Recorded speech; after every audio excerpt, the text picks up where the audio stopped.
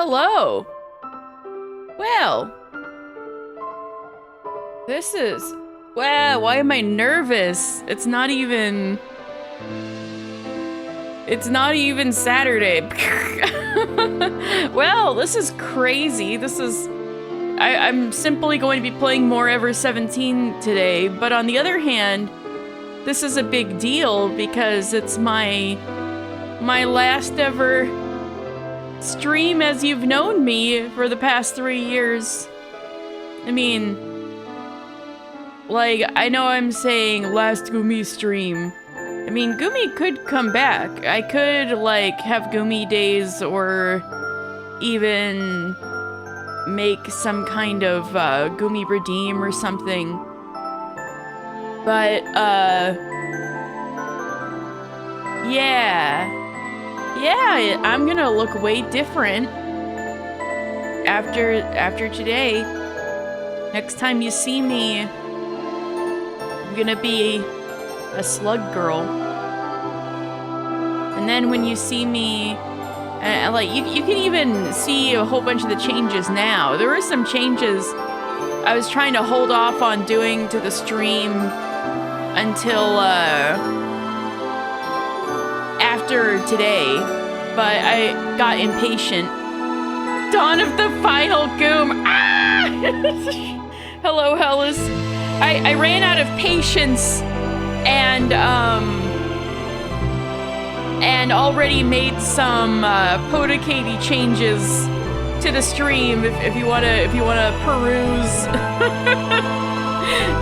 But yeah, man, Saturday's gonna be something. I'm mostly ready. I just finished my lore video today. And, or was it last night? You know, one of the two. Losing track of time. I don't know if I'm gonna have a free crochet pattern ready by the time my stream starts. I'm pretty sure only Tess crochets anyway. But I might show off a little something. Yeah. Man. Well, I've got something in store for you day after tomorrow. But until then, there's a bunch of teenagers drowning. So let's see what's up with them.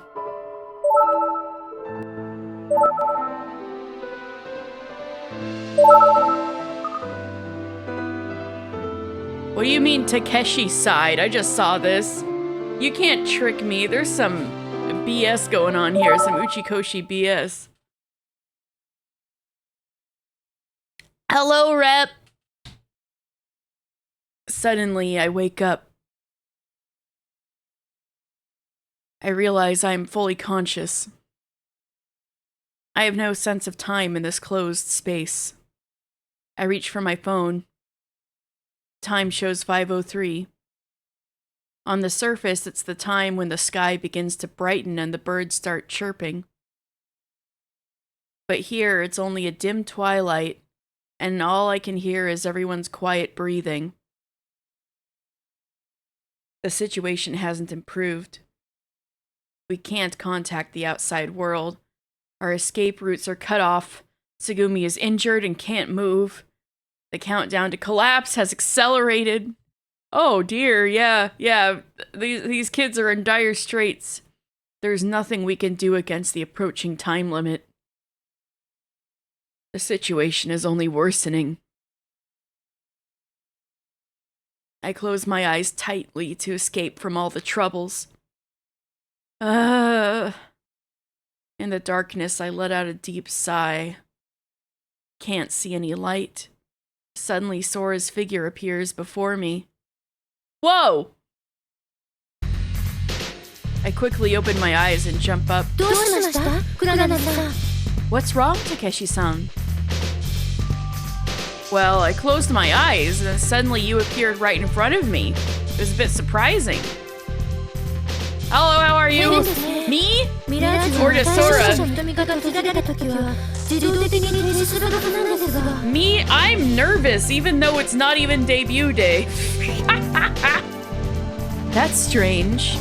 Mirage should automatically stop when the subject's eyes are closed. Oh! Nice! I hope things go more smoothly for you. That's strange. Mirage should automatically stop when the subject's eyes are closed. There might be a bug somewhere. I'll check for malfunctions later. She's like, there may be a glitch with your brain, which is hallucinating me behind your eyes. So I think maybe this future, or this alternate version of 2011 maybe shouldn't have made technology where you hallucinate holograms vividly. Like, so what's up? Why so early in the morning? Did something happen?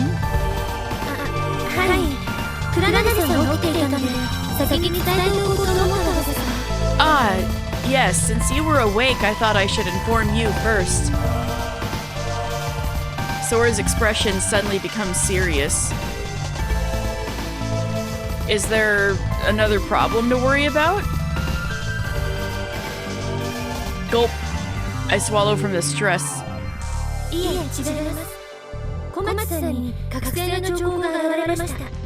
No. Tsugumi-san is showing signs of waking up. Oh, let's go! That poor girl, she can't walk anymore. What?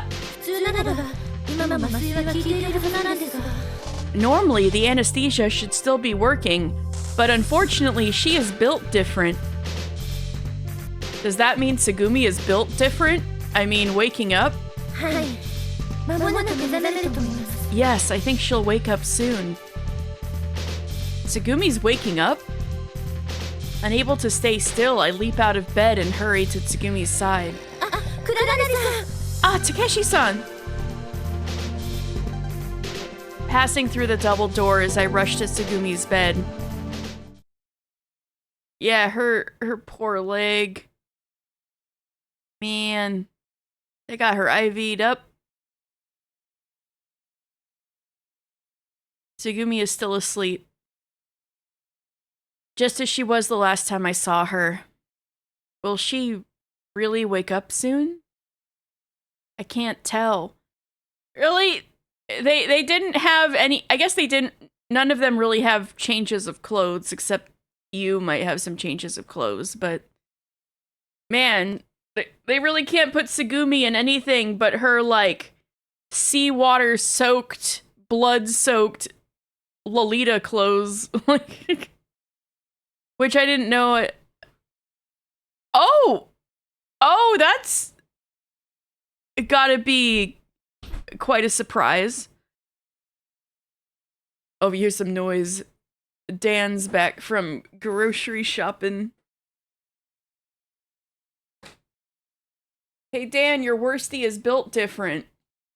Huh? She's gonna wake up from anesthesia earlier than she's supposed to. Oh. Well, like, Mom. Oh no! How much has that happened to her? Not very. Oh, that's terrifying. Usually if that happens, like, you just let them know. Then it never doesn't happen again. If you can move and let them know, there's... No, you let them know beforehand. Oh! Anesthesiologists have seen this before. They just have to know that that's a thing that they have to account for. Yeah. Alright, it makes sense. It's like, needing, like, just another thing that they have to deal with. Oh, there's a surgery, and they're expecting it to end in exactly 8 hours, or roughly 8 hours. They have to know how to cycle their medicine so that the patient will wake up just a little bit later.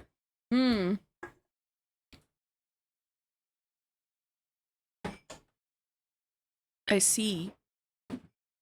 I can't tell. The only sound I can hear is the medical terminal transmitting data on heart rate and blood pressure. I silently watch over Tsugumi amidst the mix of anxiety and anticipation. Oh yeah, you guys, enjoy the putting things in the fridge ASMR. Her eyelids tremble slightly. And slowly, Tsugumi's eyes begin to open. She slowly surveys the surroundings, as if confirming the situation. Alright, I'm gone. Right, Dan. Back to climb. He's gotten back into FF14 big time. When I climb. Especially the song from the 8th Arcadian raid. And then her gaze stops at me. I meet her eyes. Hey, I saved your life, bitch, but also you saved mine. Joy, relief, tenderness, various emotions suddenly well up from the depths of my heart. But no words. No words to convey my emotions, will, thoughts. Yo. I raise my hand slightly in greeting. That's all I can say. Yo. Tsugumi simply looks up at me, her face expressionless. I don't know, she's got a bit of a scowl going on. What time is it? She suddenly speaks. I fumble for my phone in my pocket. Oh no, I left it back at my bed. I think it's a little past 5 a.m. on the 4th. I go with the time I'd seen earlier.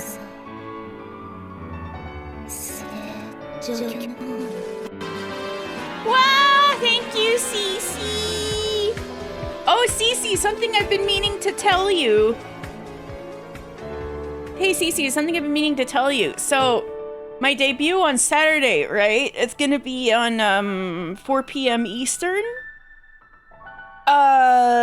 If you are going to catch it live, you in particular, I would say, I would suggest getting there early and seeing, like, the front bit. I climb, and I climb, da da da da da da da da. You guys are so sweet. I see. And how's our situation? Bad. Dire, even. I may have saved your life, but it might have only been for a couple of days. Oh, thank you, Cece. Ooh, exciting, exciting. I hesitate. I hate to tell you, Tsugumi, I may have saved your life, but, shit's cooked, bro. You also may have saved my life, but, our shit is a bit cooked. All routes to Dritstock are flooded and blocked.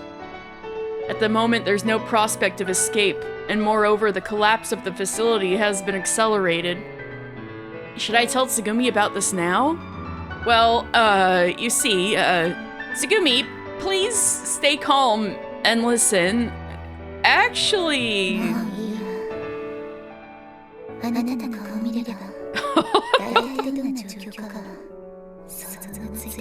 I don't need to hear anymore.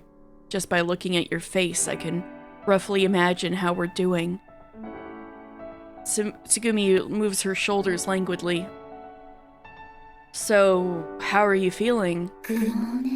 What a foolish question. I feel like shit. My femur is like cloven in two. How do you think I'm doing?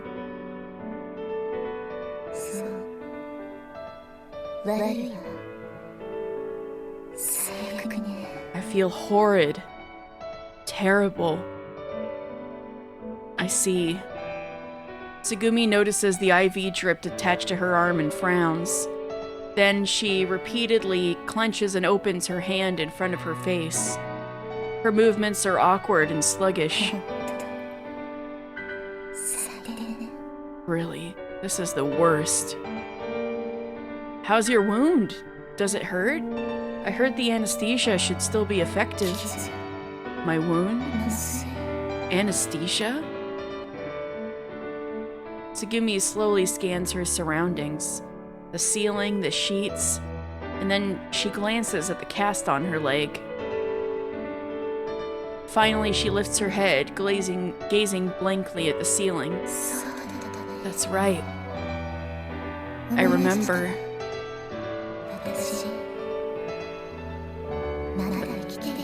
That I'm still alive. The conversation falls silent. Various emotions well up in my chest. Tsugumi is alive. Despite her injury, she's alive. I'm so relieved she survived. But for Tsugumi, it doesn't look like there's any joy in surviving. Seeing that expression, I say,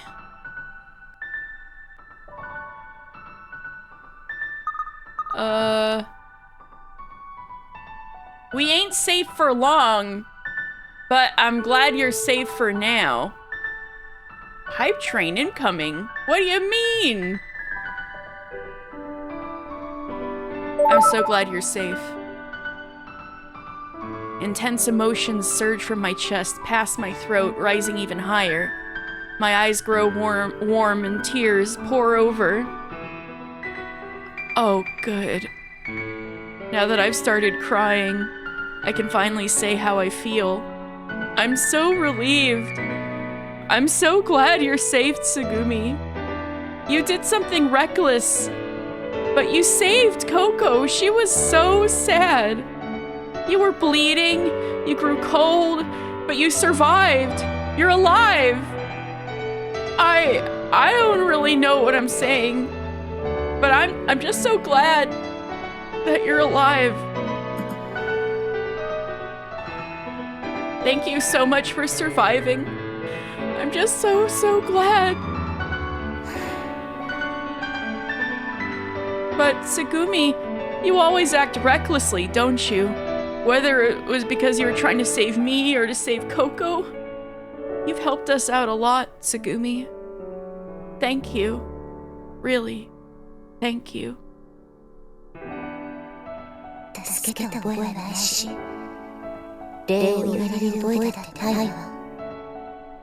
I don't remember helping, and I certainly don't remember wanting to be thanked for it. Tsugumi lets out a deep sigh. I just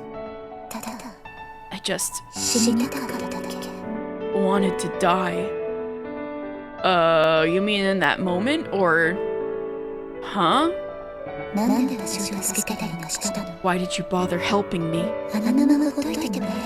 You just left me alone. I could have died. What are you saying? Sure, it was a tough situation, but don't give up just like that. Tsugumi returns a glare full of anger. I look straight into her eyes. I can tell her words are no joke. I think Tsugumi might be saying such things because she wants to escape from this hopeless situation. You can't go and think like that. Sure, we're in a desperate situation right now, but if you keep living, you'll find hope.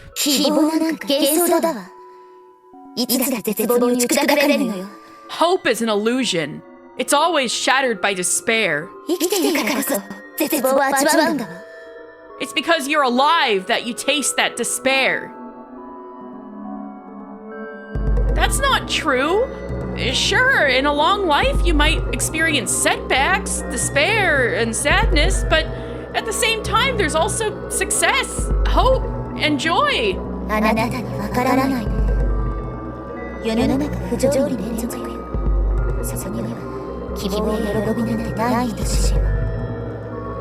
You don't understand, do you? The world is a continuous series of injustices, with practically no hope or joy to be found.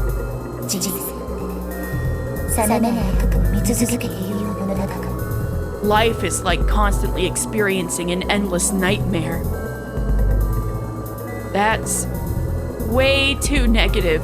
With just an attitude adjustment, the way you could see the world can change. あなたと世の中の見え方違うのよ。理解できない主張。 You and I see the world differently. You may not understand. Well then, let's have a proper conversation. That way we can understand each other, right? 理解 Understand. あなたたちの理解って所詮相手に勝手なレッテルを貼ることでしょ。 Your idea of understanding is just sticking your own labels on others. そうして相手を見ないでレッテルだけを見るの。 And then, without actually seeing the other person, you just look at those labels. それがあなたたち人間の理解の本質なのよ。 That's the essence of your understanding. You and all the other people on Twitter. You and all the other people.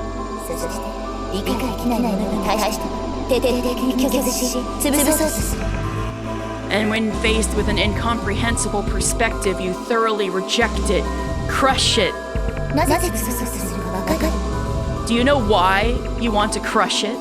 自分の異なるもの理解できないものを許せないから。 Because you can't tolerate anything different from yourself. たださすだけでシンプル理由で。 That's the simple reason for it. With an expression that could be interpreted as anger or sadness, Tsugumi continues. I find no room to interject. 大敬礼分どんなご託をなられても所詮認めたくないものを許せないだけなのよ。 No matter what grand reason you give, it's ultimately just because you can't accept something you don't want to. With that, Tsugumi quietly closes her mouth. So, leave me alone. She mutters, sounding lonely. I don't understand where Tsugumi's true intentions lay, but I do understand that Tsugumi's heart is shrouded in despair. I want to help Tsugumi. I want her to believe that there is hope. You say there's no hope, huh? ないよ。 There isn't. 絶望的。 There's something delightfully hypocritical about her doing this while generalizing everyone but herself, the plural you. Oh yeah, she's definitely projecting a little bit from experience. But at the same time, she's kind of low-key spitting, isn't she? Just real low-key. But you got a point though, get her ass. There isn't. There's only despair. In that case, why don't we make a bet, Tsugumi? 勝負 A bet? If everyone is saved, including you, then I win. Then you'll believe there's hope, won't you? それで私が勝ったらあなたこの世に絶望しかないってて。 And if I win, you'll realize there's nothing but despair in this world. Wow, talk about, exact opposites, like black and white thinking. Well, that won't どう happen. して Why not? Everyone's gonna be saved. Definitely. Zettai ni, as Lambda Delta might say. I will absolutely protect everyone. I won't let any more die. And then we get the meta world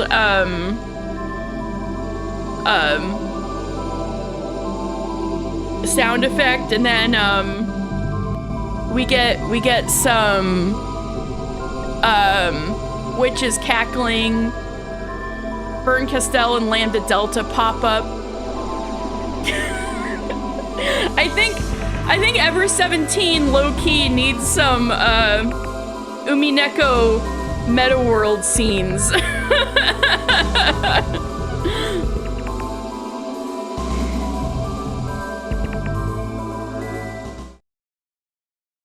Tsugumi relaxes her shoulders and her expression softens. Ayo? わかったわ。 I understand now. よくわかったわ。あなたの偽善者ということ。 Damn! Okay. I understand very well that you're a hypocrite. Uh-oh. Uchikoshi, what are you doing to us?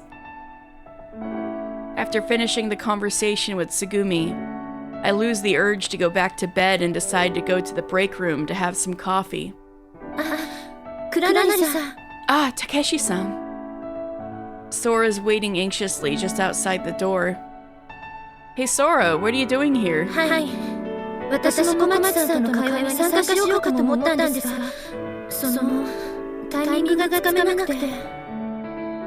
Well, I also thought about joining the conversation with you and Tsugumi-san, but, well, I couldn't quite find the timing.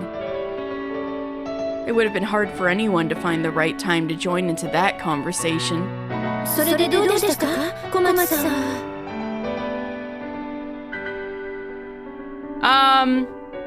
The protag... well, she is like... She can hear everything because she's in everybody's earpieces. A semi-omnipotent program.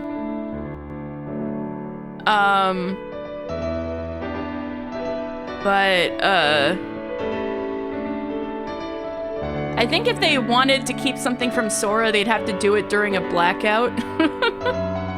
I wonder if this will come back to bite us in the ass in some playthrough.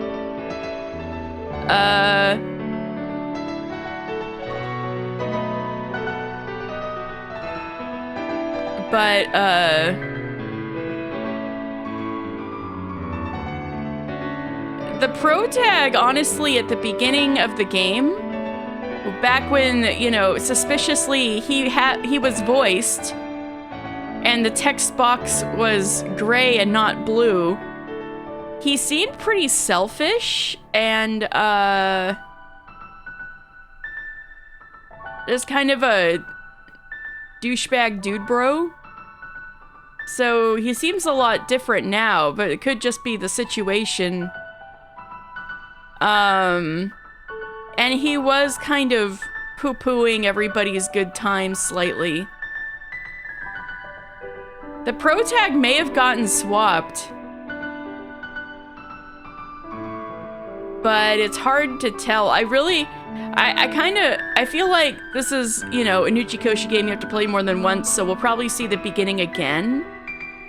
But I'm like, I want to keep track of what the hell's going on here. Yeah. Protag may have been swapped. So how is Tsugumi-san? Well, she seems to be conscious and relatively active. The conversation from earlier comes back to my mind.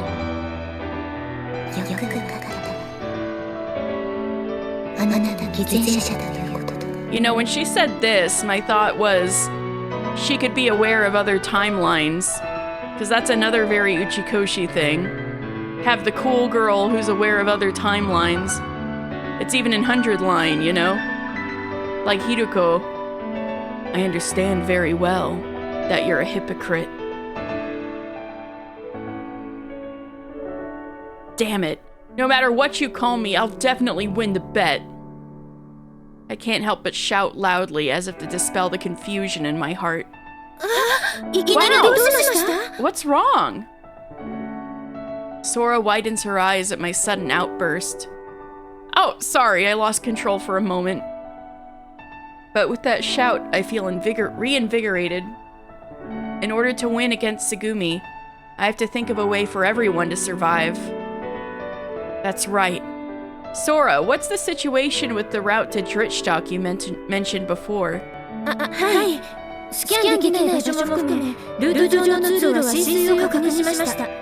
Oh, yes. I confirmed there's flooding in the corridors along the route, including areas where the scanner couldn't reach.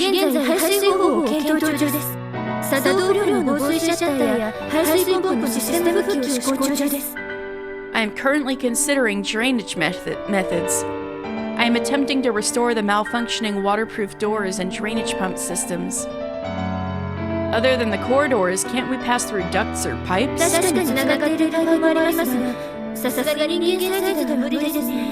It's true there are pipes that are connected, but they're too small for a person to pass through.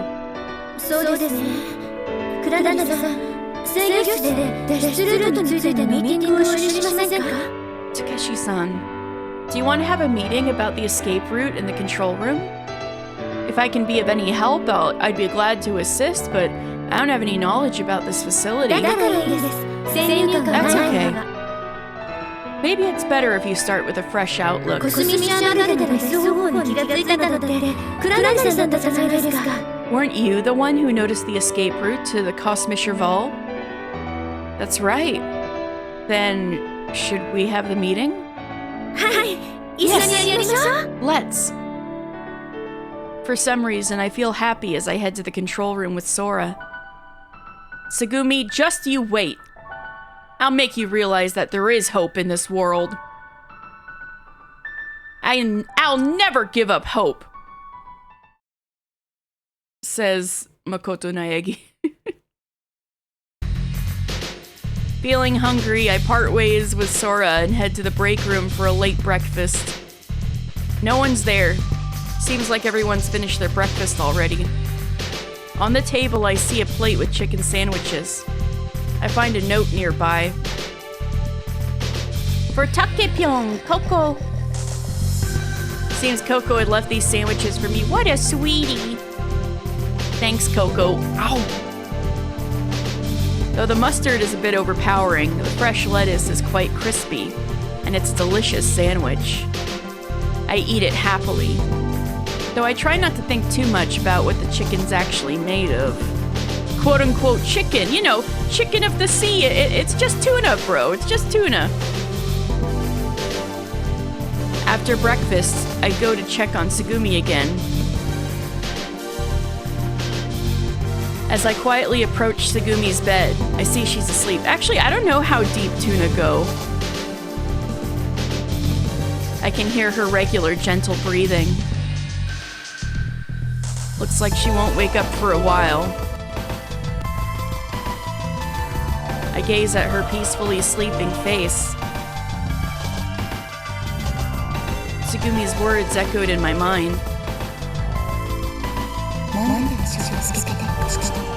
Why did you bother helping me?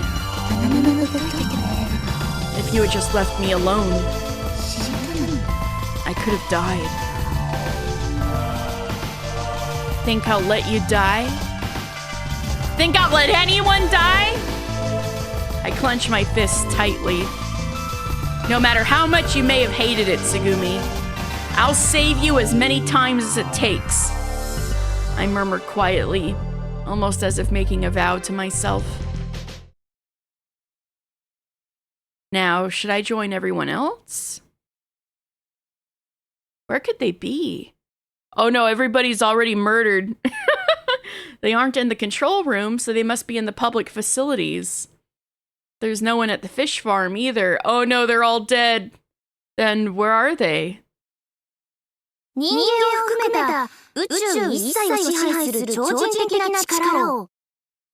A superhuman power that governs all of humanity in the universe. The morphogenetic field. As I pass the break room, I hear Yu's voice. Humans call it fate. Oh, never mind. No, it's not Zero Escape. It's the house in Fata Morgana. Yu is standing in the center of the lounge, giving some sort of lecture.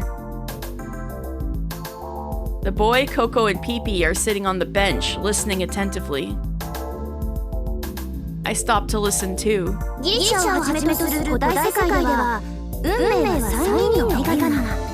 In ancient worlds like Greece, fate was depicted as 3 goddesses. Yu points at the statue of a goddess, and our eyes meet as I stand nearby. Yo! I wave lightly and walk over to where everyone is. Oh, it's Takepyeon! Okay. So, they are on... I can show you, actually.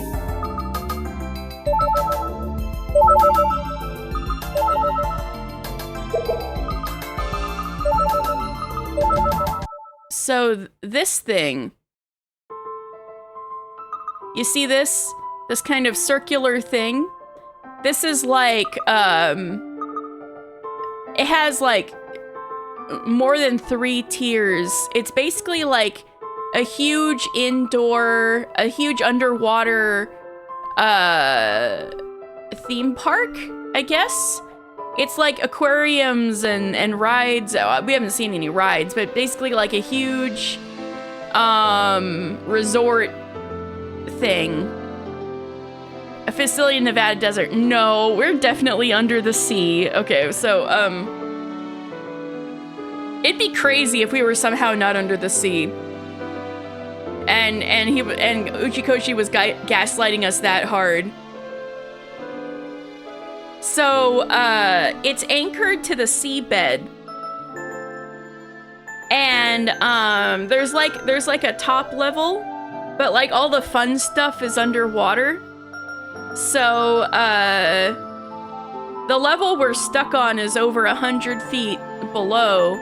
So there's this slow elevator. Actually, the elevator is even slower when it's going up. But when everybody is going to the water park, yeah,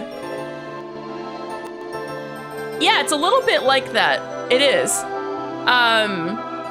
This one has an elevator where that's like automated, and they put in the like something similar to the scuba diver gases a little bit to get everybody used to the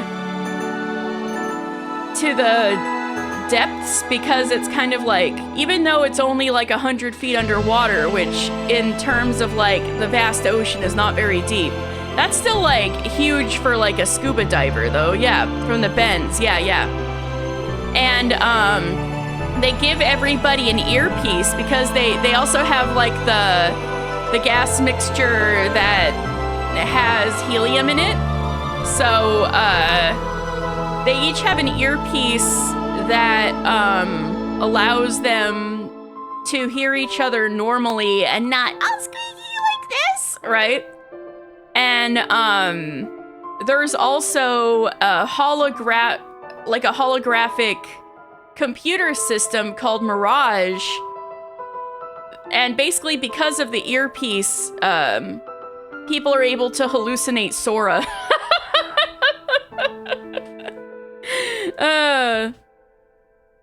Who's kind of like the tour guide AI. But now that they're in this huge situation, Sora's like the one who's helping them the most. And so, of course, there was some explosion. We're led to believe so far this is because of some fire or accident that ended up causing a bit of a chain reaction and things blowing up and caving in and, you know, all sorts of nasty undersea things. And basically everybody was able to evacuate except for us. So everybody is currently trapped down there, and at least in the route I'm in right now, everybody's like super boned. So, but Takeshi now has a bet that we're all gonna be safe and not boned, so, but things are looking pretty boned. Apparently we've only got structural integrity for something like 2 or 3 more days, which is, we used to think we had like a week. And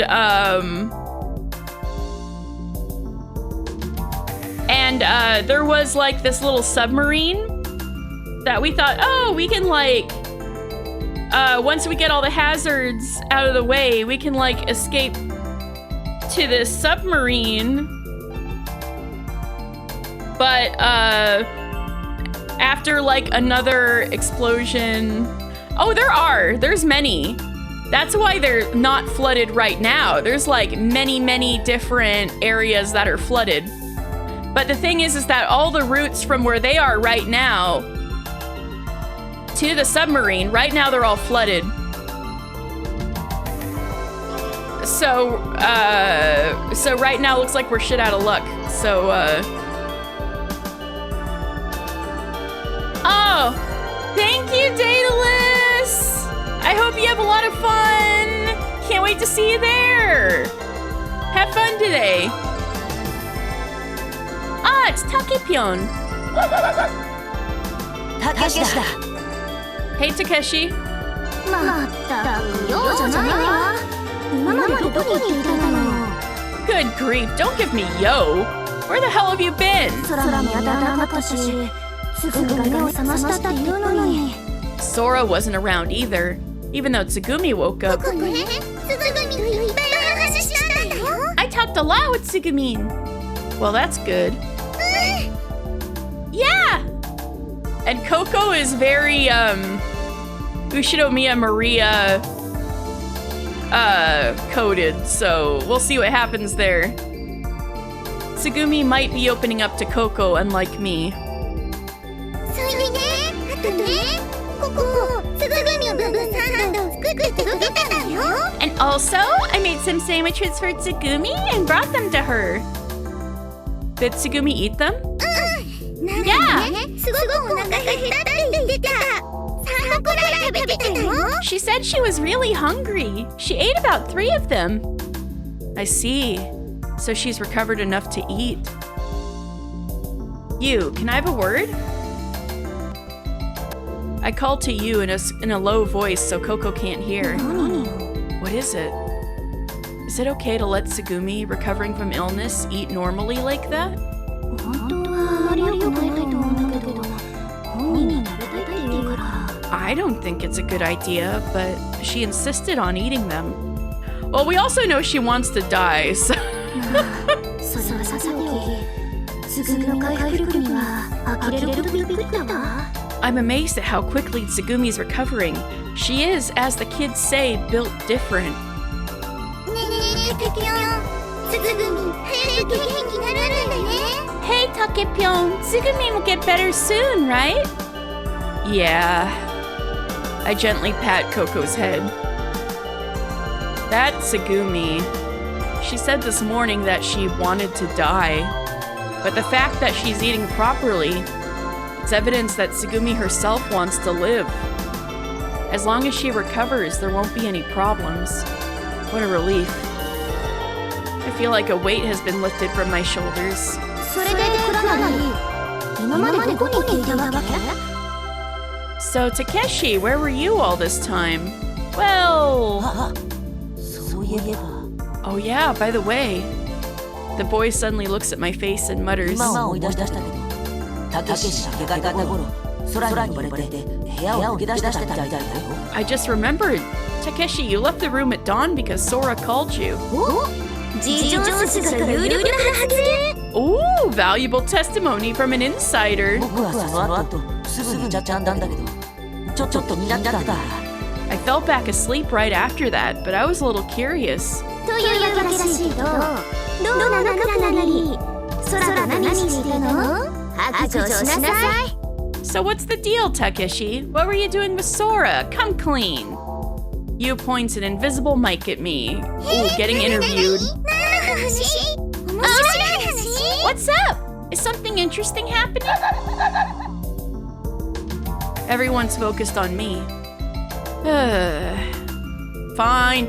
It's not like it's something to hide, so I'll confess. I heard Tsugumi might wake up soon. At dawn, I heard Tsugumi might wake up soon, so I jumped out of bed and went to check on her. ブーブー、ここたち残してくれたってよかったのに。 Oh, come on. You should have had all of us up too. そうだ。 Yeah, you should have. Sorry. I was caught off guard too, so I forgot. But you two were fast asleep. I was worried you guys might do something to me if I woke you up while you were so sound asleep. なら今ここで何かしてあげてもいいの？ Then I just might do something to you right here and now. I'll pass this time. まあいいわ。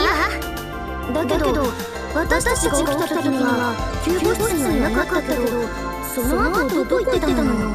Fine then. But where were you after we woke up? You weren't in the infirmary. I was in the control room having a meeting with Sora about the escape route. へえ、前向きじゃない。それで何か進展はあったの？ How proactive! Did you make any progress?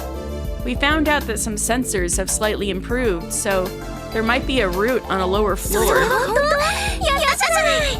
Really? That's fantastic!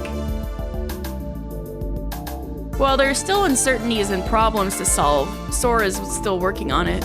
まだ選択肢は希望は残っていたみたいね。 Hope still remains, it seems. Yeah, just a faint glimmer of hope. Hey, Takepyon! What's up? タケピョン、朝ごはん、ここ用意しといたよ。 I made breakfast for you, Takepyon. I already ate. Thanks anyway, Coco. 美味しかった？ Was it good? Was it good? Yeah, it was really good. 本 Wow, really? Yeah, it was delicious.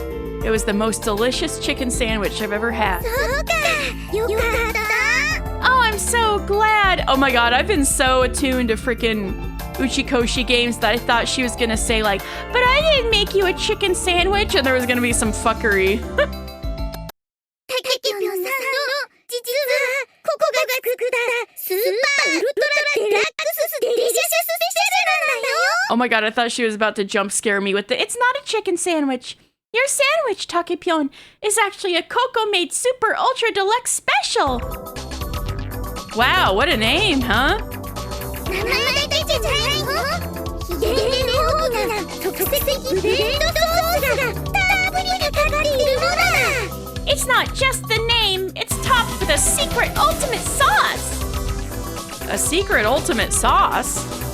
A bead of sweat trickles down my forehead. まずマヨネーズとマスタードと味噌と練りわさとケチャップとピピが逃げてきた何かをパンに塗って。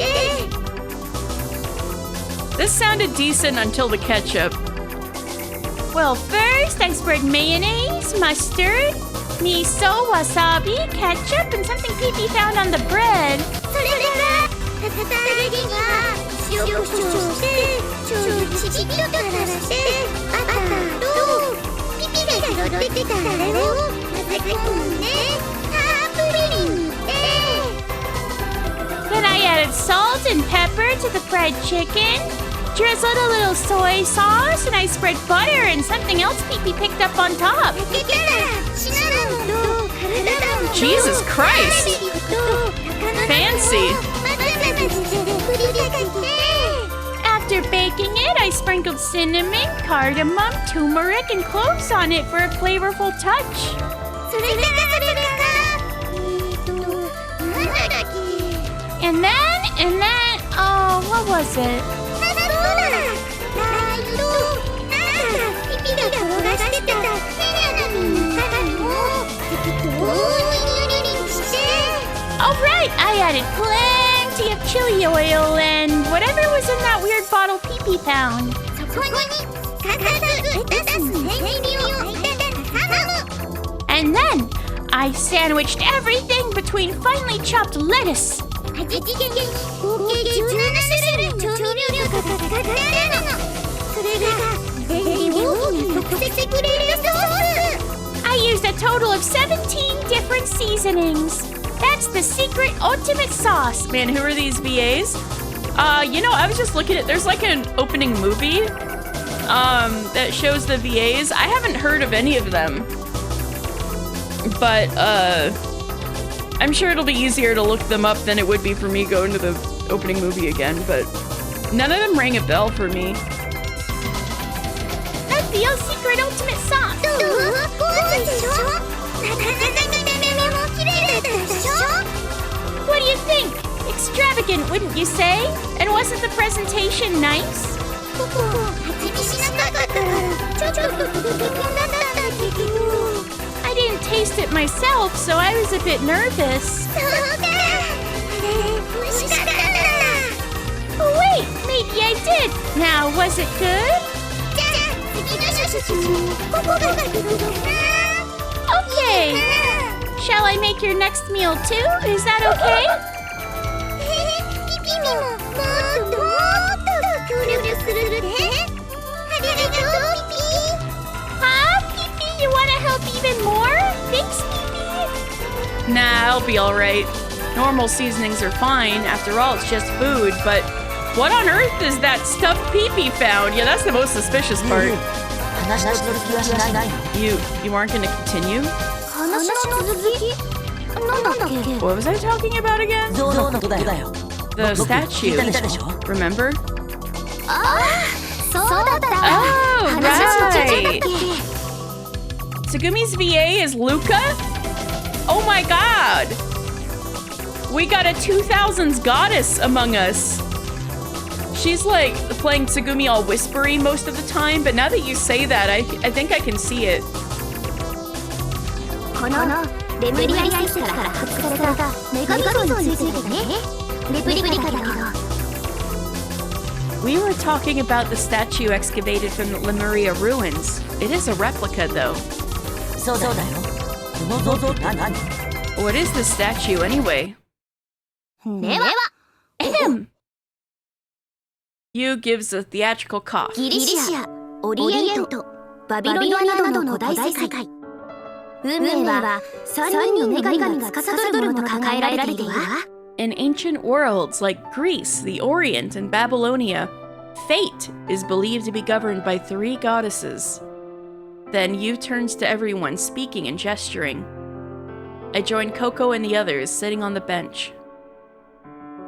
3人の女神は乙女、母親、老婆に例えられたり創造者、守護者、破壊者に姿を変えながら過去、現在、未来を支配する者として様々な神話に登場しているわね These 3 goddesses are often likened to maiden, mother, and crone, or creator, preserver, and destroyer.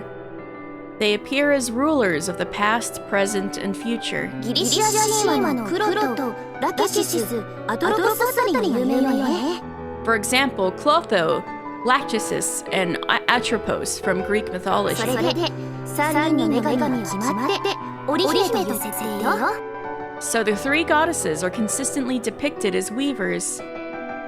Yu is Sakura from the Fate series? And Coco being Tokyo Mew Mew is like the least surprising thing I've heard so far. Miranda!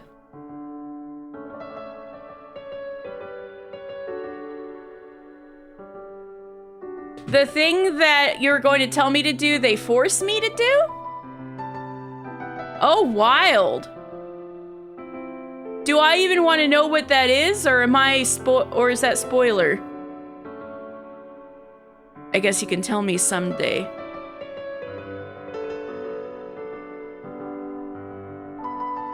恋人を結ぶ赤い糸運命の糸のように運命を紐や糸人生をタペストリーなんかの織物で表現することって多いわね Like the red thread of fate that connects lovers.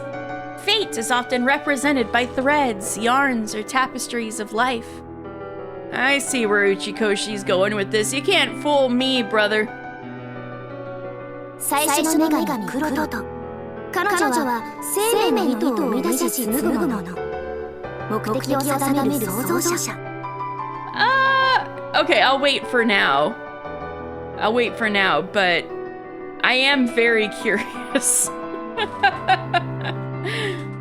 I'm gonna continue playing Ever17 even after I'm rebranded, so I'll keep doing this on Thursdays. The first goddess, Clotho. She's the creator who produces and spins the threads of life, determining purpose. 2番目の女神ラケシス彼女は生命の糸を操り維持するもの寿命を測り与えるもの The second goddess, Lachesis. She is the preserver who manipulates and sustains the threads of life, measuring and giving lifespans. 3番目の女神アトロポス彼女は糸を断ち切るもの終焉を告げる破壊者 The third goddess, Atropos. She is the cutter, the destroyer, who snips the threads, announcing the end. とまあ人事の一切は運命を司る女神たちに握られている So, all human affairs are controlled by the goddesses of fate. Oh my goddess, that's a throwback.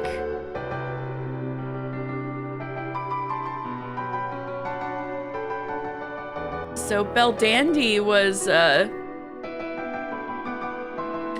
one in the middle who measures. Interesting.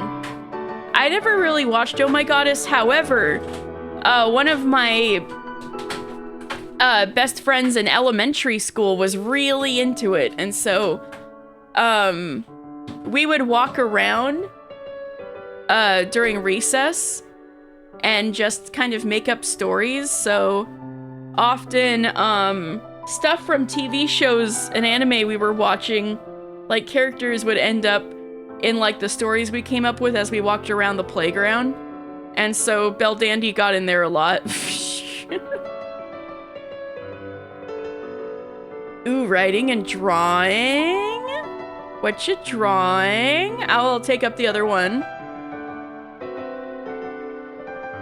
世界のすべての事柄は運命によってあらかじめ定められているってことかもね。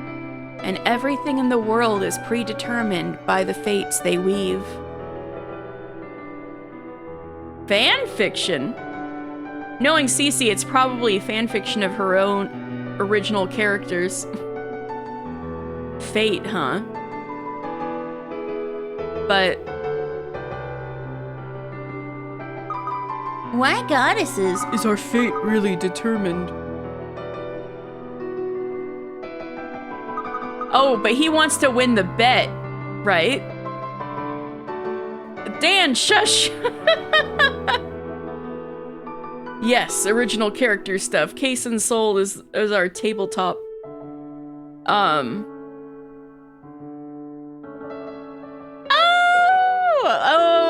I hope to see you early on in my debut. Enjoy dinner!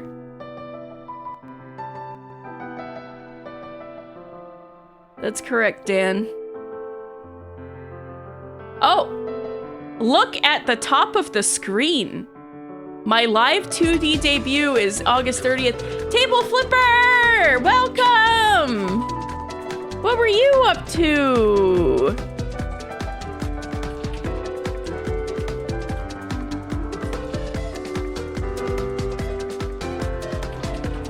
I should have just copy pasted your name instead of typing that whole thing out. Metroid Prime 3, how was that?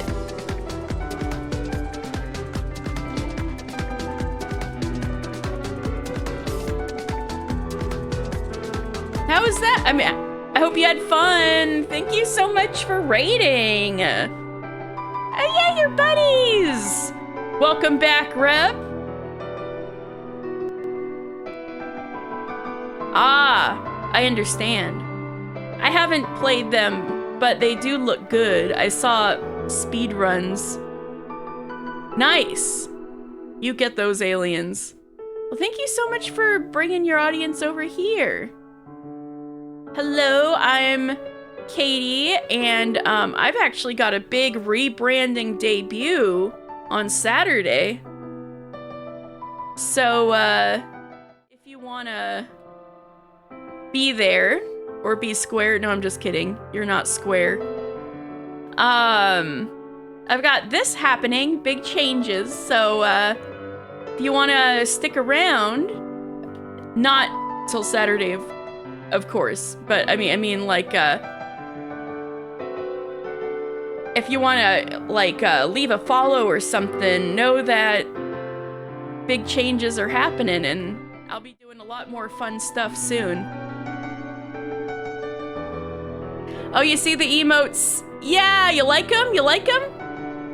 Yeah, I was thinking about waiting until adding them to the stream until after I, stream today, but I ran out of patience and I just put in the new emotes. You want to be around? Oh, don't worry, Marinda, you will be around. I've got a chat stand-in mascot, and it is round. You will all be round.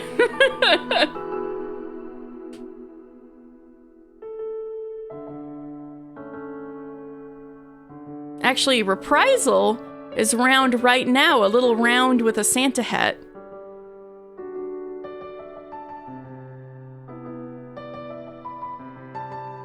Dan, look at Shannon. What?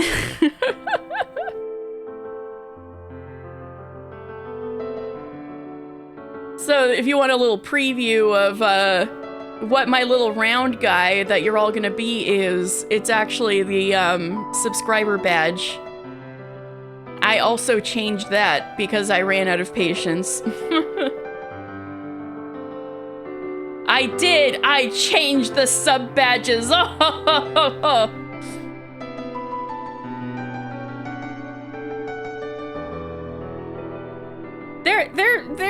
They're still slugs, they're just different.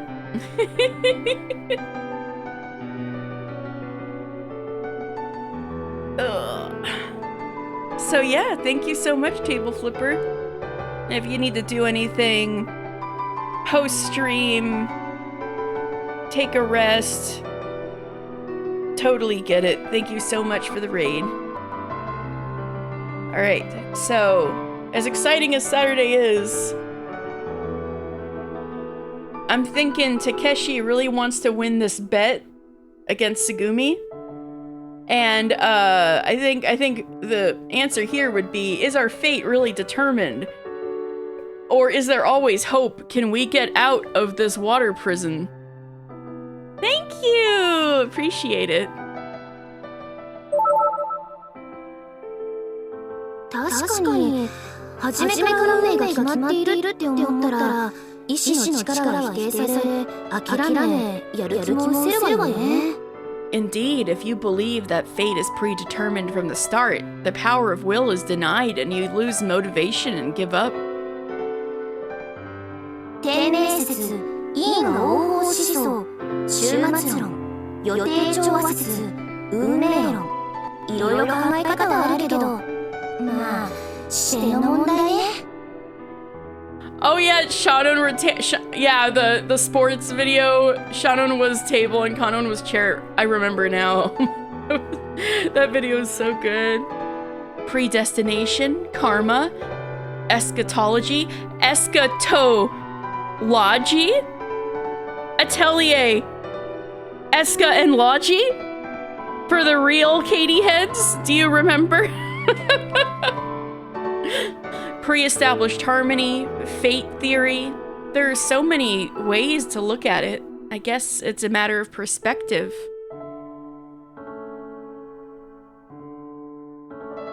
Table. Perspective. ギリシャ人の場合、運命の中に良き意志があると信じて逆に楽観的になったりね。 In the case of the Greeks, they believe that there's goodwill in fate, which made them optimistic. 現在から過去を見ると、確かに運命みたいなものを感じる時もあるけど、 Looking back from the present, there are times when you feel like there's something like fate. 現在から未来は見えないでしょ？だったら今できることをして未来につなげていくの。 But you can't see the future from the present, right? So you do what you can now to lead into the よ future. り良い未来につながると信じてね。それがきっと運命になるのよ。 You have to believe that it will lead to a better future. That's surely what fate is. Damn, we just sped ran the house in Fata Morgana. True. そう。宝くじだって買わなきゃ絶対に当たらないもんね。 Yes, even with the lottery, you have to buy a ticket to even have a chance to win. Have a chance to win.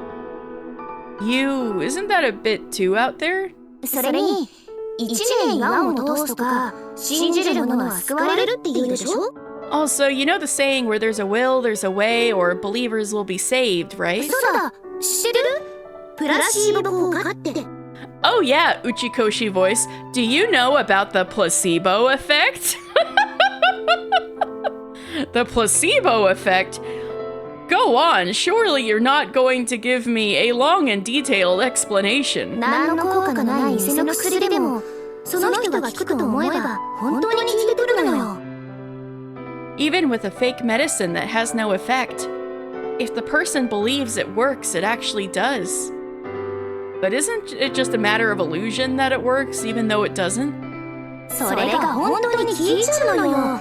まあ、ポジティブ思考は免疫力を高めるから、放送効果とかいろいろ相乗効果なんかあるのかもしれないけどね。It really does work.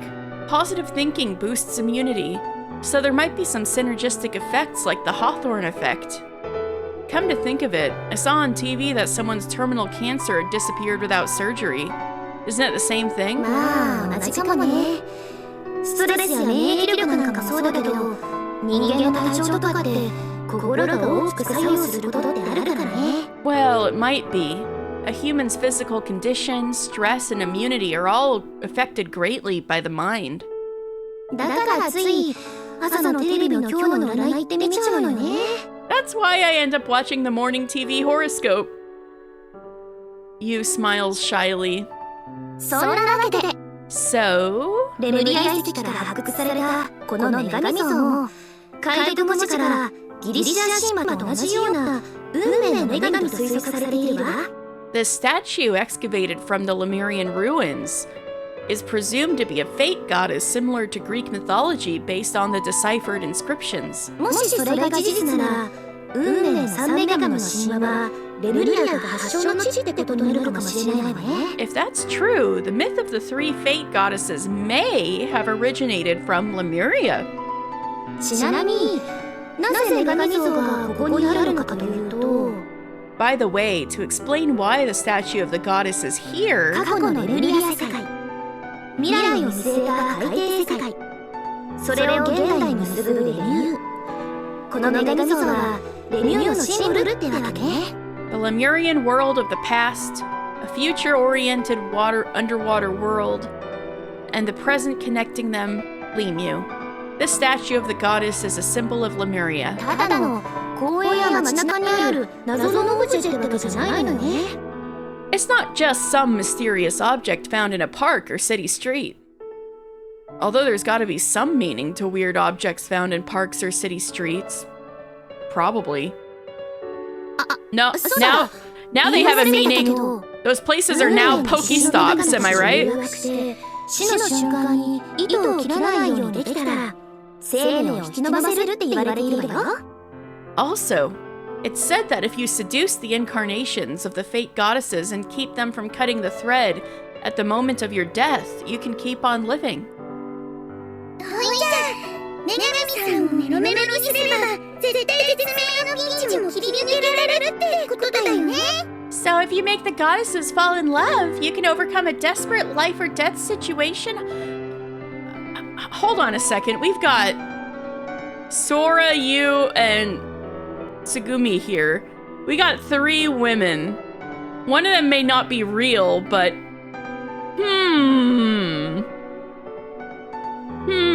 If we fall in love with one of these 3 anime women, can we get out of this underwater death trap? Well, you better start practicing your Riz now, Takeshi. お、ここは分かっているじゃない。Oh, you get it, huh, Coco? Coco laughs triumphantly. ご拝聴ありがとうございます。これにてお話を終了させていただきます。You, Tsugumi, and Sora, but there was also that girl who had a sprite that we haven't seen since. So perhaps 3 living women Takeshi's age, but we have not seen whether there is another person yet in here, so if there is, I wonder if she is okay. Jesus. Thank you for listening. That concludes my story. After finishing her lengthy tale, Yu holds the hem of her skirt and curtsies. なかなか面白かったよ。It was quite interesting. ブラーバブラビッシマ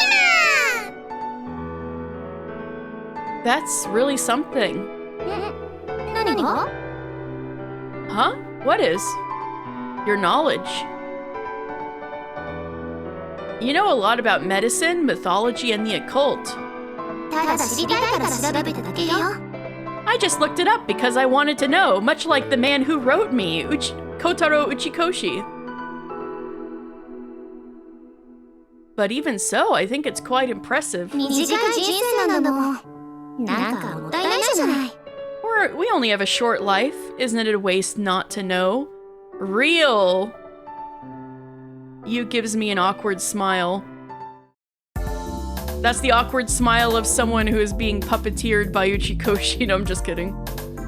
After that, we all decide to return to the break room. It's about lunchtime.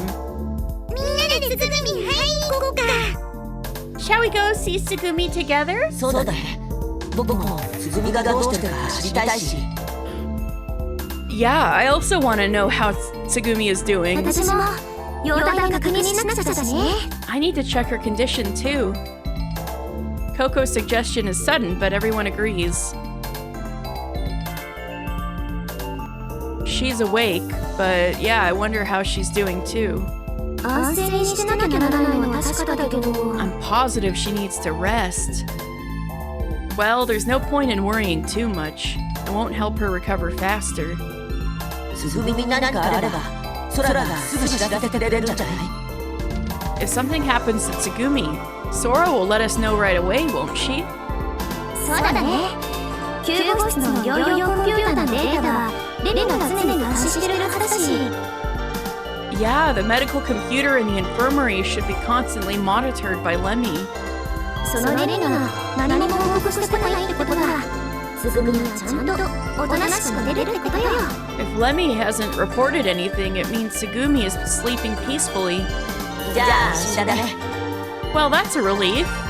そうそう、心配ないくるみ。 Yeah, there's nothing to worry about at all. Pyororiri, pyororiri, pyororin. There we go. Yeah, you're right. Not that this place is gonna collapse in 2 to 3 days or anything and we'll drown and die. Hey, Coco. 何？ Yeah, what's up? What's up with that pyororin at the end of your sentence? It's Coco speak. Huh? ここだよ。 It's Coco speak. ピョロリになるよ。 You can also just say Pyorori. Huh? Coco's always in such high spirits.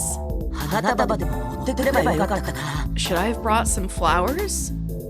Hey now, where were you planning to get the flowers? 女神像のあった場所にいっぱいあったからさ、少しぐらいいいかなって思ってさ。 There were plenty where the statue of the goddess was, so I thought it wouldn't hurt to pick a few. みんなで一緒に咲いてるんだから、みんなで取り離したらダメピョロリ。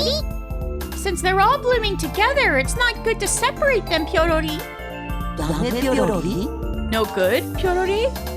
きっと引き離された花は寂しいピョロリ。 I'm sure the separated flowers would be lonely, Pyorori. 離れ離れになったらか。 They'd be lonely if separated, huh? Pyorori. そうだよ。一人だときっと寂しいよね。 Yeah, it's probably hard being all by yourself, Pyorori. The boy has a troubled look on his face. しょうちゃん、どうしたの？ What's wrong, boy? なんでもない。 No, it's nothing. Concerned about the boy's expression, I'm about to say something as we arrive in front of the infirmary. To cheer up the gloomy boy, I energetically joke around as soon as we enter, calling out to Tsugumi. Hey, Tsugumi! We're barging in, whether you like it or not! Ow! Ow! 病室はお静かに。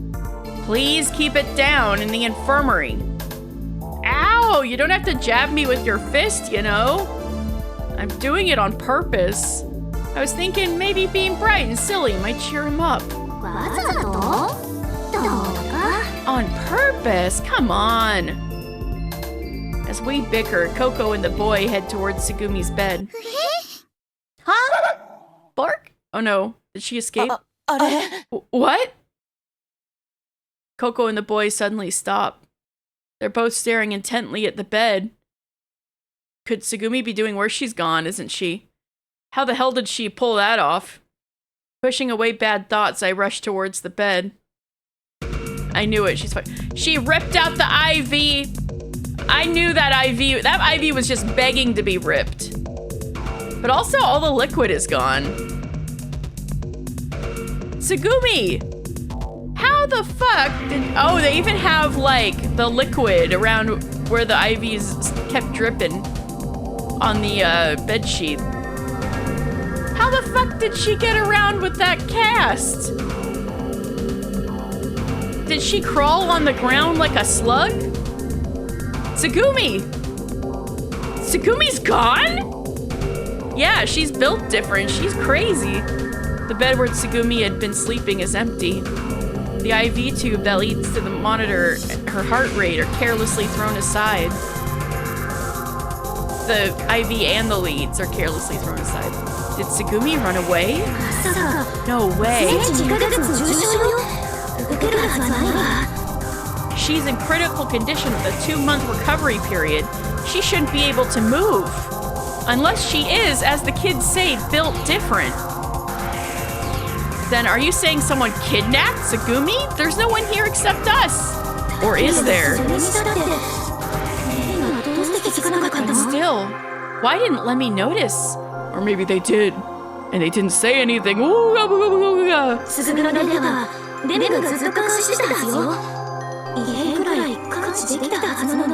Lemmy should have been monitoring Tsugumi's data all this time. Should have noticed any abnormalities. Well, why don't you guys call Sora? Yu's gaze followed the heart rate monitoring leads.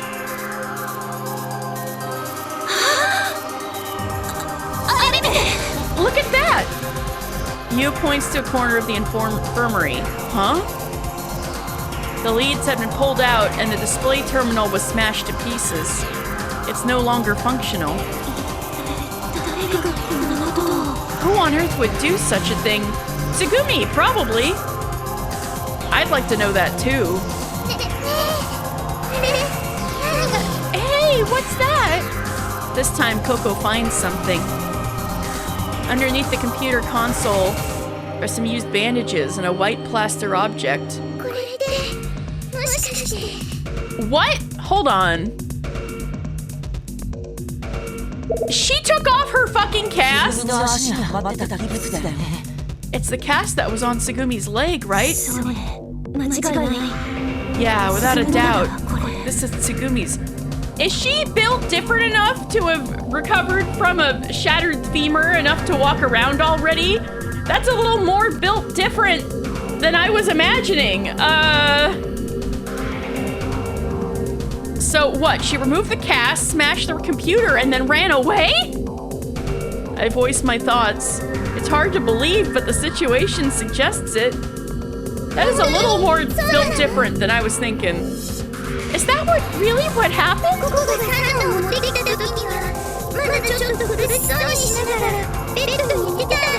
When I brought her the sandwich, Tsugumi was still lying in bed, looking a bit uncomfortable though.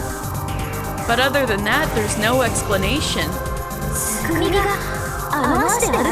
Do you think Tsugumi could walk with that leg?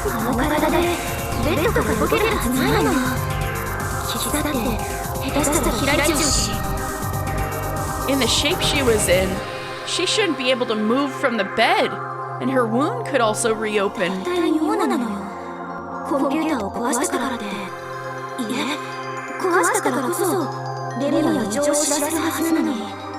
It's all very strange. Even if she broke the computer, no, precisely because she broke it, Lemmy should have alerted us to the abnormality.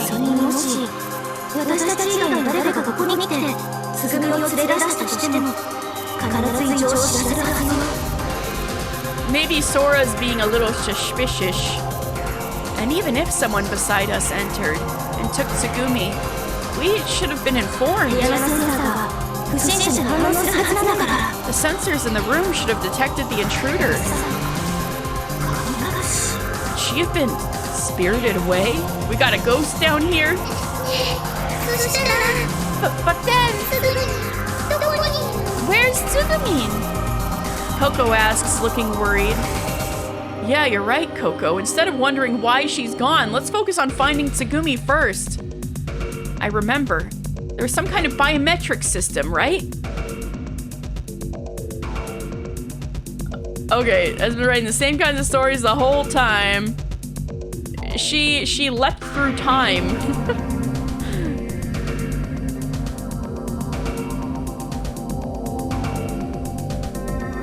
Any particular reason? Are you just trying to grind the orchestrion rolls? Sora should be able to track your location, right? Yeah. They finally think, let's ask Sora. そうだったわ空を呼び出して Yeah. You finally realize this. It's weird that Sora hasn't said a thing. For tomes. Oh, I see. That's right, we can call for Sora and... Wait, did Sora not notice this situation either? Muttering, Yu heads towards Lemmy's terminal. Can this be used? The display panel of the terminal had been destroyed. システムは立ち上がるようだけど The system seems to boot up, but... Yu manipulates the panel and calls out towards the broken display. 空出てきてお願い Sora, come out here, please! どうしましたか What's wrong? Everything! Although the display is broken and no information is shown, the terminal itself seems to be functioning. 空大変なのよすぐには出てないのどこにも見当たらないのよ Sora, something terrible happened. Tsugumi isn't in her bed, and we can't find her anywhere. Well, not that you guys have tried looking for her everywhere, but... Hopefully this will get Sora to hop to it. Huh? Really?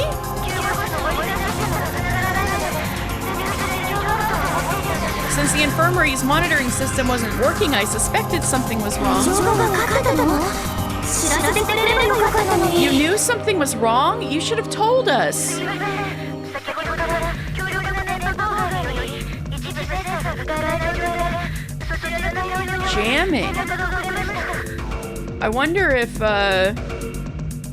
somehow Tsugumi is probably Tsugumi probably is responsible for the jamming, huh? I'm sorry, due to strong jamming, some sensors have been unusable for a while now. I've been occupied with that, so I couldn't inform you sooner. Jamming? Has a war started? Really? Lemmy's response seems fine according to the data, so... それもジャミングの影響かしらまあいいわそれでさすぐにこっちに来られる Lemmy? Is it also affected by the jamming? Well, never mind. Sora, can you come here right away? Understood. I will head there immediately. As soon as she finishes speaking, Sora appears before you and me. 気をつけてよ大丈夫でしょうか私はちゃんと見えてますよね変なノイズがまた出してませんよね Are the display coordinates okay? Can you see me properly? There's no strange noise interference, right? Sora frowns anxiously. Yeah, it's fine, but what's going on? 救護室の様子から私の目には見えていないので座標計算に不安があるんです I can't see the infirmary condition with my eyes, so I'm not sure about calculating coordinates. 環境センサーや無限センサーで皆さんの位置はなんとなくわかるんですが向きの微調整ができないので While I can vaguely sense everyone's positions with the echo sensors and heat sensors, I can't fine-tune my direction. Indeed, Sora is speaking while looking slightly off in my direction. モニターシステムの不具合は徐々に回復しつつありますのでそれまではしばらくお待ちください The malfunction of the monitoring system is gradually recovering, so please wait a while longer. 音声の方はノイズがひどいので救護室の音響システムがかかります The audio is very noisy, so I'm using the infirmary's audio system. とにかくつぐみを探してくれないかしら。生体サーチって使える？ Anyway, could you please search for Tsugumi? Can you use the biosearch system?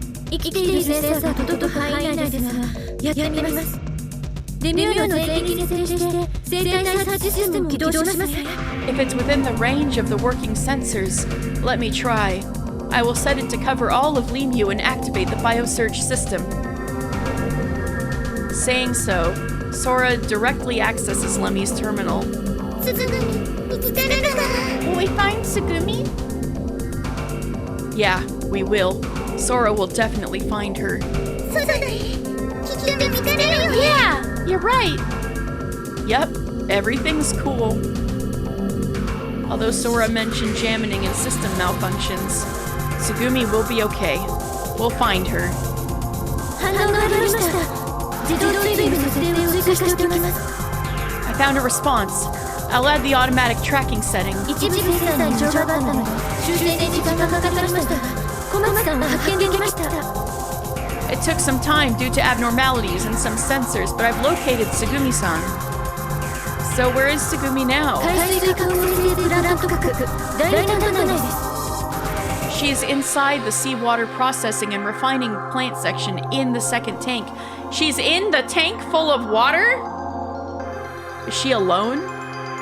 は Yes. い。周辺にある生体反応一人だけですが、 There's only one biosign in the vicinity, which means Tsugumi didn't get taken away by someone. She escaped by herself?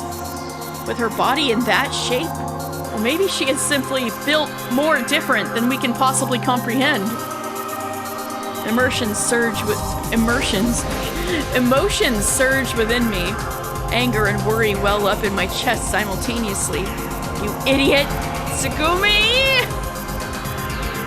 I clench my teeth and dash forward. ちょっとクラリー？ Huh? Wait, Takeshi? I think Tsugumi's in a hurry to die. 全て私の中であなたとのように過ごすしかない。 And if I win, you realize there's nothing but despair in this world. So she's trying to drown herself in the tank? Tsugumi, planning to escape and win the bet that if you die first, then I'll... But you know, those who believe in hope don't give up. Sorry, Tsugumi, but I'll help you no matter what it takes. Following the display panel, I arrive at the second tank in the seawater processing and refining plant. Numerous tanks filled with liquid are neatly lined up. According to Sora's scan, Tsugumi should be here. Hey, Tsugumi! I shout as I run between the tanks, searching for any sign of Tsugumi. Oh, okay, she's not drowning. That's good. There she is. I find Tsugumi and rush towards her.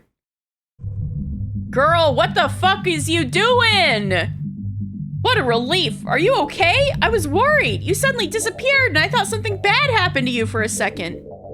It seems like you've recovered quite a bit, but are your injuries okay? こっちへ来ないで。近づかないで。 Don't come over here. Stay away from me. Sharp eyes pierce through me. You got it. I stop in my tracks. Everyone's worried about you. Let's go back to the infirmary. ほっといて。私に構わないでよ。 Leave me alone. Don't bother me. Damn, she hit him with the hotoite. That's not possible. You act a bit dangerous when left alone. Ooh, get her ass. Why'd you come here in the first place? それはあなたに関係のない。 That's none of your business. Tsugumi glances behind the tank for a moment. I follow her gaze out of curiosity. I can see some small debris. The tank obstructs my view, but Tsugumi seems to be looking further back. What are you looking at? Drawn by curiosity, I involuntarily lean forward. 来ないで。 Stay away! Tsugumi notices my movements and turns to face me. Seems like she doesn't want me to see behind the tank. 近づかないで。 Don't come any closer! Tsugumi shouts at me. Her voice echoes in the closed room. Just then I hear a faint sound. A sound like the tiny footsteps I heard before. Tsugumi turns her back at me and looks at something in the distance. And then she lets out a sigh, mixed with relief and disbelief.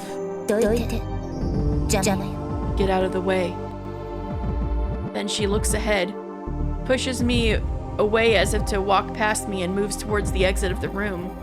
My eyes catch her right leg, which is dragging slightly. Hey, Tsugumi! I reach out to Tsugumi's shoulder without thinking. 触らないでよ Don't touch me! My hands brushed away in a flash. 邪魔だって言ったでしょ I told you, you're in the way! Tsugumi glares at me sharply, showing her displeasure. Then she starts walking again. Unable to find the right words, I walk behind なん her. なのよあなた What's the matter with you? なんでついてくるのよ Why are you following me? I already told you. You're acting dangerously, so I can't leave you alone. And your leg hasn't fully recovered yet, right? I can lend you a shoulder anytime. 大きく世話よ Just scram, would you? Are you pushing yourself too hard? 無理しないわ I'm not pushing myself. Tsugumi's pace quickens. I match her pace and speed up my steps. だからついてこないで I told you, stop following me! Tsugumi hurriedly leaves the second tank. I also began to speed up, following Tsugumi. For a while, neither of us speaks, and we gradually increase our walking speed. And before I know it, we're running side by side, just like the first time I met her. Also, she should not be running on a shattered femur.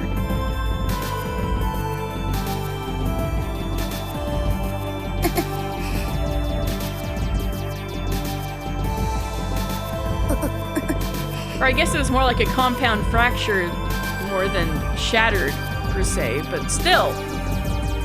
And I know she's had surgery, so it's set, and if she's truly built different, maybe the bone is healed, but still. But it's strange. Running side by side like this, it feels like deja vu. 何のことよ What are you talking about? It feels like it was a long time ago. And like it was just yesterday. Don't you remember when we first met? Tsugumi slows to a walk, lost in thought for a second. さあ別にあなたにボディーブローを食らわせたことなんて Well, I don't particularly remember gut punching you. Bro, she's about to gut punch you. Stop. No, I meant before we got trapped. When we were walking side by side in that narrow corridor. Wait, huh? Gut punch? Indeed, someone did punch me in the gut.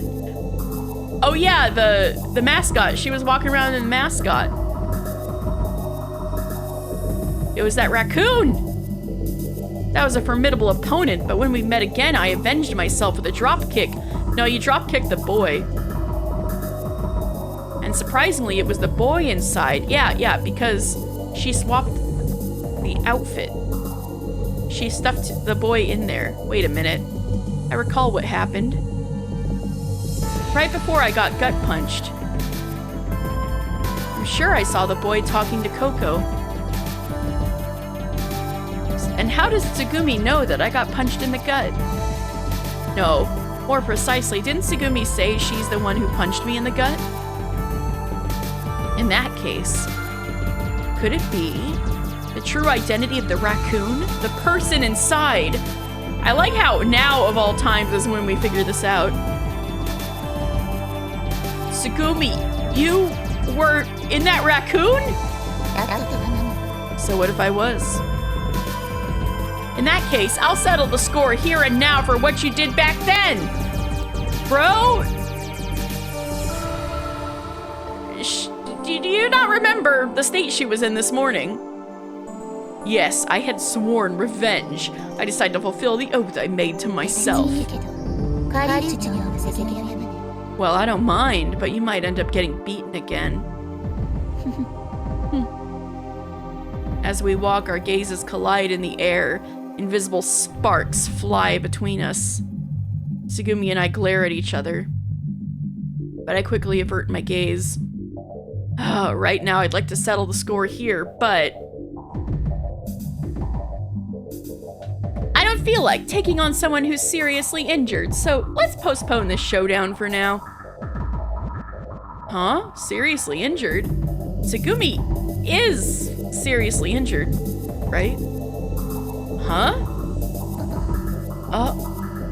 We simultaneously stop in our tracks. Now wait a minute.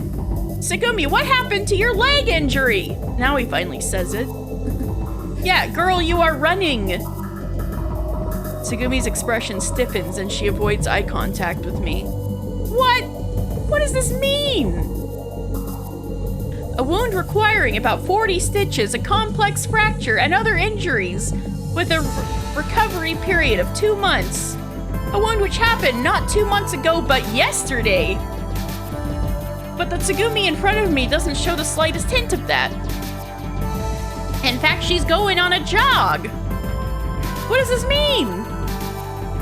Could it be a misdiagnosis? Could she simply be built different? Come to think of it, didn't Sora mention something about jamming or a system malfunction? The injuries I saw in Tsugumi during the accident might not have been as severe as they appeared. I thought you were in trouble for a while. I guess a miracle happened or something. The moment I say that,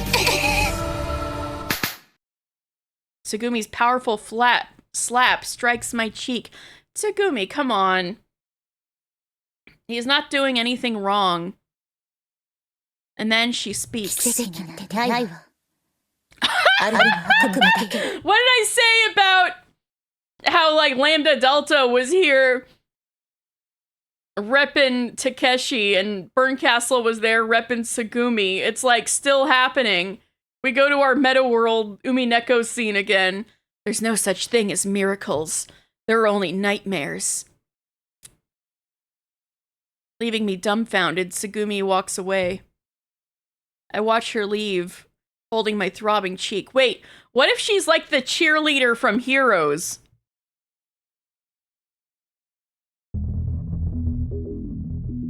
Still concerned about Tsugumi, I realized the direction she had gone was towards the section we use as our base camp. She must have gone back to where everyone else is. Well, at least she seems to be okay for now. I should get back to everyone. Takeshi-san. On my way back, Sora appears. Hey Sora, what's up?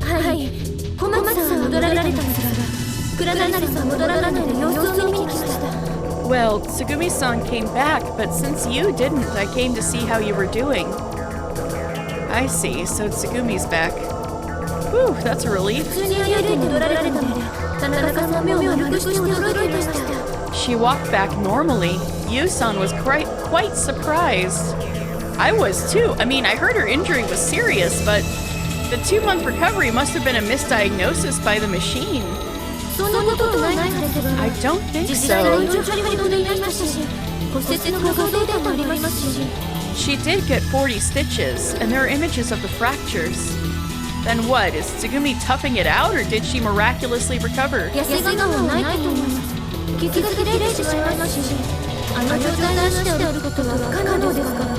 I don't think she's toughing it out. Her wounds could reopen, and it's impossible to walk on her leg in that condition, but she is, and has been, and was going on a jog, Sora! In that case, is it because of advanced medical technology? I've heard of surgeries where patients are discharged immediately.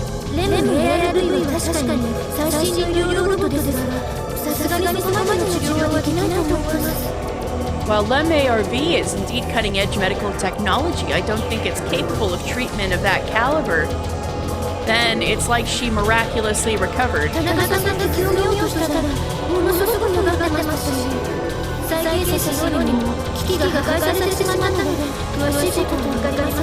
When Yu-san tried to look at the wound, Tsugumi strongly resisted, and we couldn't do a re-examination since the equipment was destroyed. I see, but since Tsugumi's injury seems to have recovered considerably, let's just be glad for now. It's the brightest news we've had in a while. Sora and I continued talking as we walk. By the way, why was Tsugumi in the second tank area? Although she does always go off on her own. 田中さんが言ってました。小松さんは何かしらのたやすく触れることのできない事情を抱えているって。 There was something about little footsteps and something behind that tank we couldn't look at.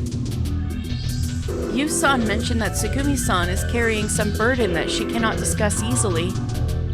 Makes sense. Sometimes I feel there's something about Tsugumi's words and actions that others can't easily understand. Carrying a burden she can't discuss easily. Tsugumi has a reason to take action despite her injury. だからあまり踏み込んではいけない。本人に話す気がないのなら聞くべきではないって。 So, it's better not to pry too much. If she doesn't want to talk about it, we shouldn't ask. I see. Maybe I got too close to Tsugumi's territory? To a territory she didn't want intruded upon. Her undisclosed thoughts and feelings. So she was wary of me, didn't like what I did, and ended up slapping me? If I think about it that way, it all makes natural sense. 小松さんは何者なのでしょうか。なぜここにレミューにいるのでしょう。 Who exactly is Tsugumi-san? Why is she here at Lemue? Well, Sora, that's a good question because she seems to know a lot about the facility, almost as if she works here. And wouldn't you know that? If she did work here? What do you mean? はい。 Well, 小松さんの手術の時に参考にするためにスタッフの健康診断データを生み出したんですが。 when Tsugumi-san underwent surgery, I called up the staff's health examination data for reference. 小松さんのデータがないんです。 Uh-oh! スタッフリストにどこにも小松さんの名前がありません。 Suspicious! Tsugumi-san's data wasn't there. In fact, Tsugumi-san's name wasn't on the staff list anywhere. So what? Is Tsugumi not a Lemue staff or something? そうなります。 Seems that way. Tsugumi isn't Lemue staff. But remember, she only mentioned her name during her self-introduction. Because of her extensive knowledge about Lemue, I thought she was a staff member or some affiliated party.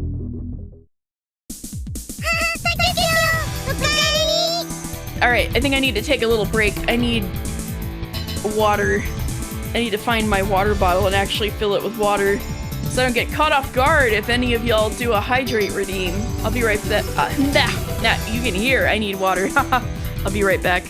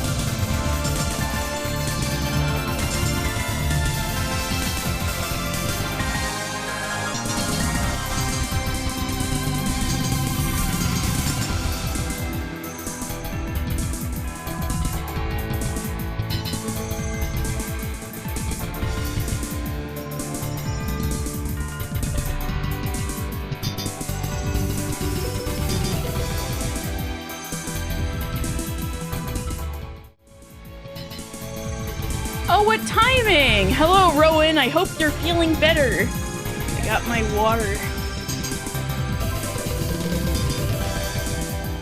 Well, oh, that's a relief. Yay! Well, it seems Tsugumi is way more mysterious than she even seemed. Enjoy taco. Ah, Takepyon, welcome back! Sora guides me back to the break room where Coco welcomes me. Glancing around the room, I see Tsugumi. She's sitting in a chair with her legs crossed, sipping a refreshing drink. You know, typical things to do after you shatter your femur.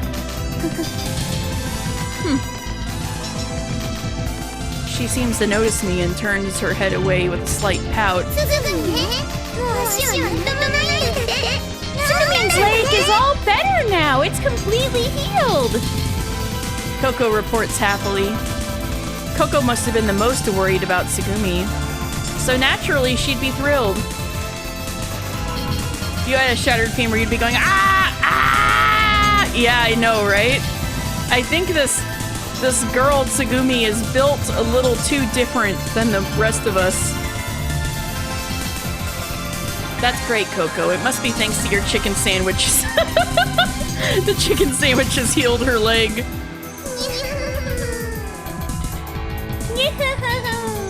Coco blushes and laughs happily. Huh? She looks at me curiously. Chicken sandwiches of regeneration. Perfect.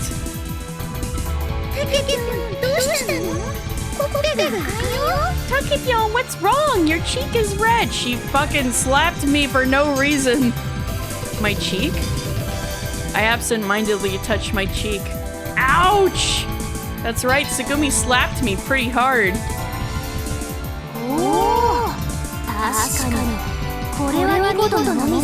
Oh wow, that's quite the red mark. What happened, Takeshi-san? What red mark? Before I know it, a crowd had gathered around me.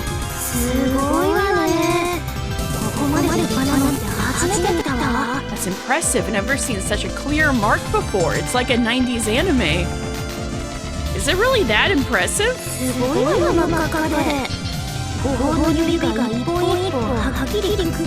It sure is. It's bright red, and you can clearly see each of the 5 fingers, like a 90s anime.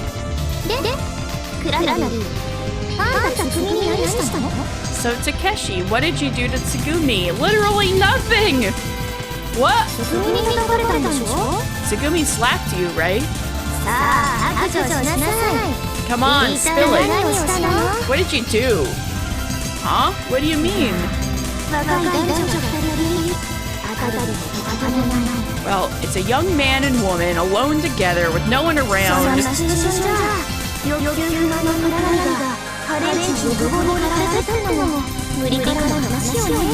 In that situation, it's not unreasonable to think that you, Takeshi, who's probably sexually frustrated, were driven by indecent desires. Hey! Just what are you talking about? We're talking about you doing something stupid. That's why you got slapped, right?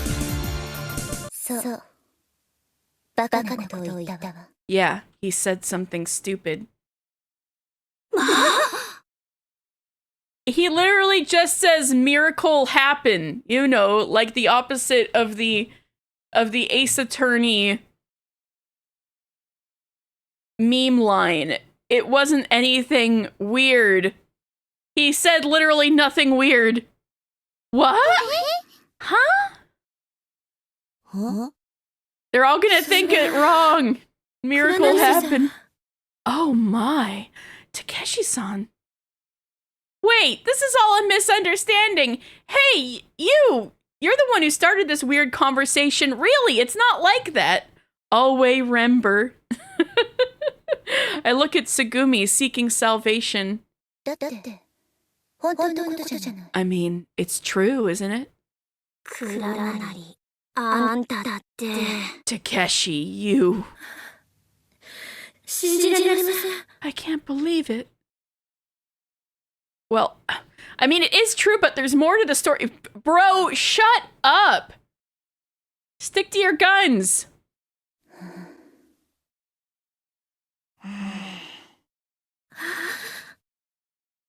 They all think you're dangerous now for no reason.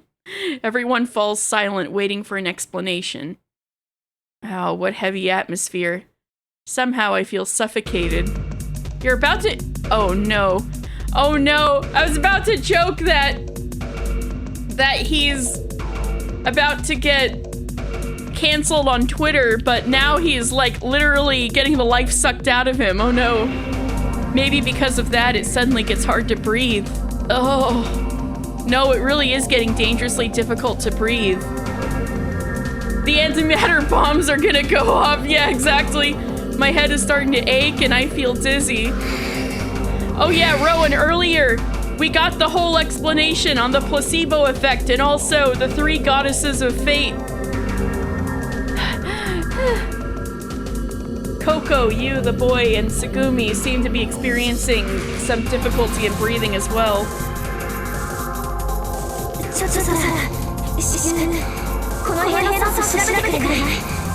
Hey, Sora, could you quickly check the oxygen levels in this room? Oh, understood. Sora hurriedly waves her hand over the Lemmy terminal. Both. The fact that those 3, repeat in many cases around the world, and that, ooh, these statues, excavated on this island could be older than any of them and be the origin, perhaps, you know, kind of like lore building. Oh no, carbon monoxide levels are rising. Oh no, they're getting carbon monoxide poisoning. We need to evacuate this room immediately. It's dangerous. What? Let's head to the infirmary.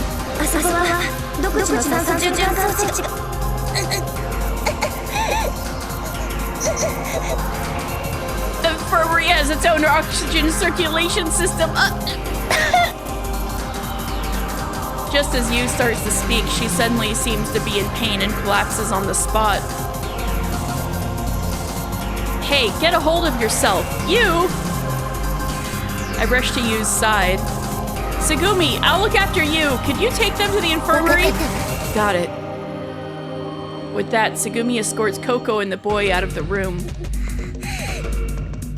Oh, right. Yu's got a chronic condition. I forgot about that.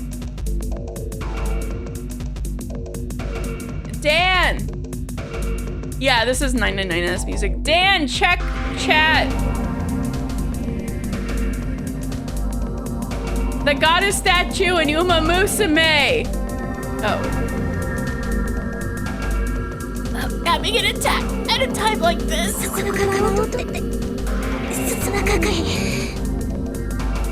Take them back there and look inside. Without waiting, can you leave the room with the rising carbon monoxide first before going for the inhaler? Without waiting for you to finish, I rummage through her bag and take out a bottle of medicine. Oh, right, she's got pills, not an inhaler, right? This is reminding me of Yu's earlier attack in the control room.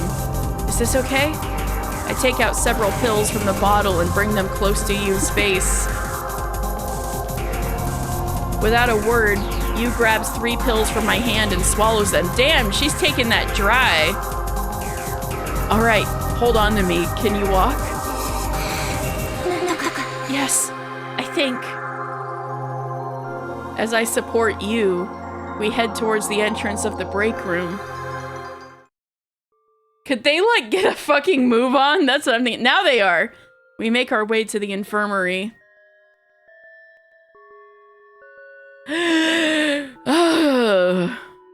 Upon entering the infirmary, I take a deep breath. I never knew that air could taste so good.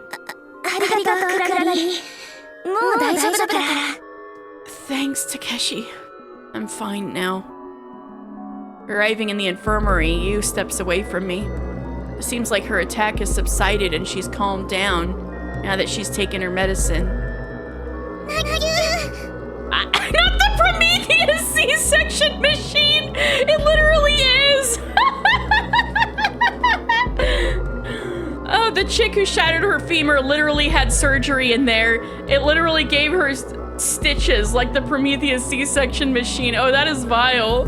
This came out like over 10 years before Prometheus. Oh, man. Or actually, I think exactly 10 years before Prometheus. Oh, that is so fucking funny. Uchikoshi is Nostradamus. I mean, the way he talks about phones also keeps sounding quite smartphone-ish. He may have been wrong about the undersea, like, scuba gas amusement parks and everybody vividly hallucinating holograms, but some other things he seems to have gotten pretty spot on, but not cute! Coco, who'd been worried, rushes over to us. Are you okay, Nakyu? Your face is still red. I'm just fine now.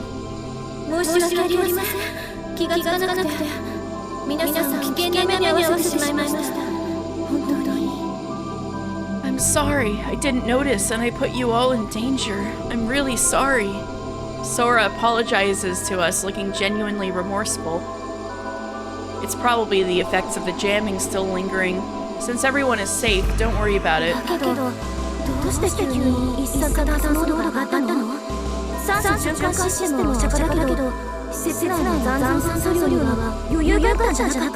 why did the carbon monoxide suddenly rise? The oxygen circulation system might be out of order, but there should have been enough residual oxygen in the facility.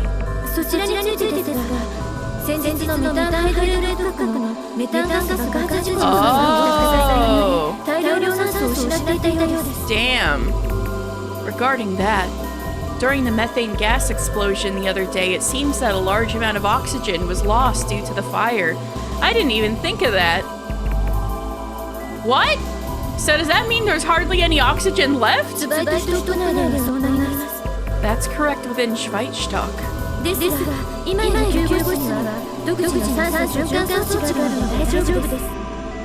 However, the infirmary we're in has its own oxygen circulation system, so it's safe. Yeah, but can we ever leave the infirmary again until we each experience our watery demise? Like... But that means there's only oxygen here. And in Schweizstock there's food, but no oxygen. Even if the infirmary is safe, since there's no food here, we have to leave and search for food. And if we leave, there's the invisible danger of carbon monoxide poisoning. That's right. What about layer 3? Is the oxygen okay in Drittstock? Yeah, but you guys would have to leave the room anyway to get there.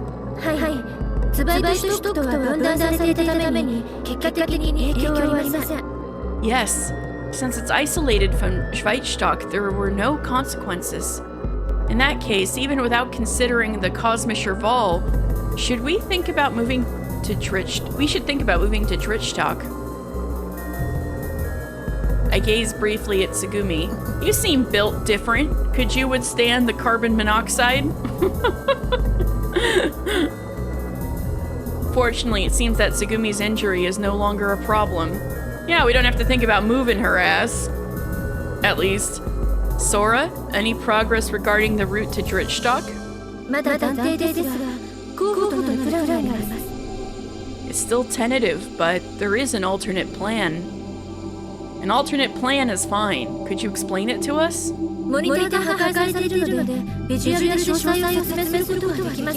Since the monitors are destroyed, I can't explain the details visually. Come to think of it, Tsugumi broke the terminal monitor here for some reason. Yeah, why the fuck did you do that? We still haven't asked her. I glance at Tsugumi again. Girl, why'd you do that? As if she understood what I wanted to say, Tsugumi turns her face away from me. Okay, enjoy the tacos. I hope they're yummy. Well then, I'll head to the control room. I glance at everyone. The It's dangerous outside the infirmary because of the high concentrations of carbon monoxide. And everyone being in the break room at the same time made it hard to breathe. It's dangerous for us all to go.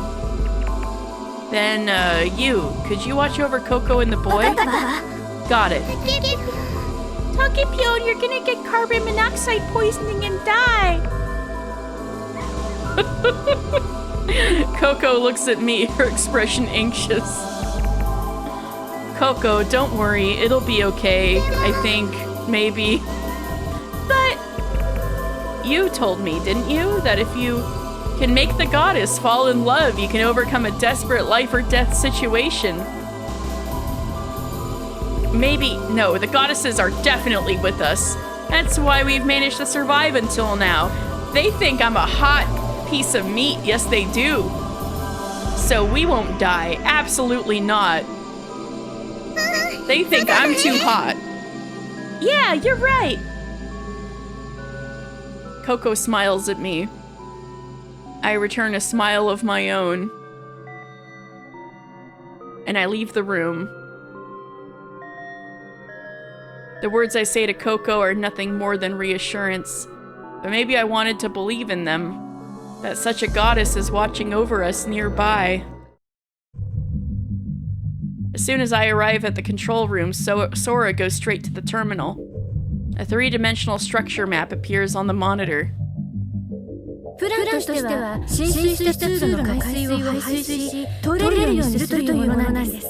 As for the plan, it involves draining the seawater from the flooded corridor to make it passable.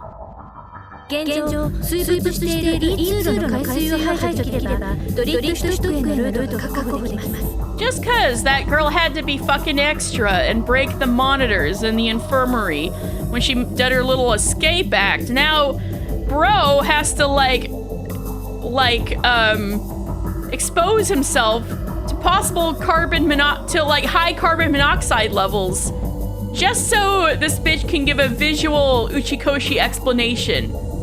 I'm starting to feel bad for Takeshi. He might have it pretty hard. Currently, if we can remove the seawater from the submerged corridor E, we can secure a route to Dritzstock.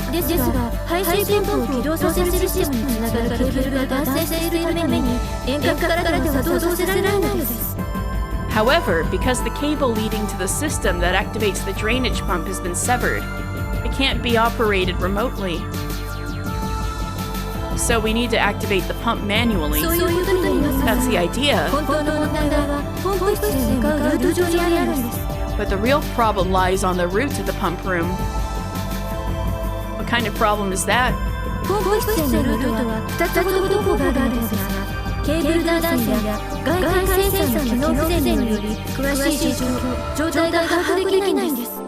There are two alternate routes to the pump room.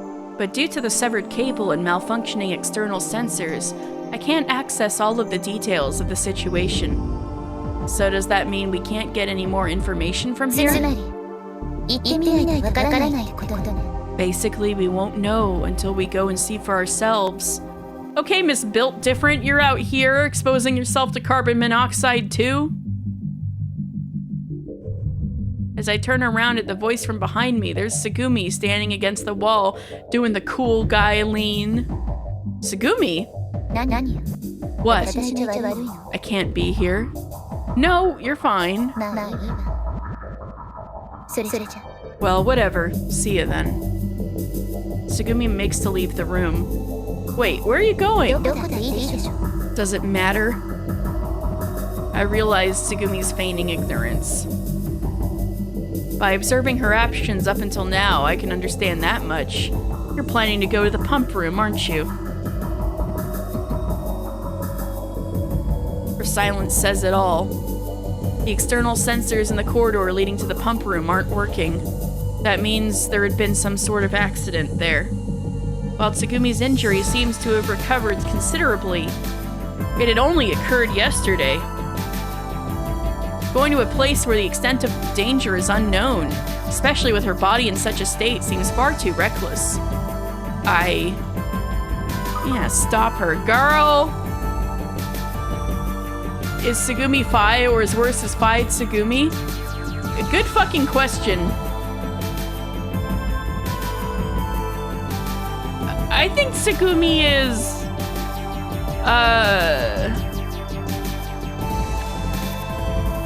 Yeah, she seems a bit fi-ish.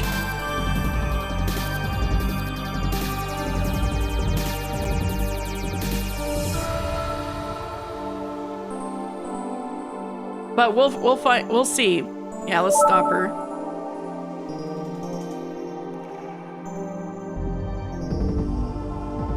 He's got a type. Wait a minute. I grabbed Tsugumi's arm. Tsugumi, you got seriously injured just yesterday, right? I'll go alone. Tsugumi, stay with everyone else. You've always taken the lead and faced danger without a second thought. During the power generator incident, and when Coco was in danger too. So this time, it's my turn. Trust me. Tsugumi shakes off my arm forcefully, looking annoyed. I told you to leave me alone. I'm not gonna do that. We're companions. I don't have any companions. I don't have a fucking nakama. Yes, you do. We're your companions. We're all gonna die together in 2 days, so stop being a tsundere. Our gazes meet. Our determination clashes. We're having an Undertale battle in our heads right now. You hypocrite. Tsugumi averts her gaze and mutters quietly. She then leaves the room. Hey! Wait! Tsugumi! I follow after her. Wait, Tsugumi, I'm coming too. Tsugumi stops and turns back to me. I don't need you as a mule or for that key. You don't need me as ballast either. That's true. She used him as ballast. Our gazes meet. Our determination clashes. We're having another Undertale battle in our heads. Do whatever you want. Tsugumi starts walking, ignoring me. There's no way I can stop her. In that case, I'll protect her. Even if she calls me a hypocrite, I'll help her out as many times as she needs. Our bet isn't over yet. That's right, ho ho ho. Tsugumi walks as if she knows the way, as usual. She navigates the maze-like corridors without hesitation. Tsugumi isn't a staff member or an affiliate here, right? Seriously, how does she know so much about the layout? It is suspicious, isn't it? Suddenly, Tsugumi stops walking. What's wrong, Tsugumi? I like these back sprays. God, her hair is fucking long. If we continue straight ahead, we should reach the pump room. I see. That was surprisingly easy.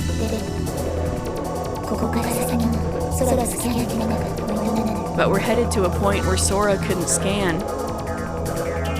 Which means this is where the real challenge begins. I tighten my resolve. Wait here for a bit, Tsugumi. I'll go ahead and check things out. We might have needed a canary or something after all. You don't have a little robot with a camera we go vroom, vroom, vroom, up ahead? Puzzled by the muttering Tsugumi, I proceed alone. Oh, I guess, I'm the canary then. Right, I'm the canary. If you die, we need to evacuate the coal mine. So she does need you. You were ballast and now you're the canary. The corridor in front of me is, you were a mule, then you were ballast, then you were needed for a key, or the key one was first, and now you're a canary. The corridor in front of me is blocked by a hatch. I can't tell how things are on the other side, not until I see it for myself. I cautiously place my hand on the lever, and I open the hatch. Peering into the corridor, I see that the lights are out, and fluorescent panels float in the darkness. Doesn't look like there's any flooding. I step into the corridor. Relying on the faint glow of the fluorescent panels, I carefully take one step at a time into the dark corridor. If nothing goes wrong, I should see the pump room. but what I see in front of me is another hatch blocking the way. 様子はどう？ How's it look? Just as I'm about to reach for the lever of the hatch, Segumi's voice echoes from behind me. Am I worrying her too much? I head back to Tsugumi to tell her what's going on. Sorry for keeping you waiting. There's a blackout ahead, but there seems to be no flooding, so we should be able to pass. あなた、頭痛とかめまい、吐き気とか大丈夫？ Are you okay? No headaches, dizziness, or nausea? Huh? Nah, I'm fine. Seems Segumi's worried about me. それならしい。 Okay, that's a relief. With that, Tsugumi continues ahead. I follow behind her. Once again, we proceed through the darkened corridor. And eventually we arrive at the hatch I had tried to open earlier. Tsugumi carefully examines the hatch. Tsugumi, could you go back to where it's lit in the corridor? I'll open the hatch and check how things are on the other side. やめといた方がいいわ。 That might not be a good idea. What do you mean? 発電室の君思い出す。 It reminds me of what happened in the generator room. Oh, the generator room. I remember, the other side of the door was filled with high-temperature steam. Thinking about this, I cautiously approach the hatch. Perhaps due to the tension, sweat drips down my cheeks. It's hot. I feel heat radiating from the other side. I understand what Tsugumi meant. It's the same situation as in the generator room. We don't know what's happening on the other side, but it's certain that it's very hot within. Huh? But how did Tsugumi know that? She had figured that out in the generator room too. Almost like she's seen it before. Just like the kid, the boy, had a premonition of, he drew a stick figure with a stick through its leg, like what happened to Tsugumi. I turn around to ask, but Tsugumi is no longer there. She's already started heading back down the corridor we came from. I hurriedly follow after her. The other route is a detour through the general area.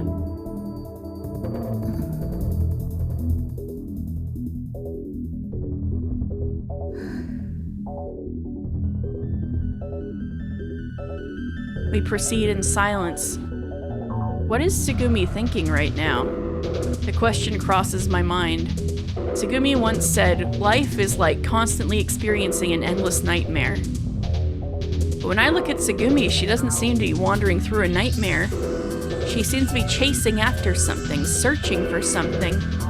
What is Tsugumi trying to find? 何よ。 What is it? Huh? さっきから人のことじろ Did じ you ろ stop 目線 staring at me? Oh, sorry.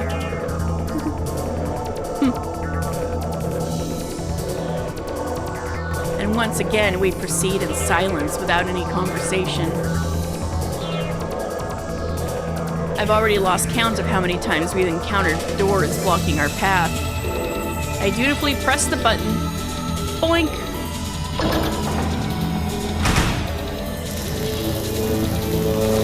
My eyes are dazzled by an intense, flickering, bluish-white light. A thunderous roar shakes the air, deafening my ears. Fierce lightning bolts dart around and electric sparks crackle before me. Whoa! It feels like a lightning bolt is about to strike me directly. I instinctively recoil.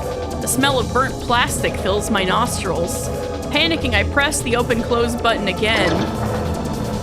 Yeah, I was about to say, bro, like, we were just talking about not opening doors willy-nilly. It's impossible. Passing through here is definitely impossible. Yeah. It's impossible. ここまででも This is the end of the line. Tsugumi exhales heavily. I just 死んでたか wanted to die. Tsugumi's expression is the same as the one she had in her bed this morning. Seems like she's filled with despair. Wasn't I supposed to help her? Didn't I want her to believe in hope? Don't give up, Takeshi. Think of a way to get through here. First, let's think of a way to deal with that electric discharge. We just have rubber boots. Nothing can go wrong. Stupid question, but if we can turn off the electricity, that should work, right? That's impossible.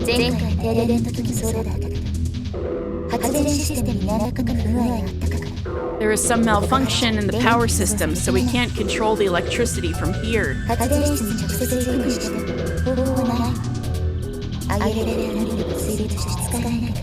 There's no way we can get to the generator room. The elevator station is flooded and unusable. Oh, that whole station is now fucked. Oh. We can't stop the electricity unless we go to the generator room, but we can't get there anymore. Wait a minute, the generator room? I remember, didn't you say something after repairing the generator room?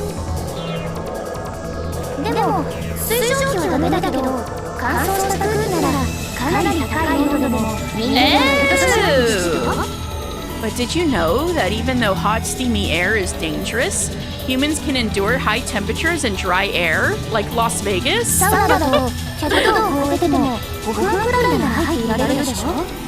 In a sauna, for example, if the temperature exceeds 100 C, you can only stay in it for about 5 minutes. I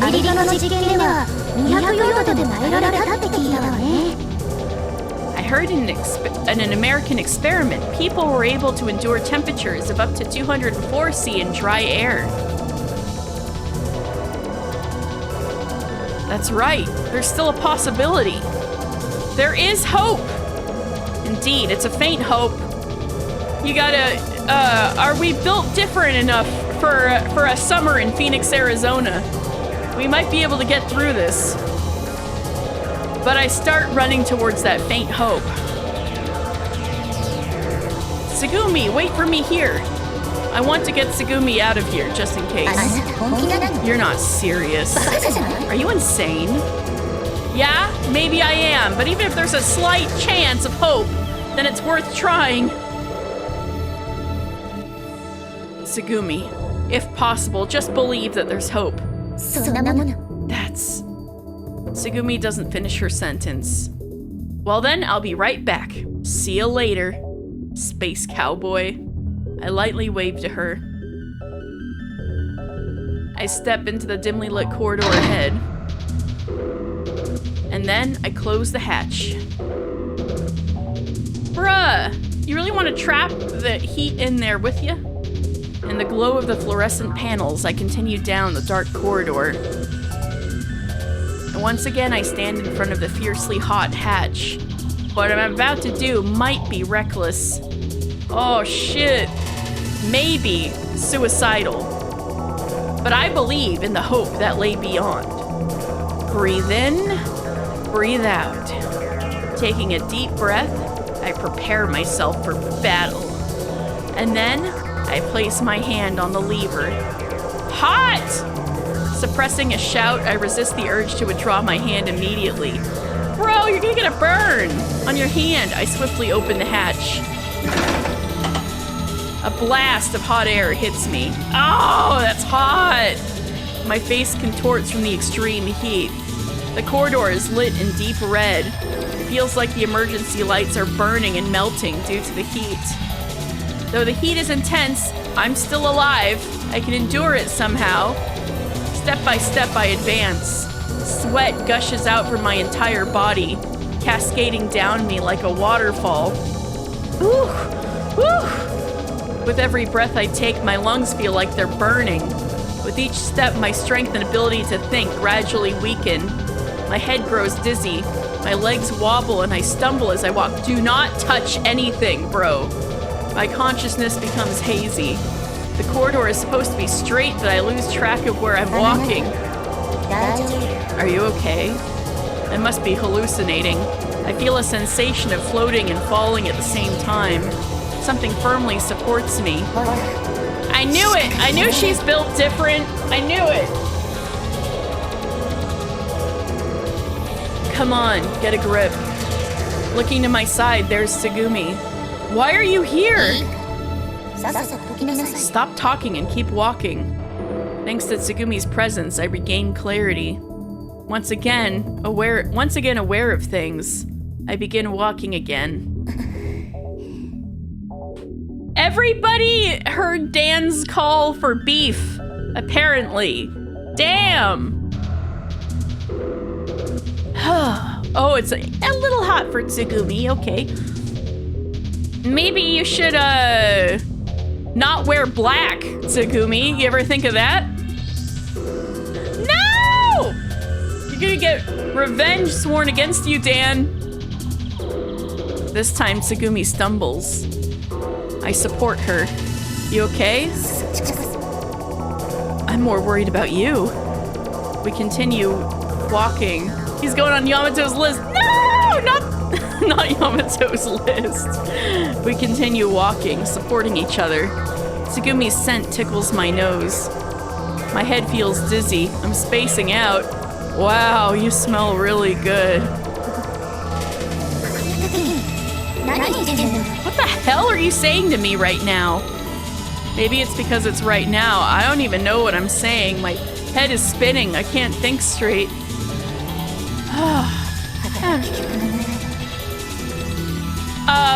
Apparently she smells like lavender.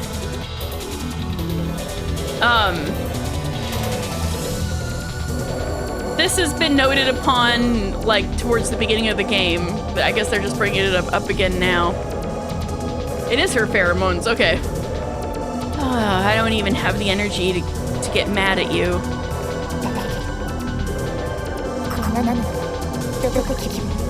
But where's the hope in all of this? It's just a nightmare. Maybe so. But did you know? Know what? Nightmares eventually come to an end. Ooh, get her ass. We somehow make it to our destination.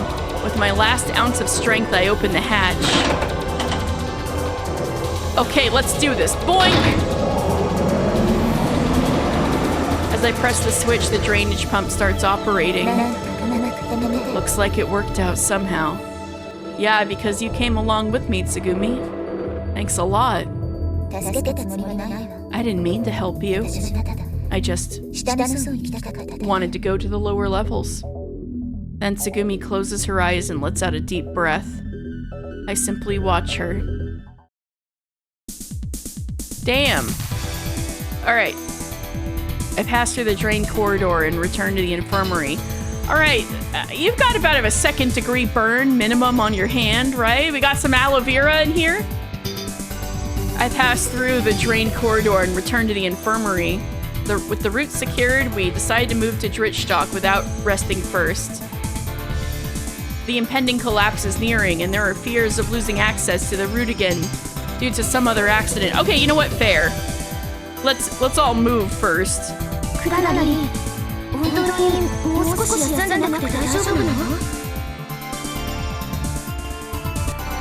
Snacko! Hello! Yes, thank you! Yes, I've got my live 2D debut on Saturday the 30th! Yay! I hope you can... even if you can't show up, I'll for sure have, like, VODs and stuff, but... Oh, thank you so much, Snacko! Ooh, I hope you're having a good day. Thank you so much. Gumi may be around again. I mean... I'll be able to summon up Gumi if I want to.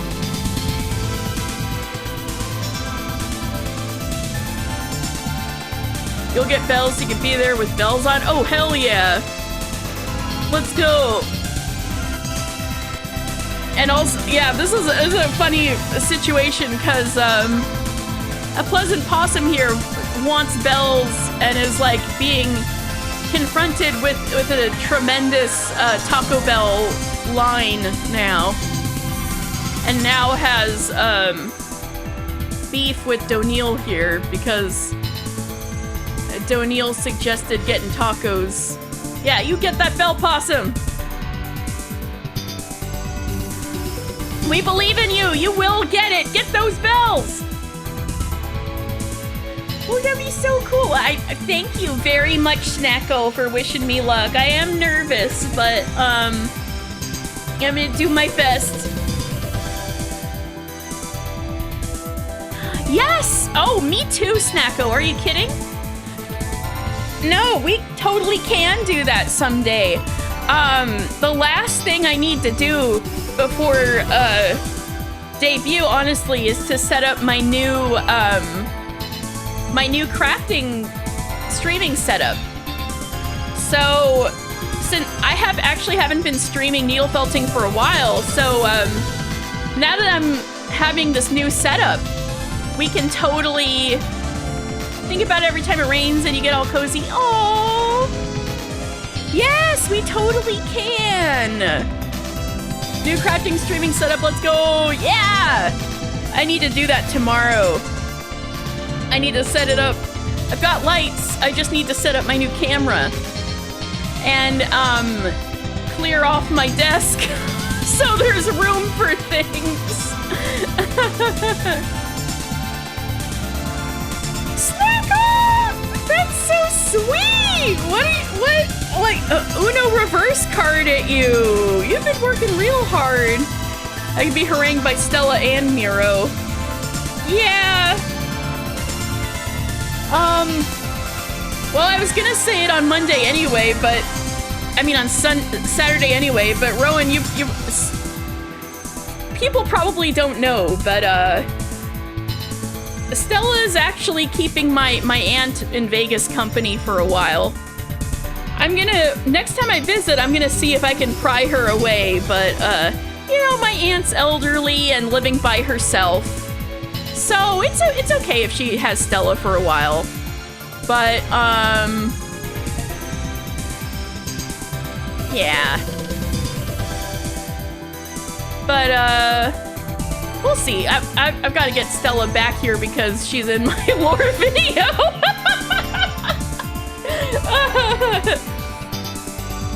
I'm just kidding. I won't be lore accurate unless I get my cat back.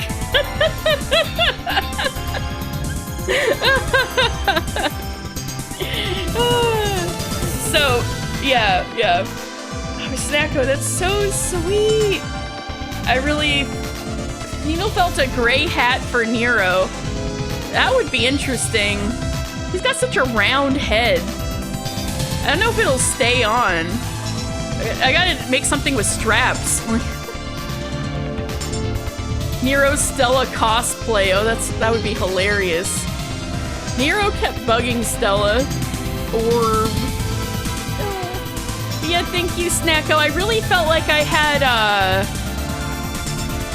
been not giving streaming like the due care that I felt like I had been giving it the first couple of years.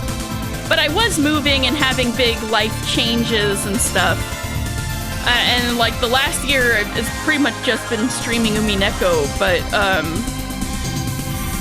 yeah, I had kind of felt like I wasn't giving it its due, and I've been like preparing to do it now. So to hear that you think I've been working hard all this time, it means a lot. Thank you. Life does make stuff tricky. Orb is the shape of Stella's body and Nero's head. Together they make an 8. So true. So true. We need to get him back together, even if Stella seems to think Nero's annoying. You guys are so sweet. Thank you. It's just my next evolutionary form. I'm gonna evolve into Sliggoo. Question mark. Sliggoo Slug Girl? You know, same thing. Oh, you guys are so sweet. Thank you.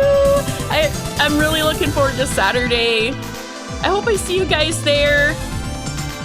Or I just hope you guys are happy next time you see me and see how the stream has changed. Kalos Sligu or Hisui Sligu? Kalos, because I am a slug, not a snail. I do not have a shell, okay? I'm not a snail. I'm a slug. I'm gonna be insistent on this a lot in the future, I feel. Some slugs do have very small shells or internal shells, but nothing they can crawl into, for sure. That's right, I'm not the Zero Time Dilemma snail. That guy's a fraud. Yeah, I'm nothing like that guy. I ain't got a shell, okay? I am very cute. And the jogger would not mind jogging in my direction because I am very charming, okay? Me and what was it? Me and Tony Chopper have in common. I still need to stick with One Piece. Snacko! You don't have to go that far! But that's so sweet! Oh! Well, even if you're an hour late, I'll still have something to show you. That's so sweet of you, thanks. I hope I see you there soon. I'll see you there. Very big day. Yes! Oh, I'm getting nervous again. you ever seen, like, debut videos? And, like, the VTuber is always nervous, but sometimes, like, the debut seems really simple and or kind of on rails, and you're like, why are they so nervous? It's just kind of on rails. No, there is, like, so much work. So many moving parts, even if it's simple. Like, I get it. I'm never gonna think that ever again. Why are they nervous? No, that makes perfect effing sense. Like,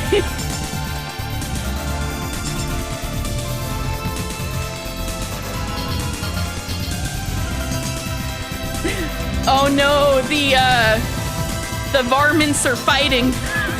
The varmints are fighting. Subby! Thank you for the sub, Snicko! Yo! Yay! Thank you!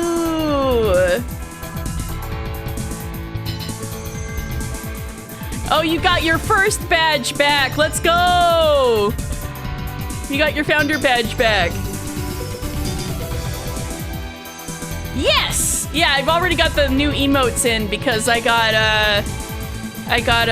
impatient and already put them on the stream. Oh, Dan, we were just talking about debut with Snacko here.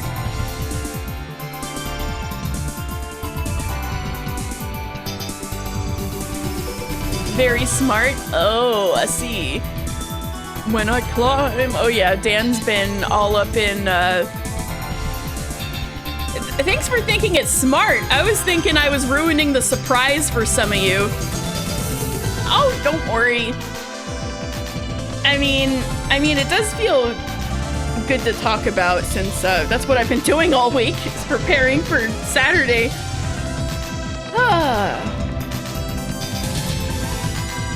Thank you guys for your support a lot. Whoa, thank you.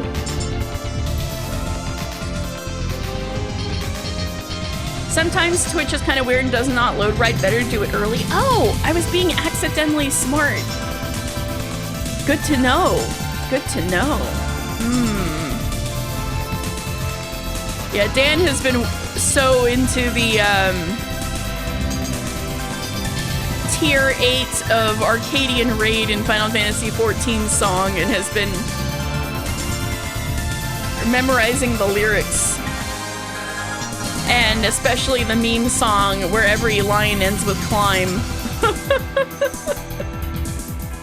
Alright, let's get back to it on these guys and escaping this watery death trap in Ever17. Takeshi, Are you sure you're okay to keep going? You don't need to rest a little more? You don't need that second-degree burn on your hand looked at? No, I'm fine, but more importantly, Tsugumi, are you doing okay? I'm fine too. Okay then. You, how about your chronic condition? You still look pale. I took some medicine, so that's not an issue, but... Yu turns her vacant gaze towards Pee-Pee. Doggy, fork? Pee-Pee sure is a dream. What are you talking about? Feeling alright, you?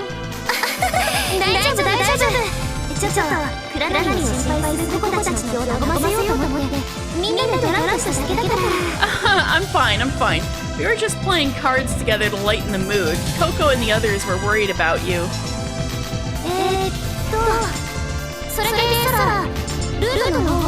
So, Sora, is the route clear?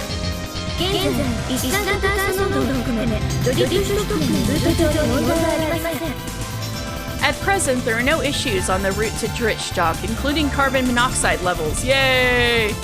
Pee-Pee's sure is a dream. That was a terrible... I have to leave all of the Spamton impressions up to Dan.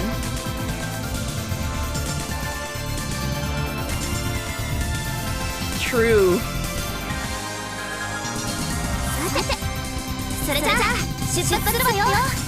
Well then, are we ready to depart?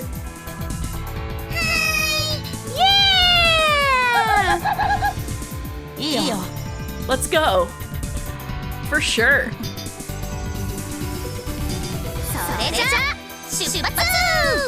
We're off then! And so we set off towards hope. Guided by Sora, we head towards the lowest level of the facility, Dritstock.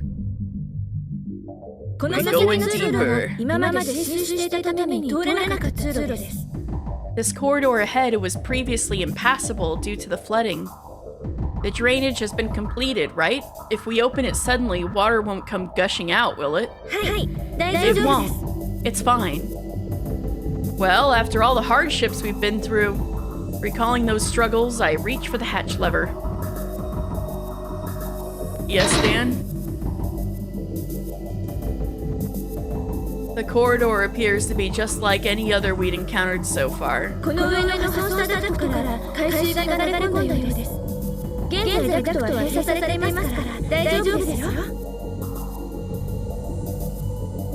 Ah. It seems seawater had flowed in from the damaged duct above. The duct is currently closed, so it's safe. Upon closer inspection, drops of water are dripping from the ceiling duct. We continue down the corridor. Eek! Tsugumi screams. Tsugumi! Suddenly, Tsugumi lets out a scream. Her cry echoes through the narrow corridor. What's wrong, Tsugumi? What happened? Are you okay, Tsugumi? What on earth happened? Is there some sort of issue? What's the matter? Everyone immediately focuses on Tsugumi. Tsugumi starts to go beet red. It's nothing. You serious? You're awfully red. Are you feverish because of your wounds? No! Leave me alone. We can't do that. Is your leg hurting you? No! My leg is fine! Then what's the problem? It's just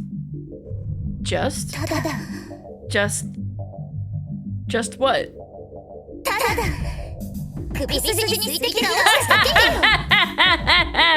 Get her ass! Get her ass! I knew it was something embarrassing. It's just a drop of water fell on my neck. Pointing and laughing. Once again, Tsugumi's voice echoes through the corridor. Huh. Wait, maybe I can play it. Maybe I can play it. Hold on. I wanna play it. I was like, this is what I wanna do to Tsugumi.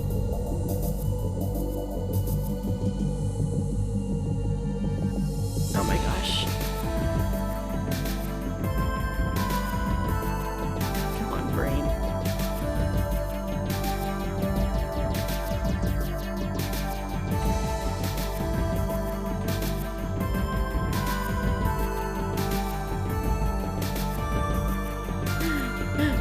I wasn't logged into sound alerts. I just want to do the cat pointing and laughing.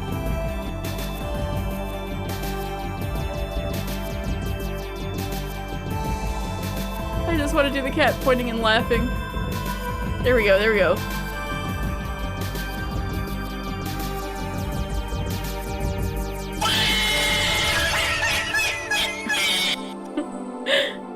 Wait, that's the... It didn't do the... Oh wait, maybe it did. There we go, that's me at Tsugumi right giant now. enemy spider.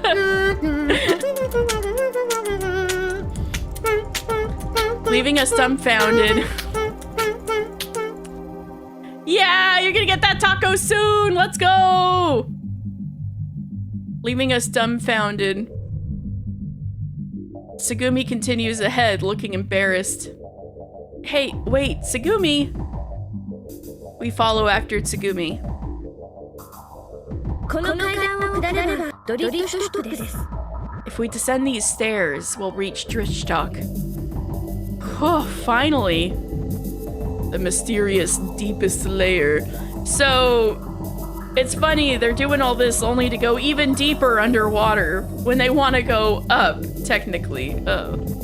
Sighing, I look around at everyone. The fatigue on their faces is starting to show, but they instantly brighten up. さあ、あともう一息よ。みんな頑張って。 Alright, just one more push, everyone. Let's go! You spurs everyone on. Ooh! Here we go! Oh! Oh, yeah! We rally ourselves. And then calmly and steadily, we begin to descend the final staircase.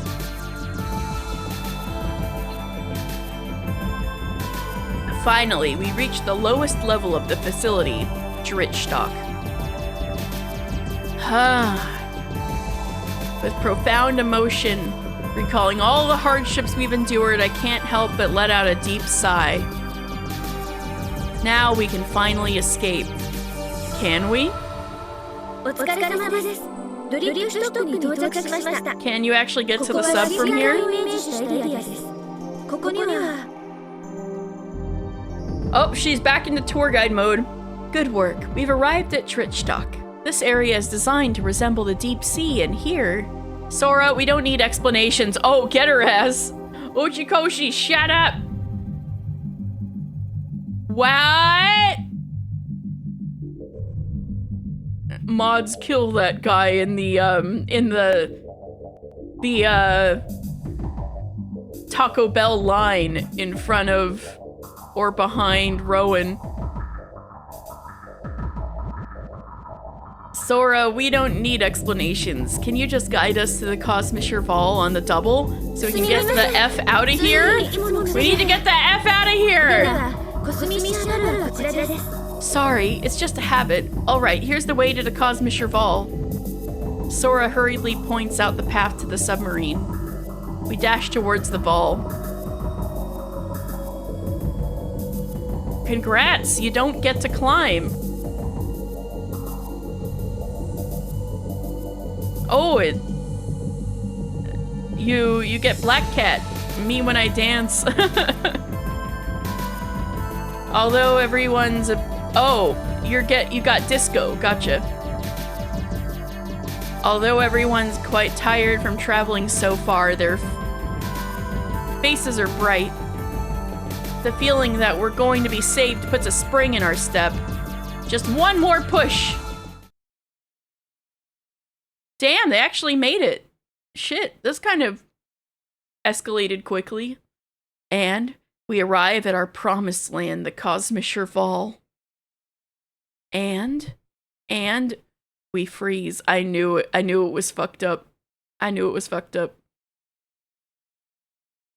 There's nothing in our line of sight. The whale-shaped touring submarine, the Cosmischer Val, is gone. Of course it fucking is. Damn it! Why? Why isn't it here? I can't help but shout. And then I sink to my knees. It feels like all my strength is drained from my body. Why isn't it here?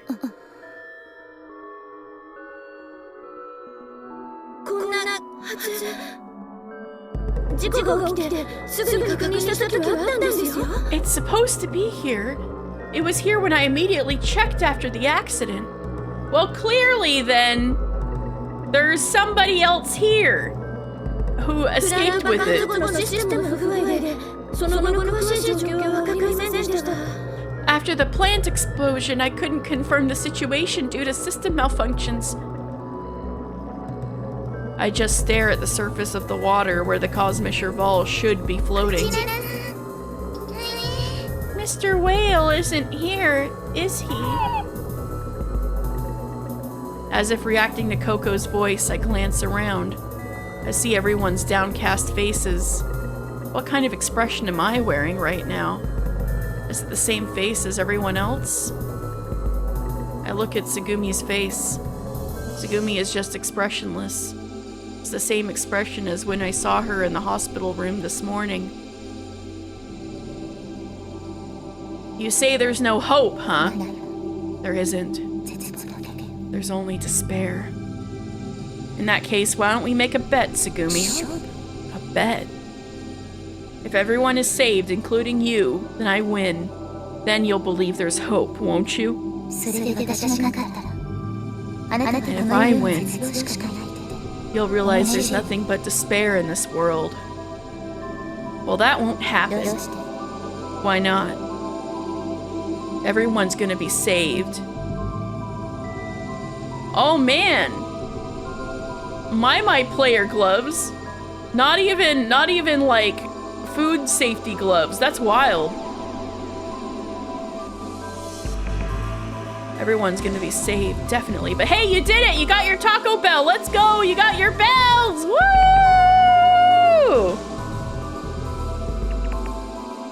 I will absolutely protect everyone. I won't let anyone die.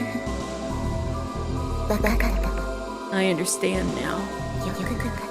I understand very well.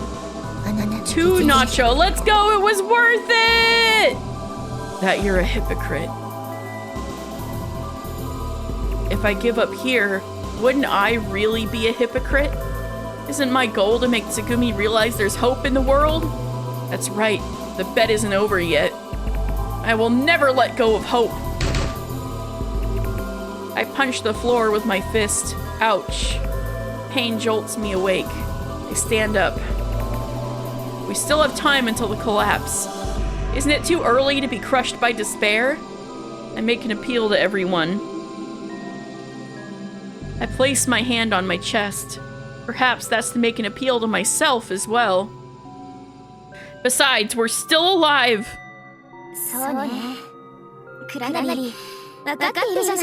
That's right, Takeshi. You get it!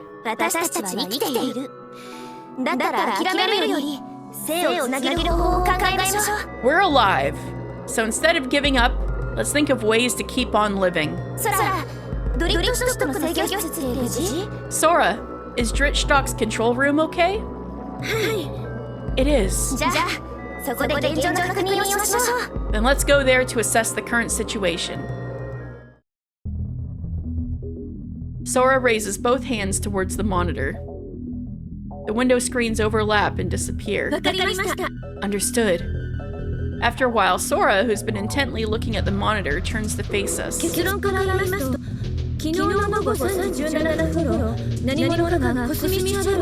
I fucking called it!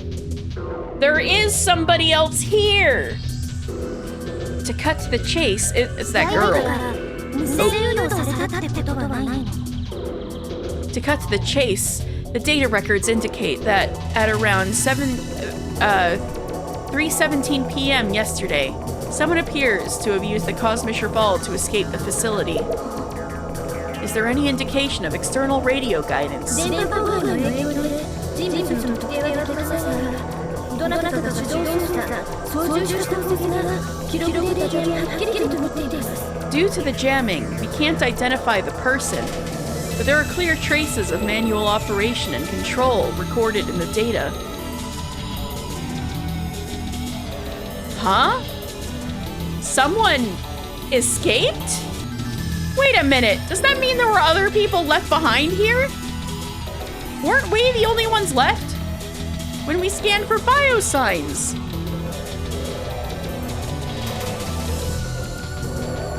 There were only 6, right? Me, Tsugumi, you, boy, the boy, Coco, Sora probably doesn't count, so it's exactly 6 with Pee-Pee. あの時海の中に2つの生体反応があ There were 2 biosigns in the water though, right? やっぱり誰か取り残された人がいたんだ There must have been someone else left behind, right? They thought it was like a glitch. 幽霊なんて言っちゃったけど、センサーを動作され、表示位置は So it's not just that girl, there's actually 2 other people somewhere? I joked about ghosts, but even though the sensor malfunctioned and displayed the wrong position, there were definitely 2 people left behind. ほいじゃあ、その人たちは助かるんだね。よかったね。 Well then, those people were saved, right? That's good! Coco smiles innocently. Yeah, that's right. Those 2 were saved. But what about us, who were left behind? Sora, did you find out anything else? コスミッシュレベル1号機、アンドロメダはありませんでしたが、2号機、ジョナサンが残されています。 There's 2? There's 2 and we can use the second one? The first Cosmischer Vault, Andromeda, was not found, but the second one, Jonathan, was left behind. ジョナサン Jonathan? そうよ、ジョナサンよ。どうして私忘れてたのよ。 That's right! Why did I forget about Jonathan? You mean there's another submarine? はい。 Yes. メンテナンスルームで作る大型連絡通常に残されていました。 It was left in the large communication corridor leading to the maintenance room. Jeez, why didn't you mention that first? ですが現在、大型連絡通路は進出しています。通路は排水可能ですが、一部排水ポンプの破損により排水までに12時間ほどかかります。 However, the large communication corridor is currently flooded. It can be drained, but due to the damage to some of the drainage pumps, it will take about 12 hours. So that's leaving us here for another day. I knew there had to be some excuse for us to spend the night in Drittstock. ですので、明日の9時までは排水を終えて、2号機をメンテナンスルームに移動させておきますね。 Therefore, I will finish draining the passage and move the second submarine to the maintenance room by 9 a.m. tomorrow. Wait a minute, why the maintenance room? Shouldn't we move it to the submarine pier? すみません。 I'm sorry. そのままでした。 I'll explain. 実は2号機を使用しているために、現状のままでは使えません。ですが、故障原因は特定できていますので、 Actually, 使用可能になります。 the second unit is currently malfunctioning and cannot be used as is. But the cause has been identified, so it can be repaired. Can it be repaired here? 修理電池は倉庫にありますし、工具も持っています。修理手順の書かれたマニュアルが残されていましたので、1日もあれば修理できると思います。 The repair parts are in the warehouse, and we have all the necessary tools. A manual with repair procedures was also left behind, so I think we can repair it in a day. I see. Thanks, Sora. We're cutting it a little close, ain't we? Hope is reborn. There's still hope for tomorrow. Oh. Exhale deeply. And I feel my body go heavy. Perhaps due to the relief, a wave of fatigue washes over me. Come to think of it, today has been quite eventful. Yeah, I'd say so. Oh, I'm feeling hungry too. Did I have lunch? You only ate sandwiches, bro. The digital clock embedded in the control room displays the time 2017. Hey, isn't that the year? The year it is? Over there? Ho ho ho ho. But anyway, 8:17 p.m. and you only had sandwiches for breakfast? Yeah, you gotta eat. It's already past dinner time. You, prompted by me looking at the clock, speaks up. Sora, can you bring up the current status map of Dritstock, please? Yes, I'll do it now. The monitor displays the Dritstock map. It shows about half of the facility submerged underwater. A 17 appearing in the game named 17. A game 17. Game 17 made by Uchikoshi. I know, right? It shows about half of the facility submerged underwater. Feeling hungry, I instinctively scanned for the dining area. Since dining facilities are usually concentrated on the first floor, I can't find any on the third floor.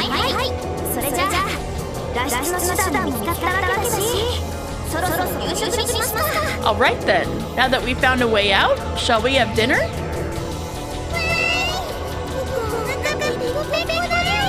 Yay! I'm so hungry! Then let's head out and gather food supplies!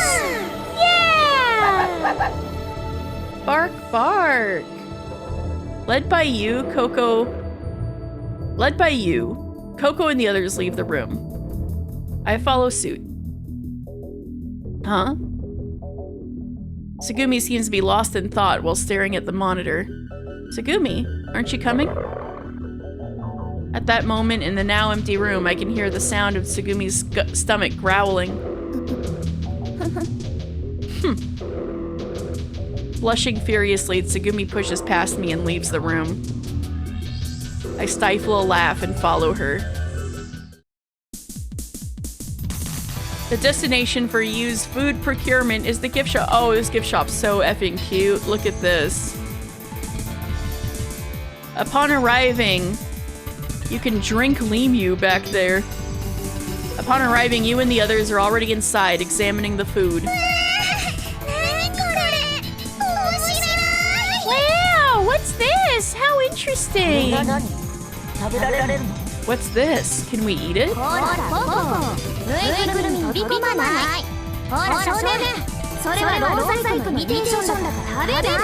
Hey Coco, don't jump into the stuffed animals, and boy, that's a waxwork imitation, so don't eat it.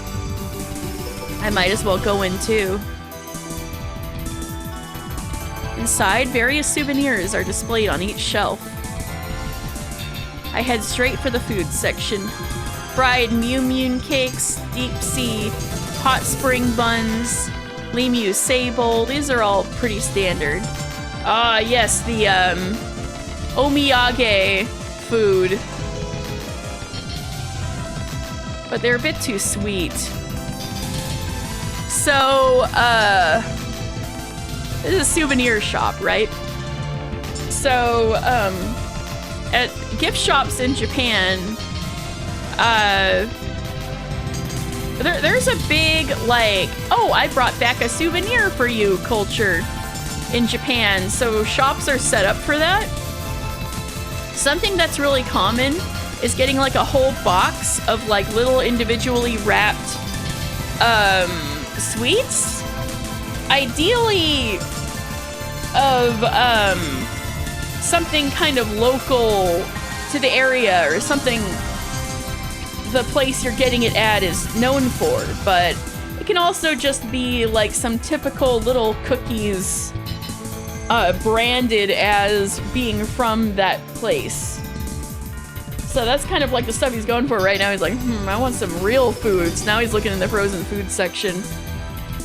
Is this the frozen food section? Chicken, sausages, bamboo leaf fish cakes. Made in the plant in the second layer,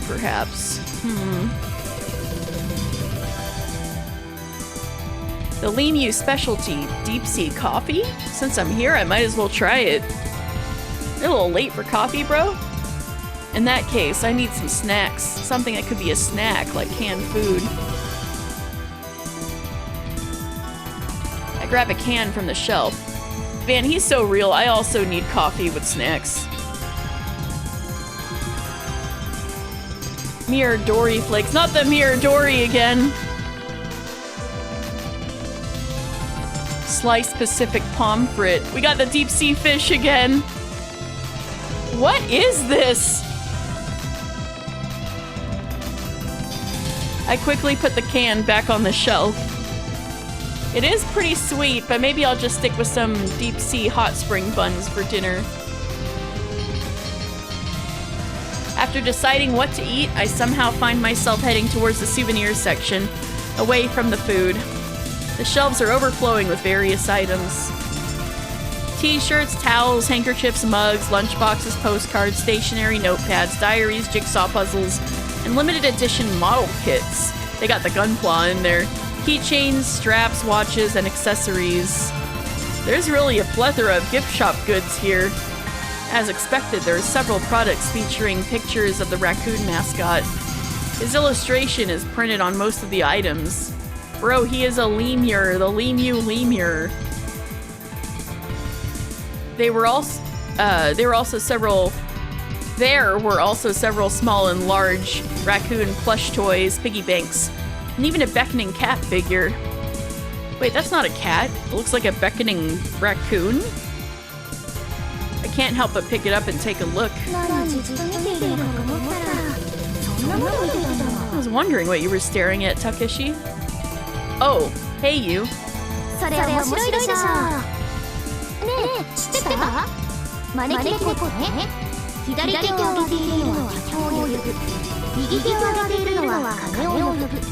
Did you know?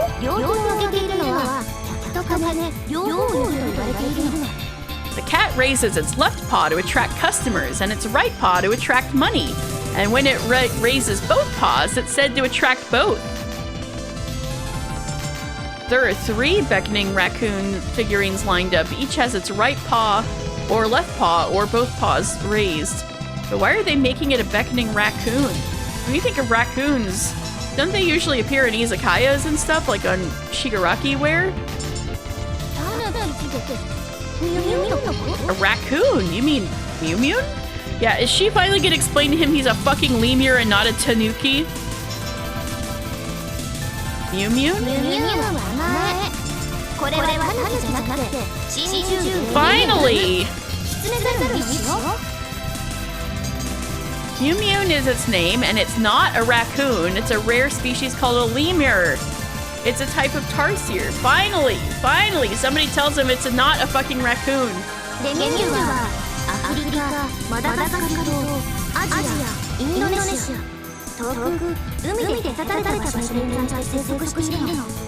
Lemurs inhabit scattered locations within Africa, Madagascar, Asia, and Indonesia, which are separated by vast oceans.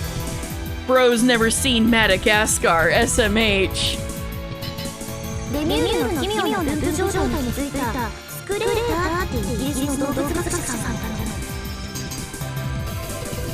An English zoologist named Sclater noticed this peculiar distribution pattern of lemurs.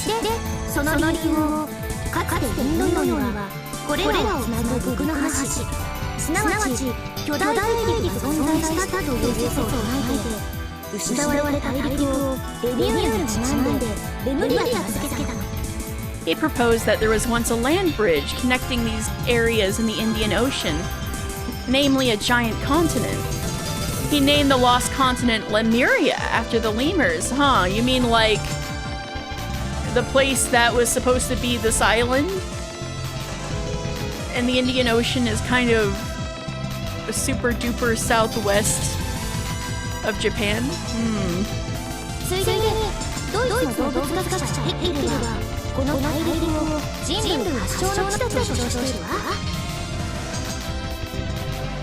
In addition, a German zoologist, Haeckel, claimed that this continent was the birthplace of humanity. Well, that dude's just racist. What's with that look? Well, it's just the idea of a lost continent sounds pretty suspicious to me. Bro doesn't know about plate tectonics. 今ではレミュールの分布に関しては大陸どう説明できちゃうからね。 It is true. Nowadays, the distribution of lemurs can be explained by the theory of continental drift. でもレムリア大陸説は別にしても最近その近くの海底で謎の古代文明の石が発掘されたのね。 But even aside from the theory, mysterious ruins have been excavated near those seas recently. They're calling that civilization the ancient Lemurian civilization. ここの施設の名前レミューの由来も古代レミュー文明から取っているのね。 Even the name of this facility, Lemur, is derived from it. The ancient Lemurian civilization? When I asked her about it, hey! Come here for a sec, not you? Coco calls you. わかった今行くね。 Okay, I'll be right there. そうねドリフトストップに発掘されたレムリア遺跡のレプリカを記したアトラクションがあるから時間があったらそこで説明してあげる。 Oh, right. There's an attraction in Trishstock that exhibits some replicas of the Lemurian ruins discovered. If you've got time later, I'll tell you about it there. Yeah, looking forward to it. それじゃ See you then! Yu heads back to Coco and the others. I look again at the beckoning Mew I'm holding. The Mew with both paws raised, looked like it's giving up already. I return the Mew to where I found it. Give up. Suddenly, I notice a kiosk nearby that takes photos and prints them as stickers. The kind you often see girls taking at arcades. Oh, they got the Purikura machine in here. There's a sign that says Lemu's original frame. They're pretty good at merchandising. There's also a sign saying cosplay costumes available. Oh no. The photos stuck on the sign show young girls dressed in typical cosplay outfits like sailor uniforms and maid costumes. Huh? Isn't this the same as what Tsugumi was wearing? Well, maybe it's a bit different. Yeah, this is starting to sound familiar. I'm not particularly knowledgeable about girls' clothing. To be honest, every outfit looks pretty similar to me, and they definitely have a similar vibe. Well, I guess that outfit isn't something she wears every day. She probably borrowed it from here. Or did she? Tsugumi as a maid. Huh, oh no. His imagination. No! Not Luca, maid voice. Welcome home, master. こちらどうぞご案内いたします。 Not Megurine Luca saying welcome home, master. Please come this way. I'll guide you. 本日はいかがされますか？ What will you be having today? ご注文がお決まりでしたらどうぞ。 If you've decided on your order, please go ahead. もえもえライスですね。かしこまりました。ご主人様。 Moe moe omelet rice, is it? Understood, master. She would kill you on the spot for having that thought. I feel like I've indulged in some pretty sleazy imagination. This doesn't match Tsugumi's image at all. Yeah, that's right. And yet, he's gonna think about it some more. Oh, he's got to think of it again, but more tsundere for the authenticity. Got it. Why'd you come? You didn't have to. Get over there. Sit wherever. Huh, just order whatever you want. What do you want? Spit it out. I'm not doing this because I like it or anything. Oh, this is just perfect. With such a fantasy in mind, I find myself staring absent-mindedly at Tsugumi. Oh no, she's gonna kill you. She's holding a jar of macadamia nuts and almonds. Now she is smart. That's some survival food right there. For some reason, it looks like she's smiling. A deep sigh involuntarily escapes me. How disappointing. Tsugumi, perhaps sensing my gaze, looks at me suspiciously. What? Nah, nothing. I avert my gaze, shifting it to the jar in Tsugumi's hands. Oh no. Oh no. I'm going to eat these. I love nuts, you know. Oh no. Tsugumi hugs the jar and disappears towards the exit. Once again, the question pops into my head. Tsugumi isn't a staff member or an affiliate, right? Why is she dressed like that? Maybe it's just a hobby? After that, we move to the break room of Dritstock. Yay! We get to reuse assets again. And make a dinner out of the food we brought from the gift shop. Tsugumi doesn't join us. She seems to have gone out on one of her usual solo expeditions. Since she was looking for food at the gift shop, she must be eating alone somewhere. It would have been tastier if we all ate together. Oh. I drink my green tea in one go to wash away the sweetness in my mouth. Oh yeah, that's good. Perhaps I didn't mind the sweet dinner so much, as my body's craving sweet things due to fatigue.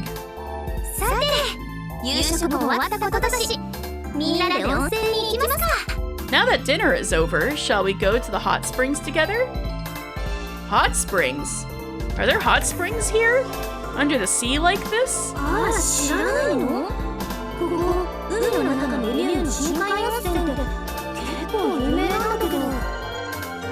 Oh, didn't you know?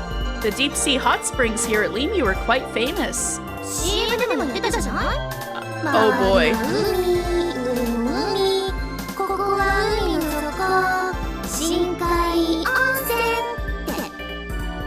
They even had a commercial.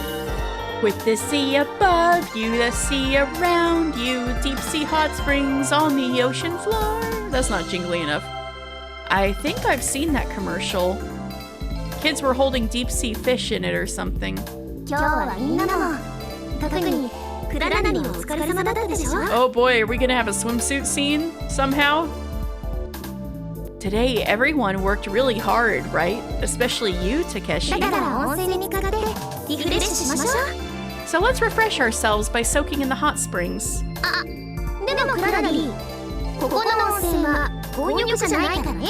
Oh, but Takeshi, remember, the hot springs here aren't mixed. Were you hoping for some romantic, giggly scenario? Too bad it's not happening. Don't be stupid. I didn't think anything like that. Really? You're a protagonist of a visual novel in 2002. Of course you were. Really? First of all, we need to repair the submarine, right? What about reading the manual and collecting the parts we need?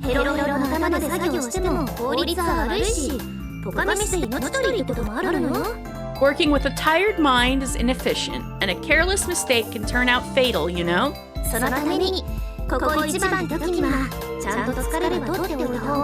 That's why, especially when it's crunch time, it's best to make sure you're not tired. Wow, you spittin' facts. That's true. You've got a point, you. I know it's true. And there's an infirmary on this level too, so let's rest up there.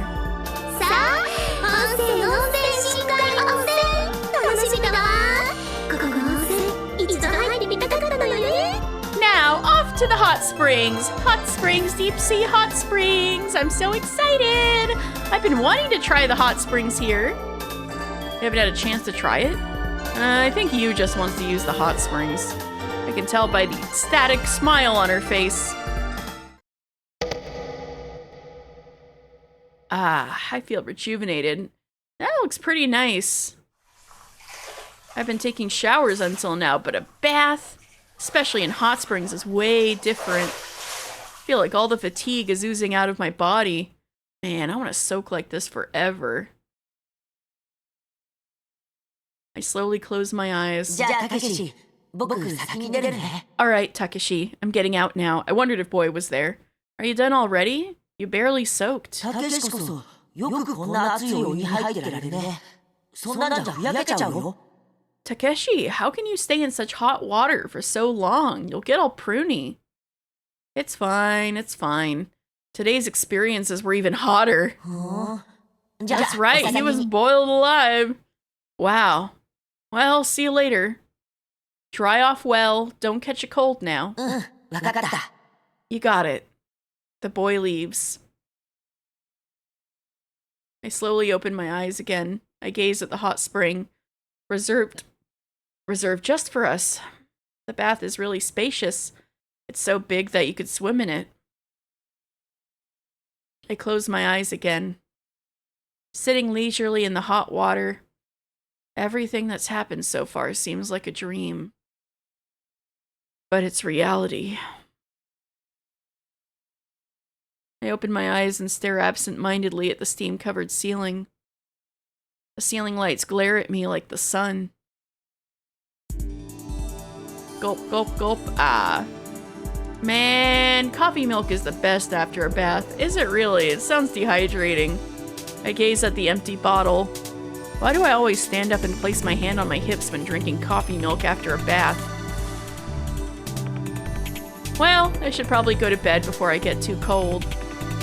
I head towards the infirmary to get some rest for tomorrow. On the way, I feel someone's presence as I pass by the control room. Is someone there? Thinking so, I enter to investigate. Tsugumi is sitting on a chair, focused on the console. She seems engrossed in something and doesn't seem to notice me. The facility's three-dimensional map is displayed on the monitor. The screen zooms in on a part of the map. A faint dot is moving around the enlarged map. They're biosigns. Biosigns? It's a location quite far from where we currently are. A closed-off warehouse in Trichstock, the third and lowest layer. Is someone still there? Other than whoever used the Cosmischer Ball? Come to think of it, there were 2 biosigns out in the water, weren't there? I can hear her keystrokes as she types. Part of the screen changes and the remote camera zooms in on the entity. I stop thinking and focus on the monitor. The monitor image shows a small creature. It's... Peepee? Whew. Tsugumi sighs with relief. It's a mouse. There was a mouse down here the whole time! So a mouse and that girl who escaped with the submarine. There was a mouse down here the whole time. Poor little mouse. It's a mouse. Tsugumi quickly turns around as I speak out loud. That was a mouse just now, right?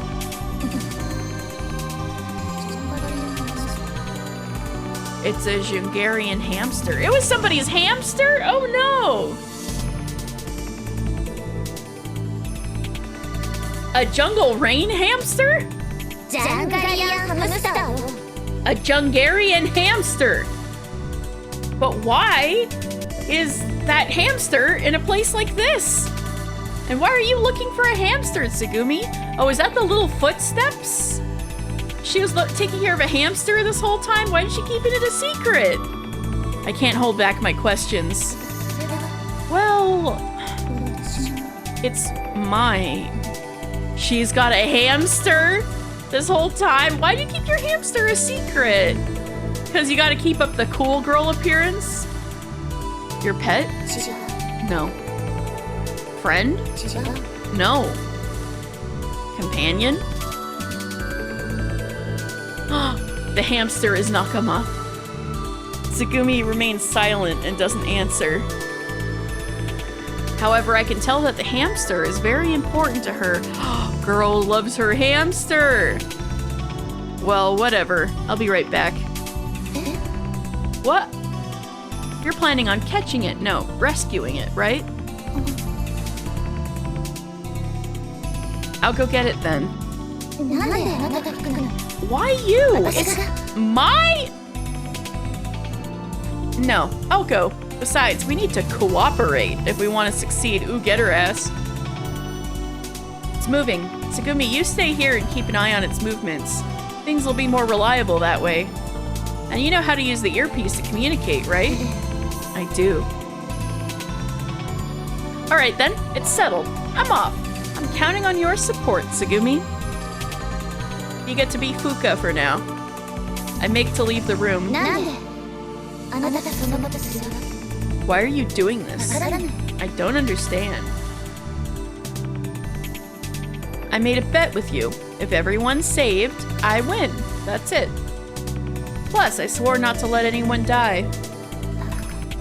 Idiot. I hear Tsugumi mutter the word as I leave the room. Tsugumi, can you hear me? I call out to her as I run through the corridor. What do you want?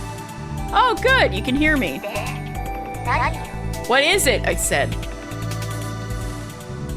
Where should I go? Tsugumi, what's wrong? If you're there, answer me. Dumbass. 本当バカでそんなこともわからない呼び出してたからね You really are such a dumbass. How could you just rush out without even understanding where to go? Well, even I have to agree with that. My body just moved before I could think, like My Hero Academia.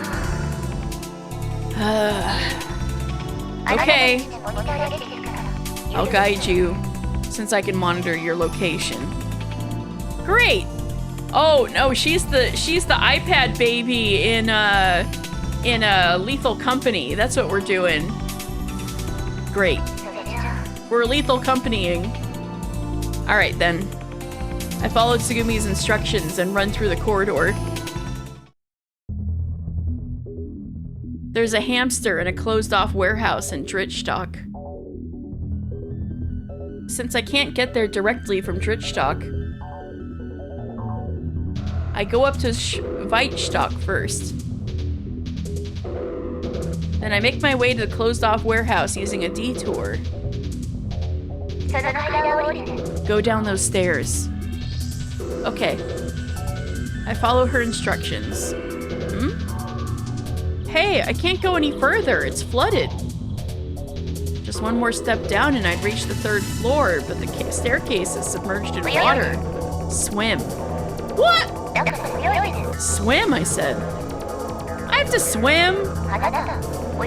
You can't swim?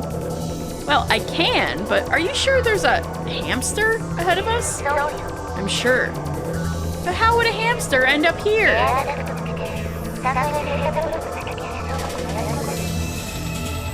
It seems to have wandered into the warehouse and the closed block on the 3rd level after escaping through an air duct. Since you can't access the air duct, swimming is the only option. Oh yeah! Sora mentioned that earlier. We're too small to go into pipes. I see. It was venting. It was going through the vents like, oh god. Why am I... Like the Bracken. I looked at the cold seawater. Do I really have to swim? Oh, whatever. I'll head that way. Hold on, just let me get mentally prepared. And what's next after swimming down to the lower level? The corridor must be flooded.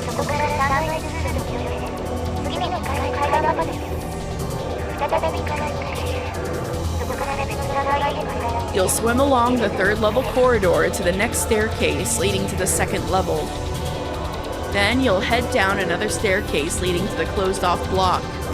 So I have to swim through an entire corridor underwater? Yes. It's a bit long. About 51 meters. You gotta take a good breath for that. 51 meters? Hearing that, I feel a shiver down my spine. Swim? In this cold water? For 51 meters? Can you handle that? Oh, are you worried about me? Huh, don't get the wrong idea. Back in high school, I swam about 40 meters without taking a breath. It's just 11 more meters, right? It's much warmer than winter swimming. Wait. Actually, I'll go. You're that worried about me? I said, don't get the wrong idea. All right, I'm getting in the water. Huh? I look up at the invisible sky and take some deep breaths. I want oxygen to permeate every corner of my body. Then I brace myself and leap into the seawater below the staircase. It's so cold! It feels like I'm swimming in ice water. I push through the freezing water with my outstretched hands, swimming the breaststroke. Slowly exhaling, I swim 5 meters, then 10 meters underwater. I feel the resistance of the water against my entire body as I aim for the finish line. Oh, just like high school. I continue to exhale slowly, suppressing my urge to inhale. With each breath released, I feel my buoyancy decreasing, causing me to sink even further. As I swim, I adjust my swimming angle to prevent myself from sinking too much. 20 meters, 30 meters, and finally my lungs reach their limit. Oh no, bro! Now for a battle of willpower. Desperate for oxygen, I can feel my body struggling to surface. With sheer willpower, I force myself down and swim forward. With my blurry vision, the entrance to the staircase comes into view. There's about 10 meters remaining, I see. But isn't the sense of distance underwater different from on land? The more I rush to the other side, the slower I seem to progress. Oh no, bro's about to drown. And not even from the whole place collapsing. My numb body is slowing down. I feel a pain, as if all the blood in my body is rushed to my head. Is this the end? I tightly shut my eyes. Damn. Bro's really gonna die for this girl's hamster.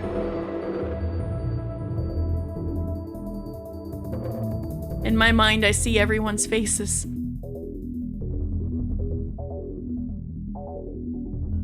Bro forgot to climb. Yeah, exactly. The boy, Coco, Pee-Pee, you, Sora,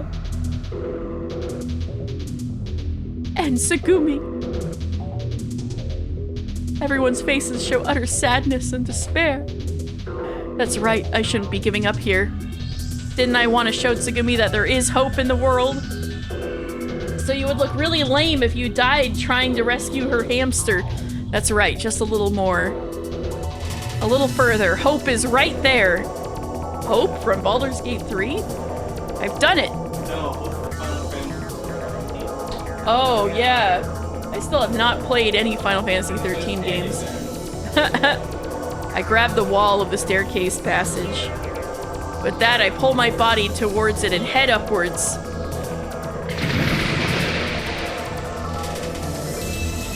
Surfacing, I take the deepest breath I can muster. I take a deep, trembling breath. Forgetting to exhale, I breathe in again, filling my lungs with air. And then I exhale deeply. I can hear Tsugumi's voice near my ear. Hey! Are you listening? Respond! Well, I'm glad those earpieces are waterproof. Jeez. That you, Tsugumi? I sluggishly climb the stairs as I answer her. Are you okay? Yeah, I'm fine. I managed to swim. What's the next step? Wait a little longer. There's also the return journey. Rest for a while. The giant enemy spider. Bro! Tsugumi! Tsugumi, how are we going to get the hamster back without drowning it? Tsugumi! Okay, thanks. It's got much smaller lungs than Takeshi. I close my eyes and take a deep breath. Although I feel a slight chill, I shake my head, regain my composure, and then begin the search for the hamster. Oops. It must be in here, right? Yes. The biosign is coming from that room. I look around the room, but I can't see the hamster anywhere. Hey, hamster! Don't call it hamster. That's not its name. Has anybody had a hamster and does the hamster actually recognize its name and respond to it? Then what should I call it? Chummy. Oh, cute. What? あなたの名前はチャミって言うの The hamster's name is Chummy! Ah! Tsugumi's voice resonates sharply in my ears. Don't shout like that so suddenly. Huh. Well, whatever. Chummy! Chummy! Come out, Chummy! Perhaps because I called its name, a small brown figure crosses my path. Ah! どうした怪我などしたの What's wrong? You hurt? No! I found Chami! Chami's sitting in a corner of the room, puffing its cheek. Oh, you sweetie pie! I cautiously approached the hamster. Now! With a shout, I gently catch Chami with both hands. Alright, got it! Really? 怪我とかさせない You didn't hurt it, did you? No, Chami's safe. You baby hamster, you're so cute! Ah, what a relief. I hear Tsugumi's relieved sigh in my ear. I put Chami in a plastic bag I find nearby. If you want to meet your owner, don't tear a hole in this. I hold up the plastic bag in front of me. Chami doesn't respond, but see. Oh, that's so smart! You're gonna do the taking the fish home from the pet store thing, and just like seal it with like a whole bunch of air in a bag. That's so smart. Like taking the fish home from the pet store. Chami doesn't respond, but seems to nod in agreement. I'm headed back to you now, so please guide me. Okay, understood. And then I start to swim again. The plastic bag with Chami is in my pocket. The swim back is tough too, but strangely, I feel a surge of strength, perhaps because of the small creature in my pocket. This poor hamster is being like tossed around in Bro's pocket as he swims underwater. This is like traumatizing. I'm not alone, and there's someone waiting for this little guy. For that someone's sake, I make it through the swim. Oh! As I surface from the water, Tsugumi's worried face greets me. Seemingly unable to wait, she had come all the way here. She looks so worried. Yeah, about the hamster, not you, bro. No, I'm just kidding. But I know that worry isn't directed at me. Or maybe it is a little bit. Just a little bit. I take out the plastic bag with Chami from my pocket and hand it to Tsugumi. Tsugumi gently takes Chami out of the bag. Oh, it's so cute! No! Look, it's so cute! It's so small! Ah! No! It's so fucking cute! Oh, it's so cute! She affectionately strokes its damp fur. While playing with Chami in the palm of her hand, she smiles gently. It's so cute! It's truly a happy smile. It's the first time I've seen such a genuine smile from Tsugumi since we met. So Tsugumi's capable of a real smile too.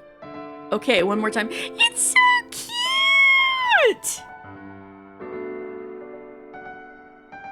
何よ What? Tsugumi notices that I'm staring and glares at me. No, it's nothing. After shooting me a look, she returns her gaze to Chami. Tsugumi's gentle smile returns. I guess I shouldn't disturb her. Well, my body is completely chilled, so maybe I'll take another bath. I start to retrace my steps. I was wondering if she was gonna say thank you. She really needed to say thank you. She said thank you. Guys, the tsundere said thank you. We're in. Thank you. I hear Tsugumi's voice from behind me. You're welcome. I lightly raise my hand without turning back. Ah!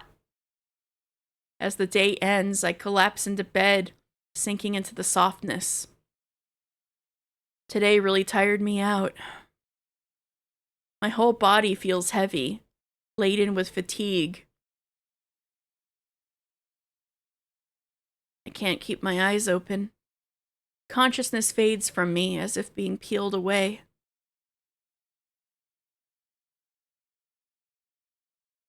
Time until collapse. Oh, we're getting close, buddy. It was 3 days, so we have 2 days and a few more hours. It's getting less than 100 hours now. Uh-oh. In this place, I am the darkness. It's just my clouded thoughts that exist. Only consciousness. A vast, distant, endless, dark world. A sea of fragments, one might say. I'm in the middle of it. No, I'm falling. In the darkness, there's a pressure that feels as heavy as mud. I'm engulfed in the dark, dark mud of darkness, sinking deeper and deeper. Wait, wasn't there darkness mud in Fate? No, that might not be true. Perhaps the darkness is getting closer to me. It might be creeping up on me. Eventually it entwines with me, infiltrates me. Oh, sir. I open my eyes.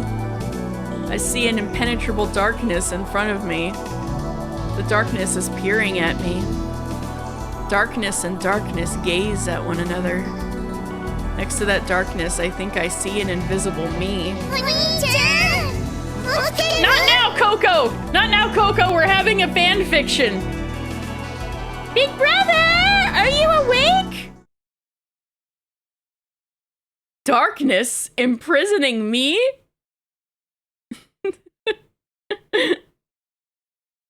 A misplaced voice, no, bubbles are born.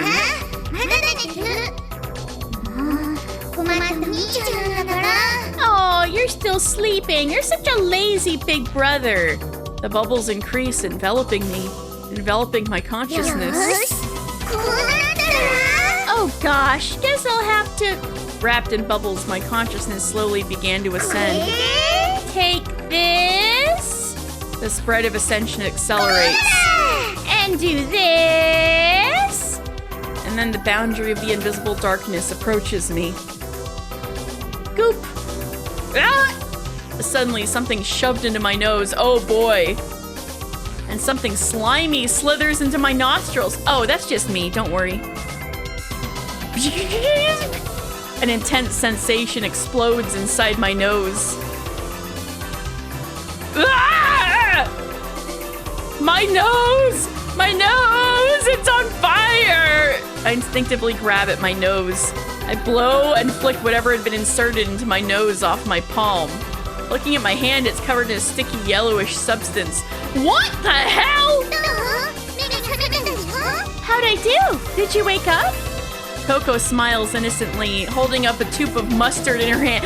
Girl, that is evil! You squirted mustard up his nose? No! Oh, that's so bad.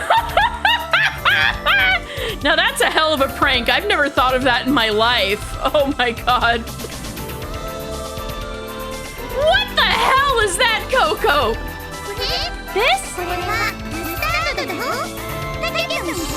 This is mustard, you know. Don't you know that, Tokipyo? Well, I understand that much, but isn't it wrong to play a prank like this?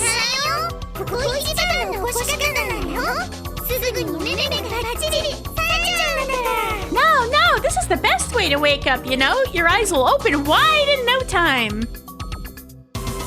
Well, it did wake me up quickly, but... Anyway, could you please never wake me up like this again? I'm begging you.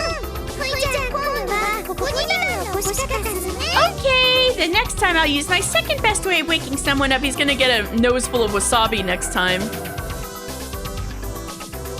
Absolute darkness. I'm trying to think of Ansem lines like from Kingdom Hearts. Turn to darkness. Coco smiles again. I'll return to darkness. Oh, jeez. Whew. Man, that was awful. My nose still stings. Coco, why'd you have to go and wake me up like that? Oh, it might be best to wake up earlier than Coco from now on. I see my face dimly reflected in the broken mirror. I peer at myself. Huh? Come to think of it, before Coco woke me up, I feel like I was dreaming about something. What kind of dream was it again? I can't remember at all. I wash my face again, trying to wash away the cloudy feeling. Well, there's no time to waste now. I have to do what I can today. I switch my mindset and leave the bathroom. クラナリ、いつまで寝てるの？もうタイムリミット2日もないってのに時間が足りないんじゃない？ Takeshi, how long are you going to sleep? There's only 2 days left until our time runs out. You don't really seem aware of that. Oh, I screwed up. I did screw up. Yesterday I should have set the alarm on my phone before going to bed. If I had done that, I wouldn't have had to endure such an absurd wake-up call from Coco. 食事の方はココと少年が調達してくれたからさっさと食べてね。 Coco and the boy have prepared breakfast, so eat up. そしてちゃっちゃと修理を済ませてとっとと脱出しましょう。 And then, let's hurry and finish the repairs and get out of here. By the way, is the second submarine in the maintenance room?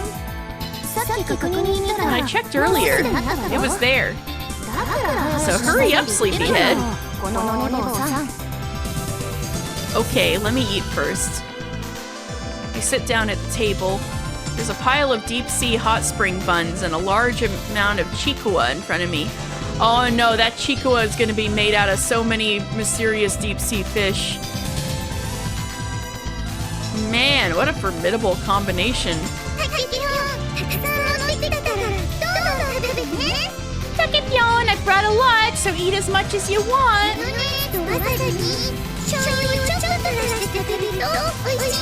It's really delicious if you put a little mayonnaise, wasabi, and soy sauce on it. Alright. I reach for a piece of chikua and eat it as Coco suggested. Hey, that's really good. Right? I gobble up the chikua. While eating, I look around the table. Tsugumi's gone, eh? I can't help but sigh. Are Chami and Tsugumi having their meal somewhere else? I saw Tsugumi just now. You must have heard me mutter. You must have heard me mutter as she reports on Tsugumi. Where did you see her? In the control room.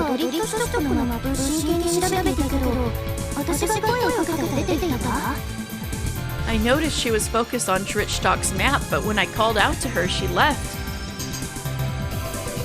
I wonder where she went after that. Well, I had things to do too. Oh, that reminds me. Here you go. Yu hands me a large stack of papers. What are these? I flip through the papers. They look like some kind of blueprints.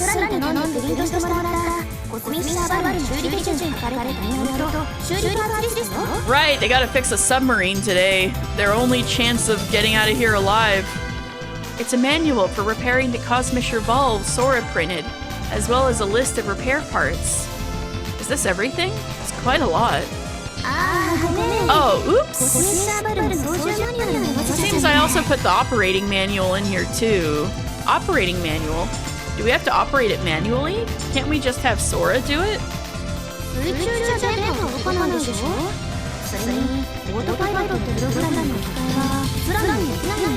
Radio waves won't reach underwater, you know. Actually, I had no idea radio doesn't reach underwater. I guess that's why sonar is a thing. Oh, I actually did not know that. Besides, Sora can't override the autopilot program. I see. Oh, right, because it's not supposed to take you to the surface.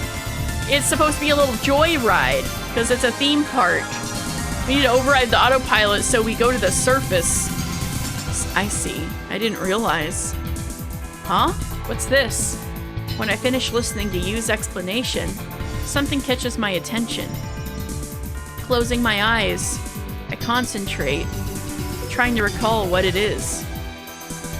Something's coming. A little more, just a little bit more. Achoo!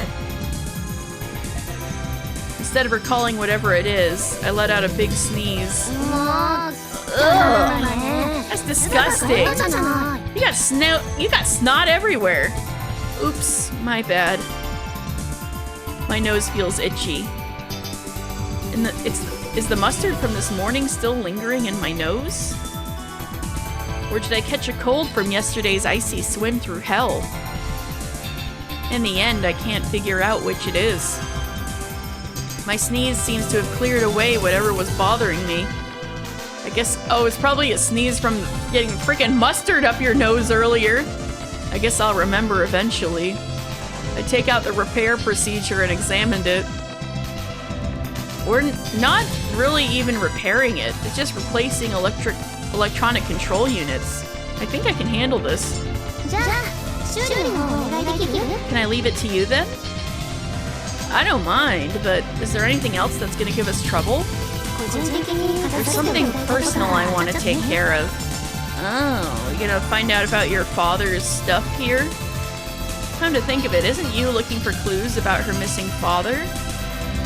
In that case, you handle that, you. I'll take care of the repairs. Takeshi. Thank you. No prob. Yu's acting unusually humble. Momentarily thrown off by her demeanor, I glance at the manual to hide my embarrassment.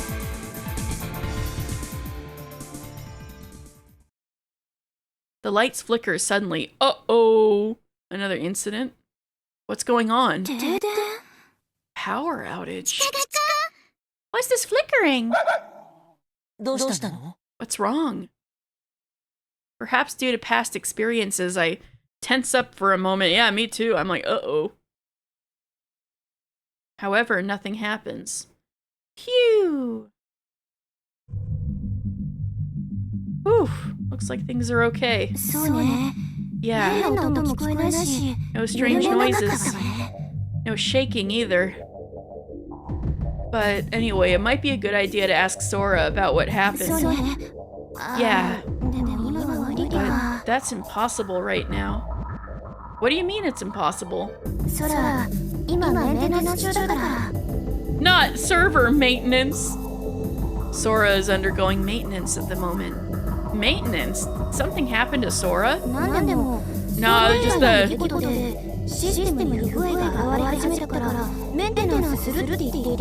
No, it's just the next patch of Girl just dropped. Apparently glitches started appearing in the system for some reason, so she said she needed maintenance. Could the current blackout be due to those glitches? I mean, yeah, there's been a series of unexpected events, so maybe Sora was also compromised.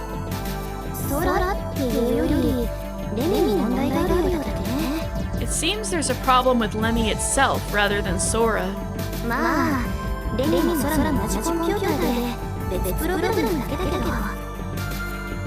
Lemmy and Sora share the same computer though, they're just different programs. Imagine having your friend go down for maintenance, like, RIP! I don't really understand, but it seems like more and more troublesome things are happening. Yeah.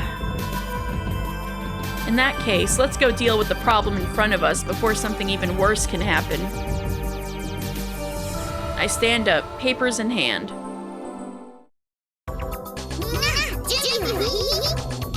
Is everyone ready? Yes, Captain.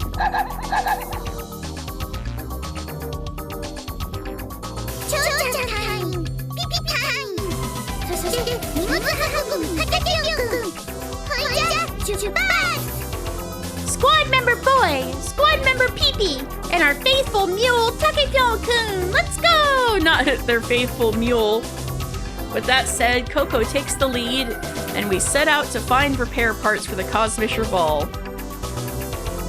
I start pushing a cart towards the warehouse, but I wonder, why is Coco the captain? It's over here.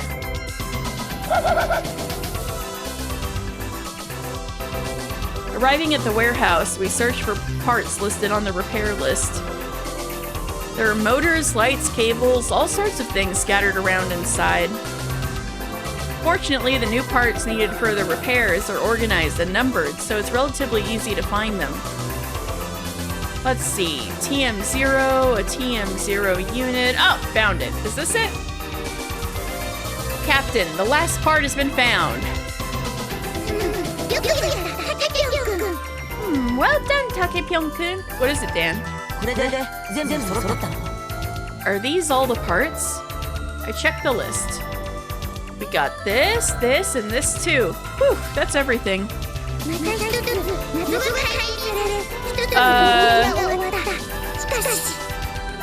Taicho and Dancho.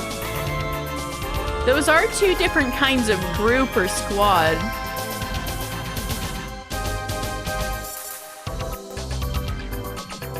Or I guess maybe it is the difference between a group and a squad? I guess it's like whatever you're calling yourselves.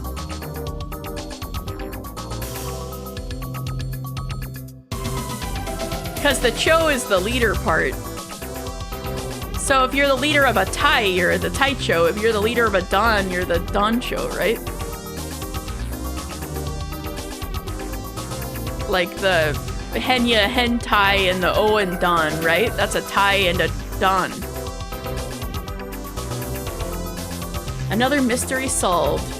Yeah. Another mystery solved.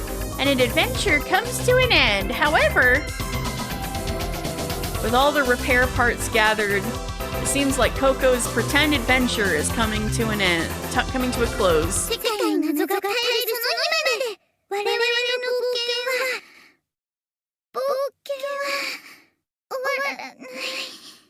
Oh no, Coco! Until the day when all mysteries of the world are solved, our adventures will never end. Suddenly, Coco sways unsteadily. Girl, are you okay? Oh no, girl, are you okay? Not the Adrian Andrews position. I hurriedly support her. Coco, you okay?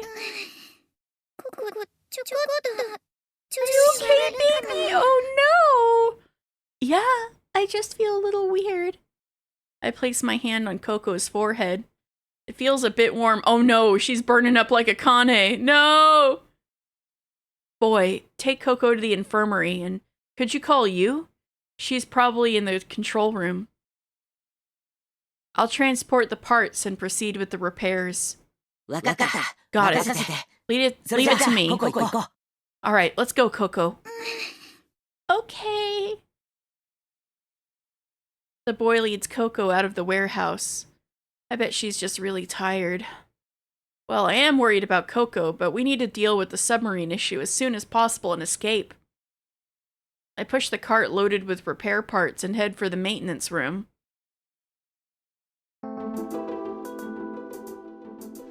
There's the whale. Oh, it really does exist. It looks like an airplane.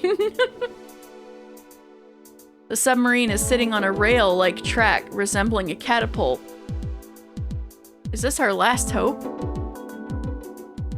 The Cosmischer Val, a submarine resembling a whale with a smooth, sleek shape. Instead of standard propellers, water from the intake is ionized and propelled using a high-current jet with superconducting magnets. I gaze at the whale, then look around.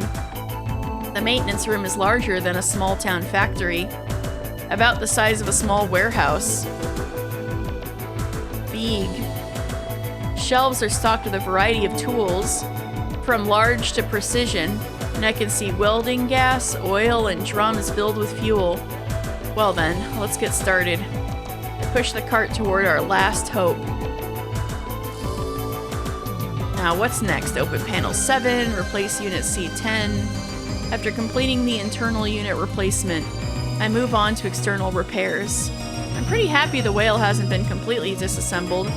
I can handle this alone. Tsugumi, who would probably be an expert at these repairs, is nowhere to be found. Well, it's okay since there's no welding work involved, but I wonder where she is and what she's doing. Takeshi, how are you feeling? I've come to help. As I'm thinking about Tsugumi, the boy returns after taking Coco to the infirmary.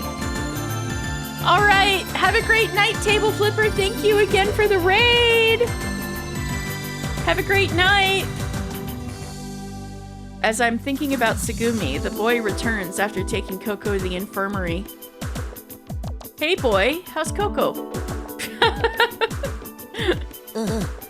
今は薬を飲んでベッドで休んでるよ。ユウに見てもらったら風邪かもしれないって。 Coco is resting in bed after taking some medicine. You said it might be cold. It might be a cold.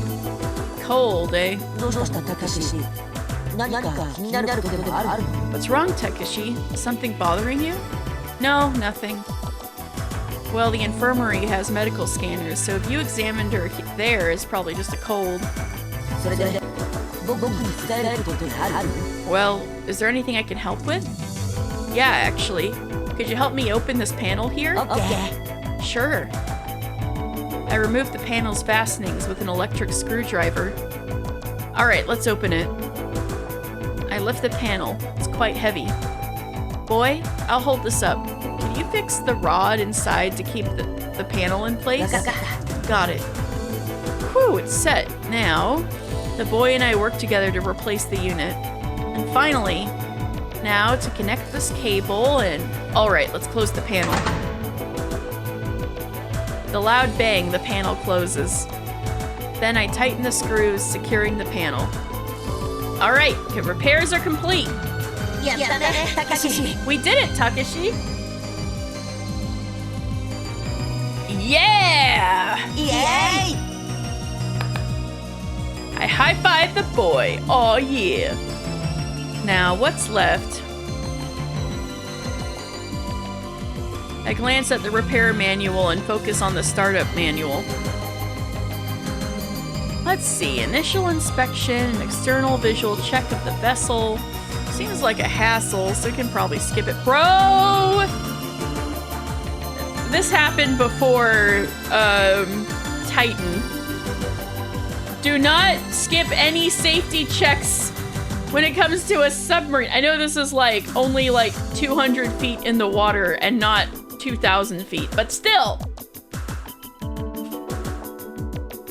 I climb into the cockpit and once again turn my attention to the startup manual. What's this? Checking switches and breakers? Huh? The monitor is completely dark. I glance at the battery level meter. Battery level 0? Alright, so it needs charging. Let's see. How do I charge this thing? I search through the startup manual and manage to find the procedure to charge the battery. I open the external charging panel and, with the boy's help, manage to plug in the thick power plug cable.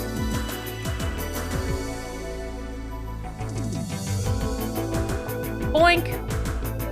I switch on the charging device. The charger indicator lights up. Whew.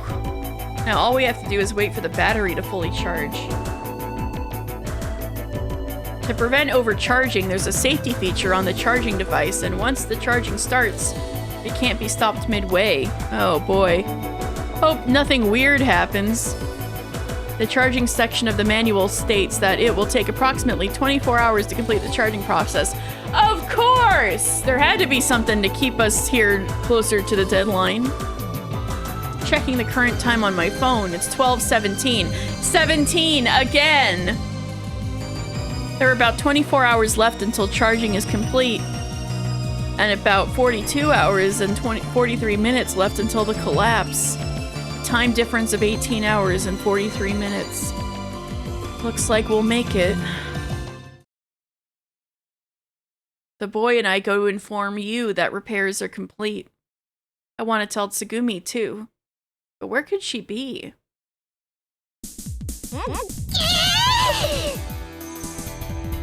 As we enter the control room, we can hear Yu's exasperated voice. Damn, double damn! Why does it always tell me this? No results found? Please try another keyword?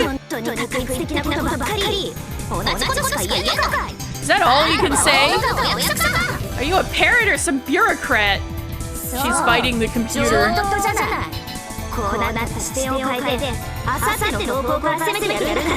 Hopeless, isn't it?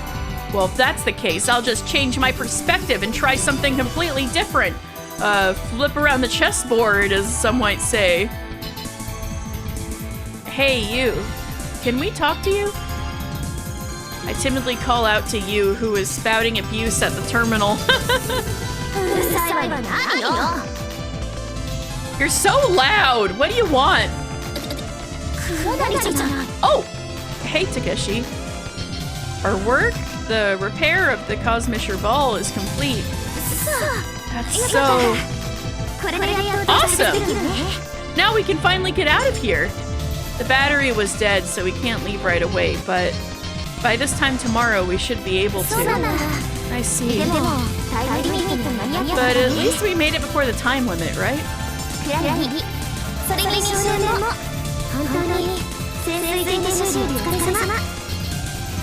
Takeshi, and you too, boy. Thank you for repairing the sub.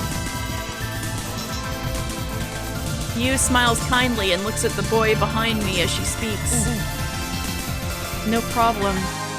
The boy responds, slightly embarrassed. The boy did a really great job.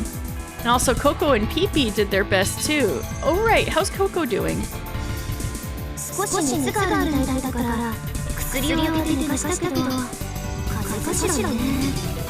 She seems to have a slight fever, so I gave her some medicine and put her to bed. Maybe it's a cold? You think it's a cold? Did you give her a proper medical examination? Well, the thing is, let me...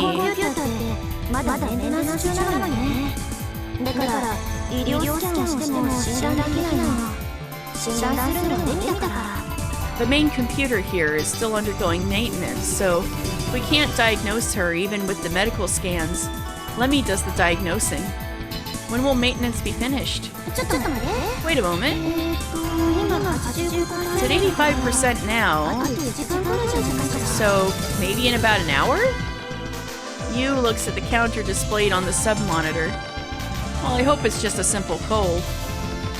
Are they scanning each other with the Atom? Pretty much. They were gonna have the Atom slash,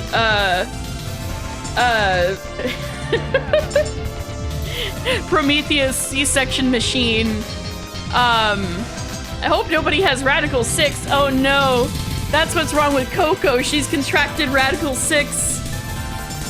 Yeah, but the Atom's on maintenance right now, like the Final Fantasy 14 servers. Like the Nikki servers. So they're fucked. No, I don't know if they're fucked. But something bad else is going to happen, I'm sure. Well, I hope it's just a simple cold.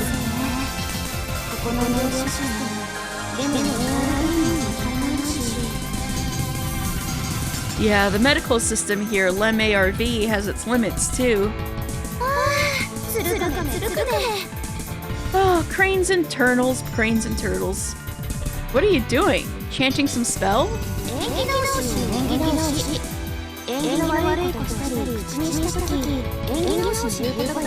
It's to ward off bad luck. It's a phrase you say to dispel bad luck when you've done or said something unlucky. Cranes and turtles, cranes and turtles. The boy imitates you. Then, I'll say it too. Cranes and turtles, but why do we say that?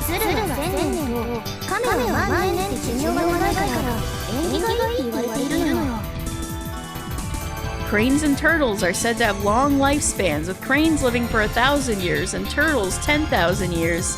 They're considered auspicious animals. Well, they don't actually live that long, though. Oh, we're about to get info dumped on turtles. Let's go! Not you, actuallying them. How many years do turtles live again? No, that was a line. You, actuallyed herself.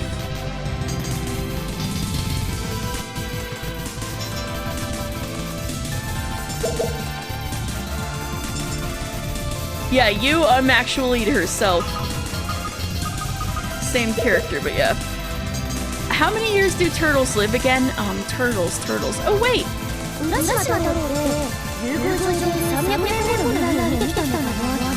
Hey, we're having an Okami moment, Rowan. Didn't Urashima Taro supposedly see 300 years into the future when he went to the Dragon Palace? Whoa, Urashima Taro and 300 years into the future. That's out of the blue. You know when you suddenly remember something or think of something, you immediately want to tell someone, right? Especially if your name is Uchikoshi Kotaro. Yeah.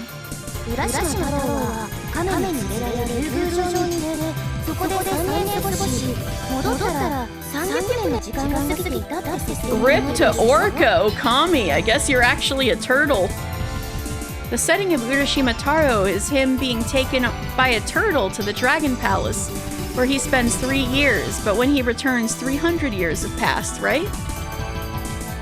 You know when you read a Wikipedia page and you immediately need to tell someone in excruciating detail? Yeah. The setting? Disregarding my lack of enthusiasm, Yu continues. He's like, I don't care. She's like, I'm gonna keep talking anyway. Not the T-virus.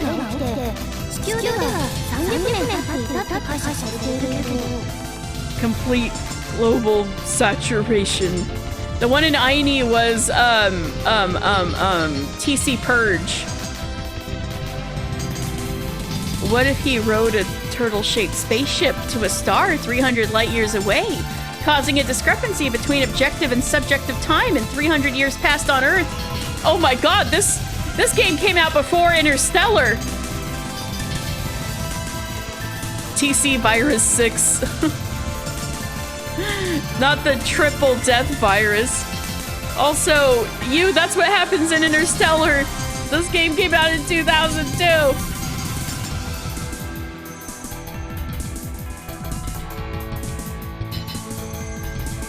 What the hell? A Japanese science fiction writer coined the term Urashima effect from the story. But that interpretation seems a bit far-fetched. This is just happening in his brain now. His brain's just doing Uchikoshi yapping now.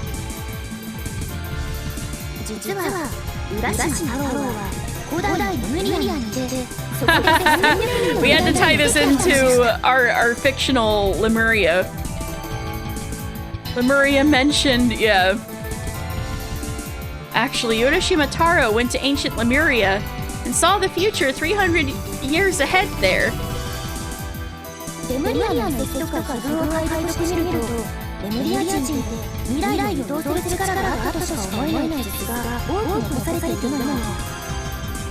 When deciphering the ruins and inscriptions of Lemuria, there are many descriptions suggesting that the ancient Lemurians had the ability to foresee the future. Wait, really? Your fish boyfriend from Lads is in Lemuria? Okay. So, Rowan, this facility they're in, underwater aquarium, is called Lemu. And like how you get to it, you go to an island where apparently they've excavated stuff from the ancient Lemurian civilization. Yeah, of course. Of course, Uchikoshi goes on to explain to us, recently actually, within this stream, that, apparently it's because lemurs are found on a whole bunch of different continents, and, rather than, you know, plate tectonics ripping apart Pangea, there's a conspiracy theory that there's a lost continent called Lemuria that's like under the sea now. And so in this game, they've actually started digging up the ruins under the sea. Under the sea.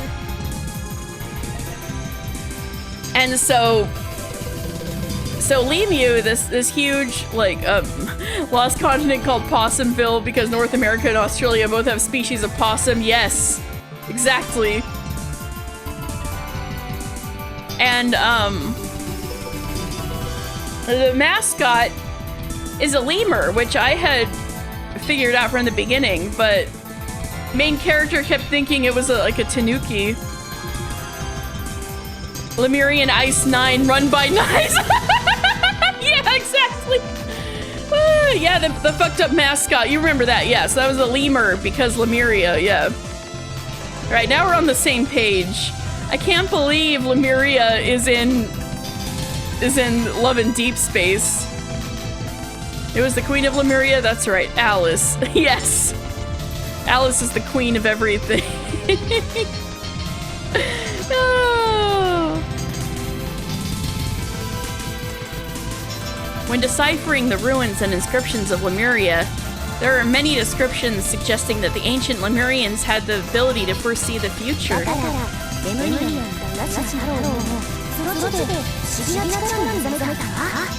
So when Urashima Taro went to Lemuria, yeah, all but like a handful of Lemurians have all died, so we gotta repopulate Lemuria. A big job, but somebody's gotta do it. Oh, of course, that's where Love and Deep Space is going with it. I understand.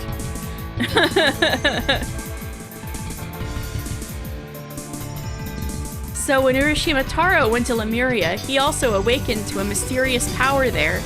That's why he could see the future 300 years ahead. Hey, isn't that interpretation a bit too far out? And what do you mean by awakened to a mysterious power? Besides, I feel like the magic box he received wouldn't have had a role in that. Not power spot. It's because Lemuria was a massive power spot. A power spot? I feel like most Japanese people in 2002 don't need the Uchikoshi explanation of a power spot because it's a big thing. But this is funny. He's like, I'm going to explain this anyway. No, there's like a whole bunch of places in Japan where people are like, this is a power spot. That's where you can Dynamax your Pokemon in it. Yeah, pretty much. Yeah, power spots are points where, due to influence of magma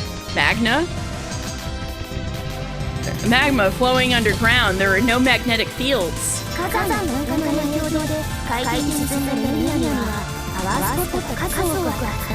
Oh, if it has to do with volcanoes, of course people in Japan think there's a gazillion power spots. You know, what magnets are made of. Since Lemuria sank to the bottom of the sea, due to volcanic eruptions, it would have had many power spots.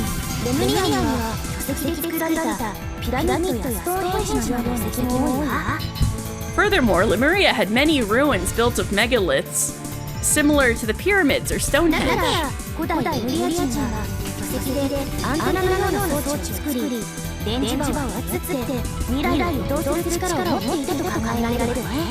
So it's believed that the Lemurians, using giant stones... Oh, the pyramids or Stonehenge. Yeah. Not the pyramids of Stonehenge. Yeah. Yeah, or. Did I say of? I didn't mean to. Electromagnets don't induce magnetic fields of electricity. They actually manifest physical magna in the metal. Shut up. So it's believed that the Lemurians, using giant stones as antenna-like devices, manipulated the electromagnetic field and had the ability to foresee the future.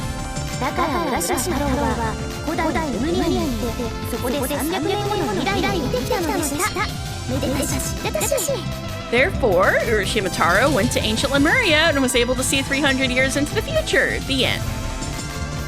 Oh no. You guys are gonna like completely, you guys are completely roasting this poor localizer who made one typo. This localizer makes one typo and you guys can't stop dogpiling.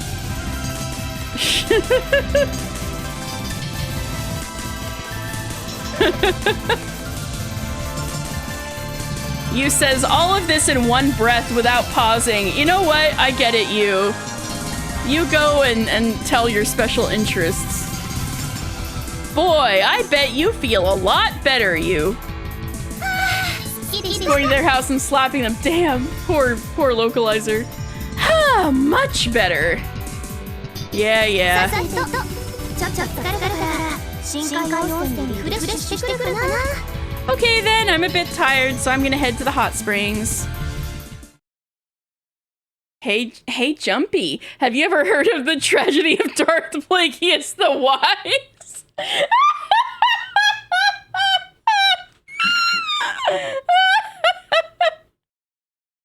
Said as a buzzsaw is slowly moving towards them. That's really good.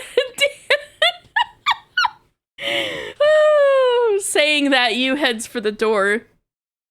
Suddenly, I remember something from the conversation I was curious about and ask you. While you were talking about Urashima Taro, you mentioned the magic box. What does that symbolize? そうね。 Huh. Hey, remember the box in Shisui of the Violet Tides that makes you old? That box. Maybe something like Schrodinger's cat? No! Rowan, I'm so sorry! Oh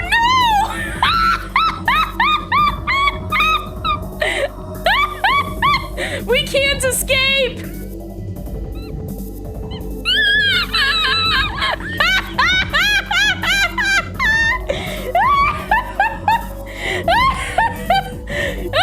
He's been doing this all along. This was like one of his first video games.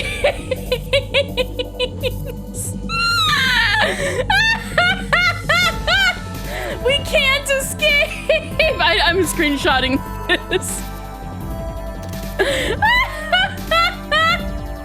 He's been doing this exact shit since day one. This is so funny.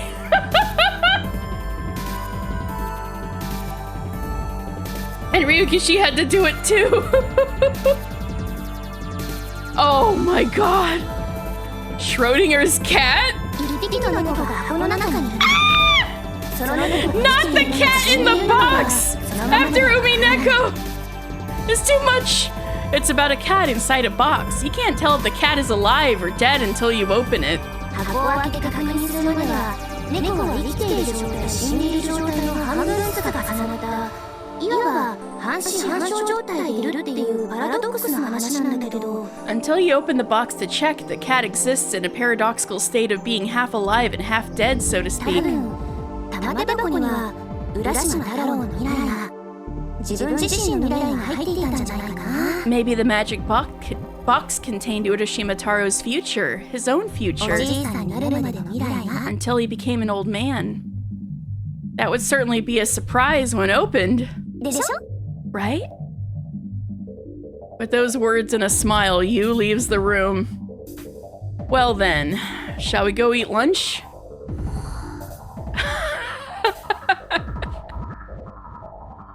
Hey, what's wrong, boy? You look pale. Yeah, he just experienced every other Uchikoshi game and all of Umineko in his head just now. The boy who had been listening to Yu's story in silence seems to be frightened by something. It's Rowan! Rowan, we found your kindred spirit. Trapped in pantry doing a puzzle. Did you ever hear the photos that surfaced online from a burger restaurant? It showed one of the employees was standing in buckets. Not the Burger King foot lettuce. Damn. The boy who had been listening to Yu's story in silence seems to be frightened by something. Cranes and turtles! Cranes and turtles! Suddenly, the boy shouts the mysterious spell. Did you think of something bad? I heard about that one, number 15, right? Shut up! If we were in Rowan's stream, we know what we'd be spending our channel points on. Yeah, but I said cranes and turtles, so it should be fine now. Oh yeah, it'll be fine.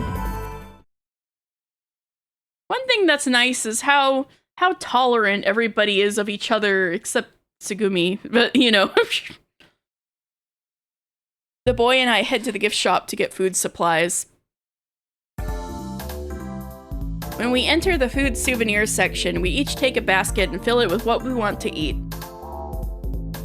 Oh god, not only the 15th creepiest thing posted by that account. Yeah, that's what Ota starts saying. So, are you done choosing? Yeah. The boy's basket is filled with dried fruits, jams, frozen tangerines, and other fruit-related items. There you go. Just get out of your system.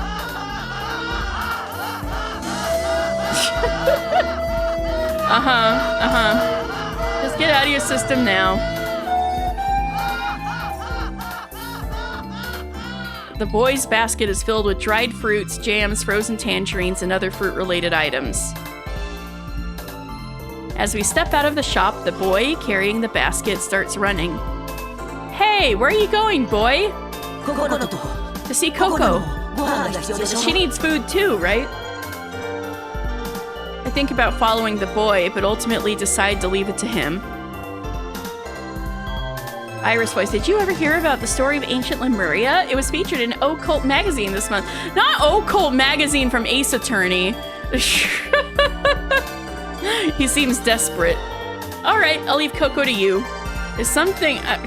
this boy is a little clairvoyant or aware of stuff, bad stuff that's about to happen. I think we gotta check on Coco and maybe put her through the Atom after it finishes updating. See what kind of disease she has. See if it's TC virus 6 or not. I wave to the boy as he runs off. Youth, the word comes to mind. After finishing my meal alone, I think about informing Tsugumi that the repairs are done. I try calling out to Sora to search for Tsugumi, but she doesn't show up yet because she's in maintenance, dumbass. She's still in maintenance? Feels like it's been over an hour since I asked you about how long it would take. That would be interesting to check on. Oh well, I'll have to search for her myself. While looking for Tsugumi, I decide to check the status of the escape pods in Dritstock. I want to see how things are with my own eyes. As expected, they're gone. I knew they weren't there, but it still seems disappointing to see. We need a lot of heart, cameo, and the Somnium files. That's so random, but that would be very funny. I recall what you said. I think about the forbidden magic box. Is it possible to still hold on to a glimmer of hope, even knowing there's nothing inside? Damn, he just, summarized Umineko just now. Lost in thought, I end up in what seems like a dock for some kind of vehicle. The Quale. The Quale. There, I see a semi-transparent creature-shaped vessel. Where am I? Lost in thought? All alone? Where am I? I muttered to myself. The Quale? Quale? Is that what it said? Kuware? Kuware? Okay. Quale. Is the female voice referring to this gondola that looks like a jellyfish? What is this, Fire Emblem If? Lost in thought, all alone. I recognize that voice. Turning around, I see Tsugumi standing there. Oh, Tsugumi! Is this where you were? I've been looking for you. What do you want? Good news! The repairs on the Cosmic Cheval are done. We still need to charge it, but by this time tomorrow, we'll be able to escape. I see. I was worried for a moment there, but as long as we don't lose hope and keep pushing forward, things will work out. Right. Even though we're about to be saved, Tsugumi's face shows no emotion. I remember something she said before. The world is a continuous series of injustices. Life is like constantly experiencing an endless nightmare. If that's the case, maybe Tsugumi doesn't believe she'll be saved. I want to cheer her up.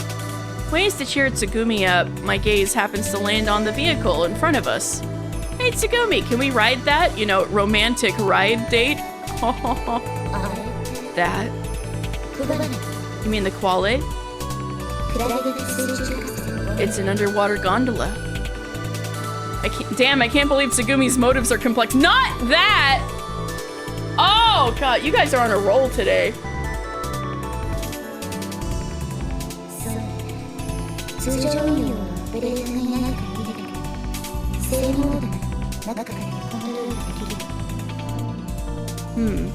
Normally it'd be impossible because there's no operator. But in maintenance mode, you can control it from the inside.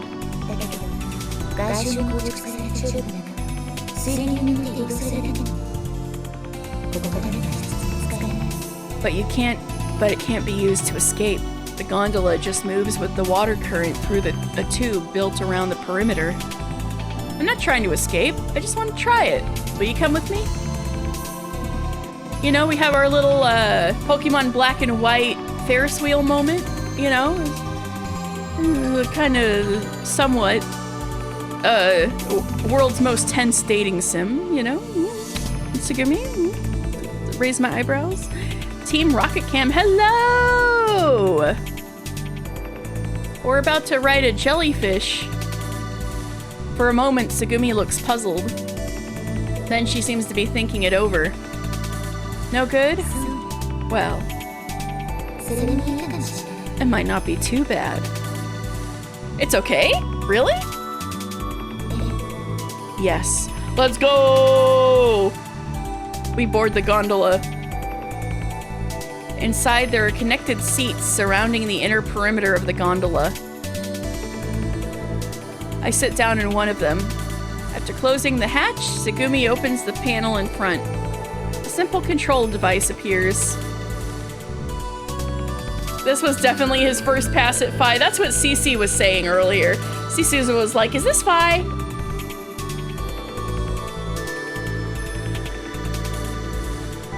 And with Tsugumi operating it, the gondola smoothly moves from the launch pad. Then the gate in front of us opens. And we plunge into the darkness. With a roar, water starts to fill the space. Perhaps for dramatic effect, all lights in the gondola are turned off. This is more intense than I thought. Even though we're protected by the exterior of the gondola, I really feel the illusion of seawater leaking in from below. Maybe I've been traumatized from all the flooding I've experienced so far. I bet I look pretty frightened right now. Amidst the sound of flowing water, I hear Tsugumi's faint laughter. Yeah, Titan submersible moment. I was mentioning that earlier too. When he was looking at the procedures for repairing the submarine, he's like, do an outside inspection. Nah, sounds like too much work. I'm like, bro, this is before the Titan submersible incident. I hear Tsugumi's faint laughter. Feeling like she saw me scared. Even here in this darkness, I turn away from her.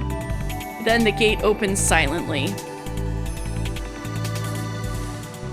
This is like really, this looks like a painted over actual video image of like the ocean floor. And the area in front of us turns deep blue. We're in the middle of the ocean. Oh, so that's what it looks like. Why is it shaped like that if it's in a tube going sideways? Anyway, whatever. Or maybe that's where the rails are? I don't know. It should still be daytime, but because of the depth of the water, the surroundings are dim. The gondola drifts gently as if floating in the twilight. Suddenly, I realize I've stood up from the chair and am leaning on the window, looking outside. Blushing, I quickly sit back down. Tsugumi doesn't seem to care, simply gazing out at the twilight sea herself. The bottom of the sea is really so fantastic. I know, it's looking a little romantic with these two. This is like they're gonna be their only time alone. But after being underwater for days, you start to miss the sun, right? I hate the sun. Damn! She's a vampire, confirmed. I can't find a way to start a conversation. Rip to this guy. What kind of conversation would she be into? Tsugumi seems to be peering into the dark seabed, as if she's searching for something. Do you see something? Tsugumi doesn't respond. I try again. What are you looking for, Tsugumi? Despair. Girl, you and Enoshima Junko both, like... we gotta bring Danganronpa into this now. Oh no! This conversation is going nowhere! I decided to change the subject. Any topic would do, no matter how small it is. Is there anything? Do I get a choice? Wait, no matter how small? That's right! That hamster! If I bring up that adorable little thing, surely the conversation will lighten up. Hey, Tsugumi, how's the Chami doing? Chami's fine.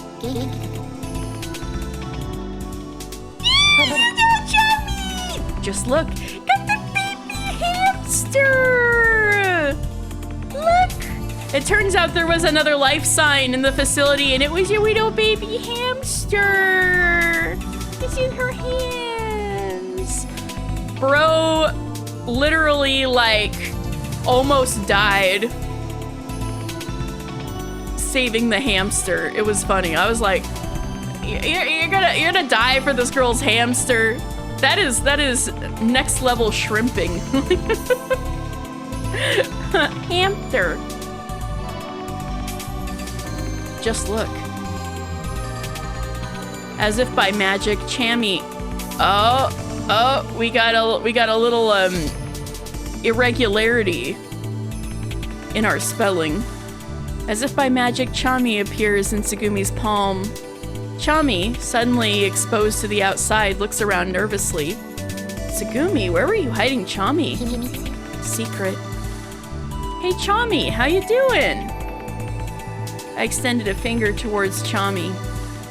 Chami grabs the tip of my finger with both hands and sniffs it.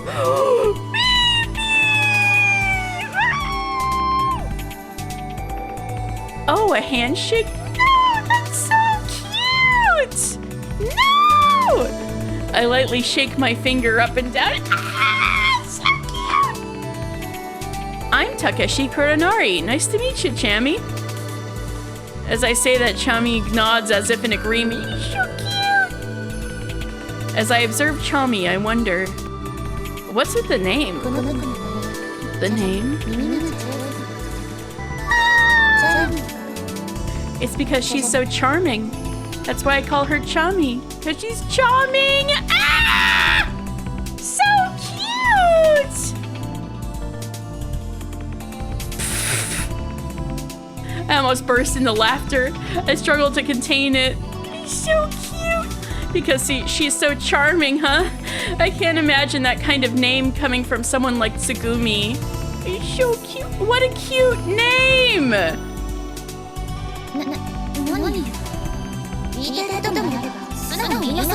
What's your point? If you have something to say, just say it. Tsugumi pouts slightly, seeming a bit embarrassed.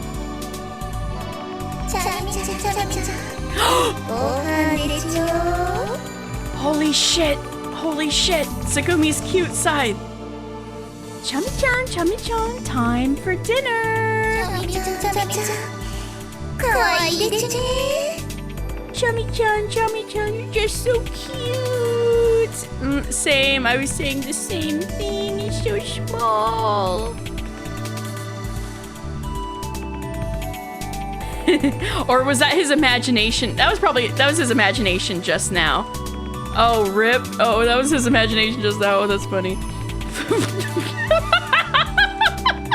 I can't hold it in and burst into laughter. What's so funny? Just what are you laughing at? Tsugumi's getting annoyed, but her face looks like she's enjoying herself.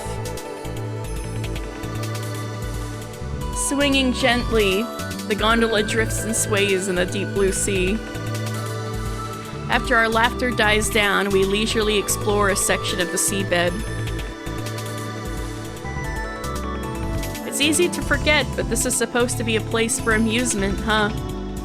Looking out of the gondola, I really feel like I'm floating in an underwater world. 違う Oops. No, it's not. Her cold voice echoes in the gondola. Looking at Tsugumi, she's returned to her usual self. Chami's nowhere to be seen. ここはそんな場所じゃない This place isn't like that. 絶望を生み出す場所 It's a place that breeds despair. So, Tsugumi's words trail off. Then silence fills the gondola. What does Tsugumi want to say?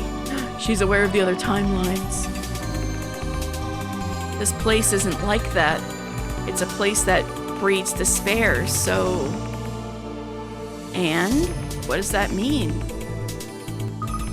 Ask. What exactly do you mean by that? あなたに関係ない It's none of your business. 知っても意味ない Even if you knew, it wouldn't matter. 話すだけで気分が悪く Besides, just talking about it makes me feel sick. With that, Tsugumi falls silent again.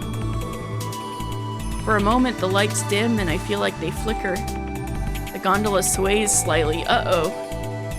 As if this were a signal, Tsugumi shifts her gaze back outside. I also turn towards the window. I look out into the silent blue world. After gazing at this underwater realm for a while, something long and transparent enters my field of vision. Oh, an eel? It looks like a long transparent strings. Oh, is it a jellyfish? Comb jellyfish.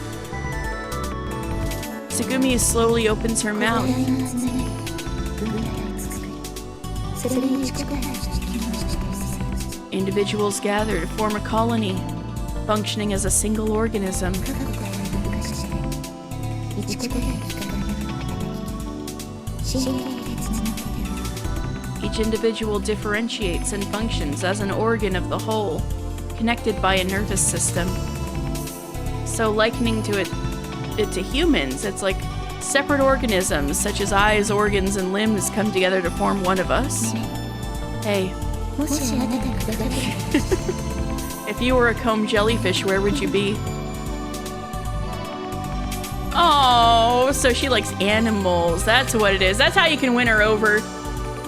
I turn around to see Tsugumi's face in front of me.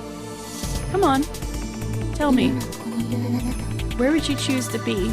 どこにいる Hey, where would you guys be if you were in the comb jellyfish? I think I'd be somewhere in the middle, but slightly more to one end.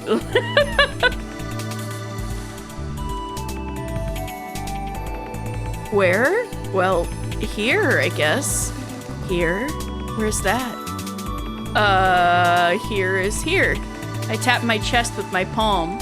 You'd be at the heart? Okay. あなたつまり聞いたことある Why do you ask that out of nowhere? That's crazy. Have you ever cut your nails? What are you talking about? Tsugumi's getting closer and closer to me. Is bro pulling? You would be a limb? Oh.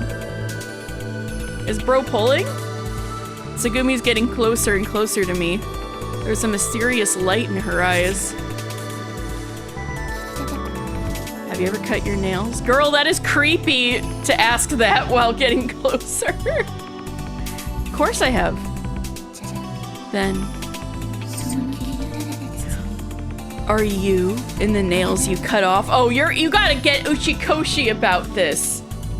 We're going ship of Theseus, huh? Then are you in the nails you cut off? What? ついにあなたは見る Are you in the nails you cut off of yourself? No, if they're separated from my body, they're no longer me. What about your hair? Same with my hair. Then, ここにくっついて鏡見て if the hair is attached here, yours. こうやって抜いただ But as soon as one's pulled out like this... Ow! I instinctively grab my head. Girl, you flirt like a freak. Yes, and in fact, all my dead cells are also me, no matter what happens to them in the future. Tsugumi forcefully plucks out one of my hairs out. This isn't you anymore, right? Tsugumi waves the hair she's pinching between her fingertips. It isn't! I retort stubbornly. Then, what if I tear off your arm? What? Girl! Girl, you flirt like a freak! All the dust in my apartment is me. Achoo! Not anymore, it isn't! Tsugumi grabs my arm, pushing me down to the floor. Oh, girl, are you in the arm I rip off of you? Pain shoots through my arm. Tsugumi's grip is incredibly strong. Stop! Tsugumi, stop it! Tsugumi's grip suddenly loosens. Let's change the subject then. There are about 60 trillion cells in a human. Girl, you flirt like a freak! And human cells are replaced at a rate of 300 billion per day.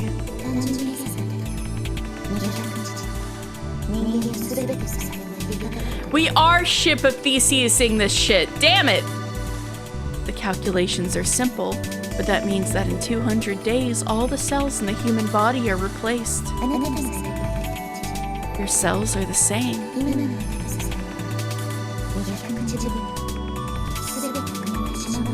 Your current cells will all be gone in 200 days. At that time, where are you? I'm here. Human cells are replaced at different rates depending on the organ, and brain cells are never replaced at all. Get her ass! Get her ass!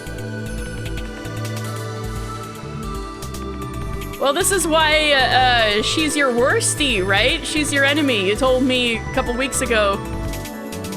I'm here. At that moment, I can't give a proper answer. I try to say something contradictory to my previous answers, but I'm really confused. If brain cells are never replaced, then our brains really are just like remote controlling our bodies, huh? Me screaming from the inside of the car like that one Breaking Bad meme. Yep. But I'm really confused.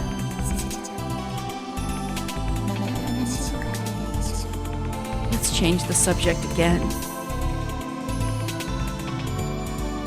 Tsugumi moves away from me and sits in her chair. I also sit back down in front of her. Didn't I just call her a vampire? Wait, are you a vampire for real? Is that why you could walk on your leg after shattering it? Is that why she says she hates the sun? Girl, are you a vampire? Do you believe in vampires? Huh? Vampires. Creatures that drink human blood. Immortal monsters beyond the realm of reality. They're said to have heightened senses, strength, and ability. What if she's just called Vamp because she's bisexual like in MGS2? Her name's not Vamp!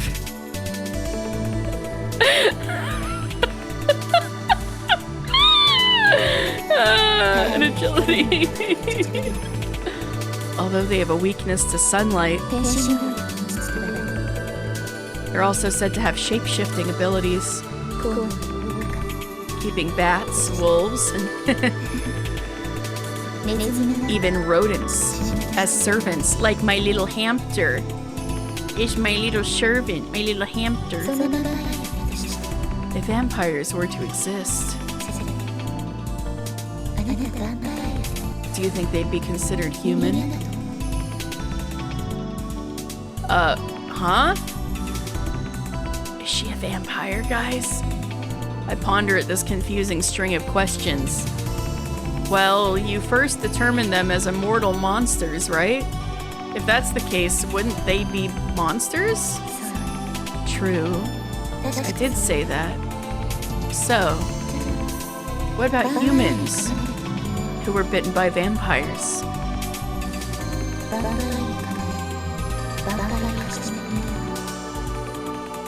She's like the girls in school who would intentionally act a certain way to make people think they were secretly mermaids. Yeah! Like they'd act super focused if the topic was about the ocean and they'd freak out if any water got on them. Yeah. She's Chunibyoing in her like adult age, or 18, however the fuck old she is. People who were bitten and turned into vampires. Do you think they're monsters or humans?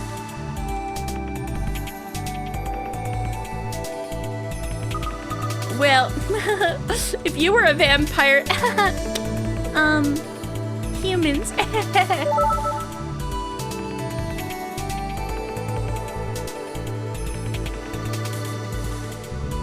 What are you talking about for an Uchikoshi story?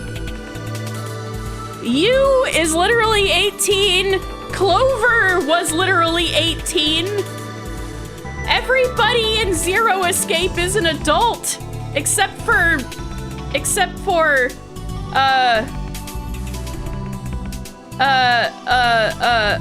Quark. Quark's not an adult. Everybody else is. Quark was like IDK 4. Yeah, the Somnium Files is different because they like live in a society and have families. Everyone in 17 is 17. No way. No, they were giving us different ages. They were saying Coco was. Oh, you're saying because it's Ever17, everyone's 17. Damn it, Dan. God fucking damn. Okay. Oh, okay. Yeah. They're Ever17. Okay. I get it. Okay. Wow, Takeshi must be really smart if he's in college at 17. I think they're human. I'm gonna pull her, guys. Why would you think that? Even if they were originally human, they become monsters, right? She's like, this is the skin of a killer, Takeshi.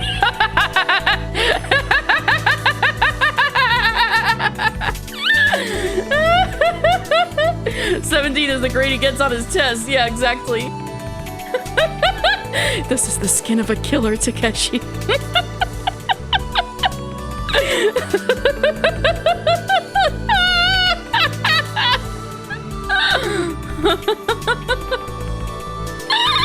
This also came out before Twilight.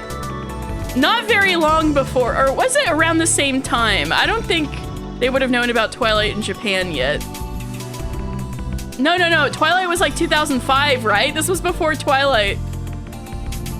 Now I'm picturing her making that face he makes when he smells her blood in class. Why would you think that?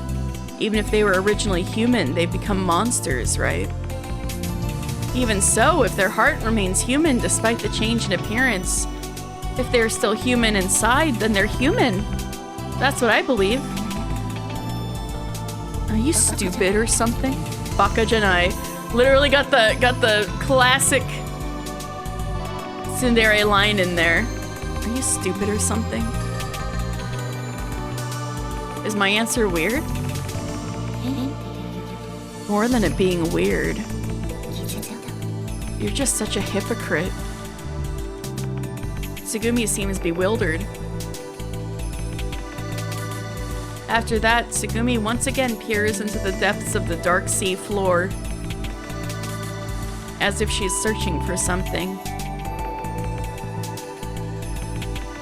After finishing our underwater tour, Tsugumi goes off somewhere again. Why did Tsugumi ask me such weird questions?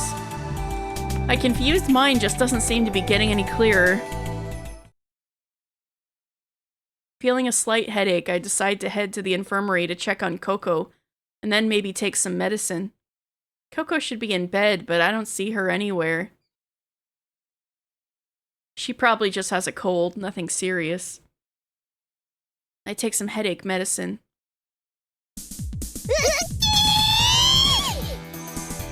As I enter the control room, I can hear Yu's exasperated voice. Damn, damn, double damn! Why does it always tell me this?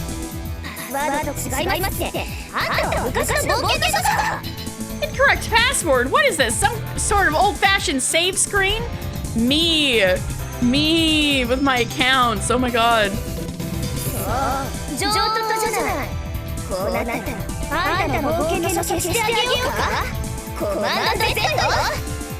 Yeah, right.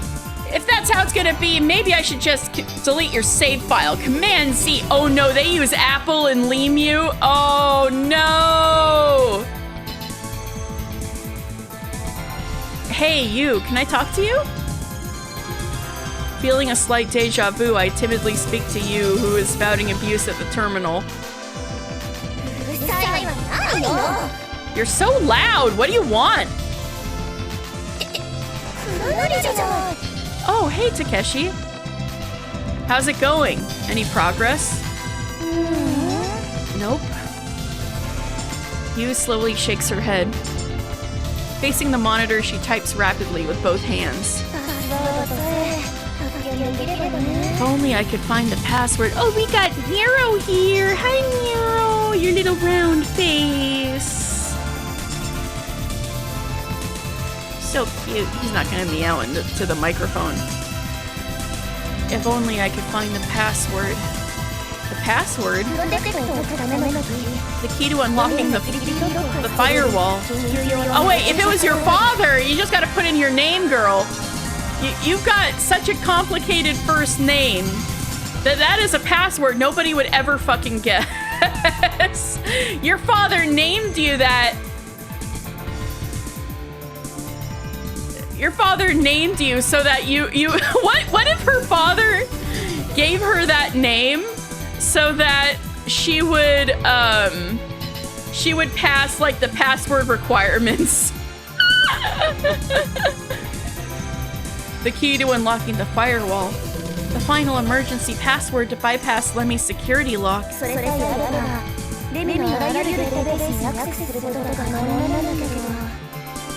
Little Bobby Table's ass. I gotta look up what her name is. I don't think I have like profiles in this game.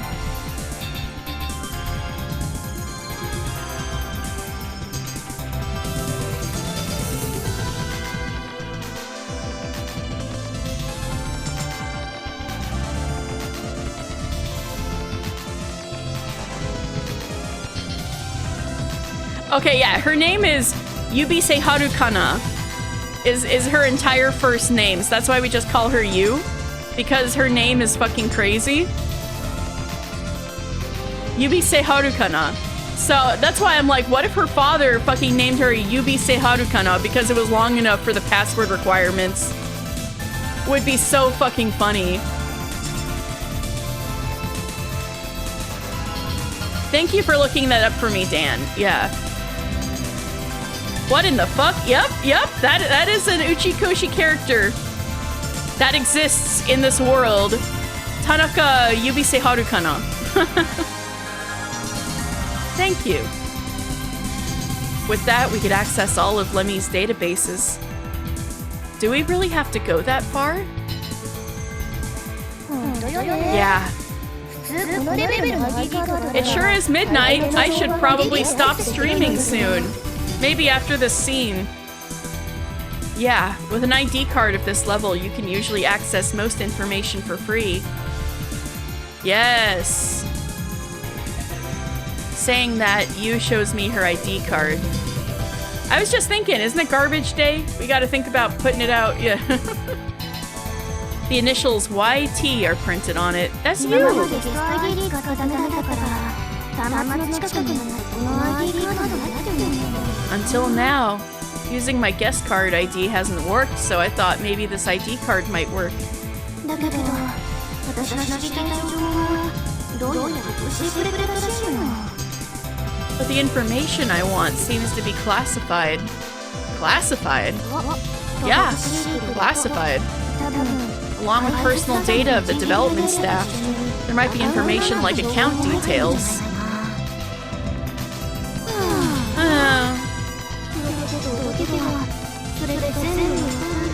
If we can unlock the firewall, we should be able to find out everything.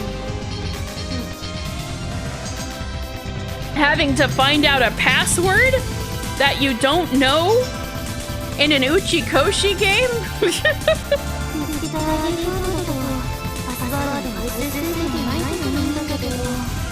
With this ID card we found, there's no limit to the number of password attempts.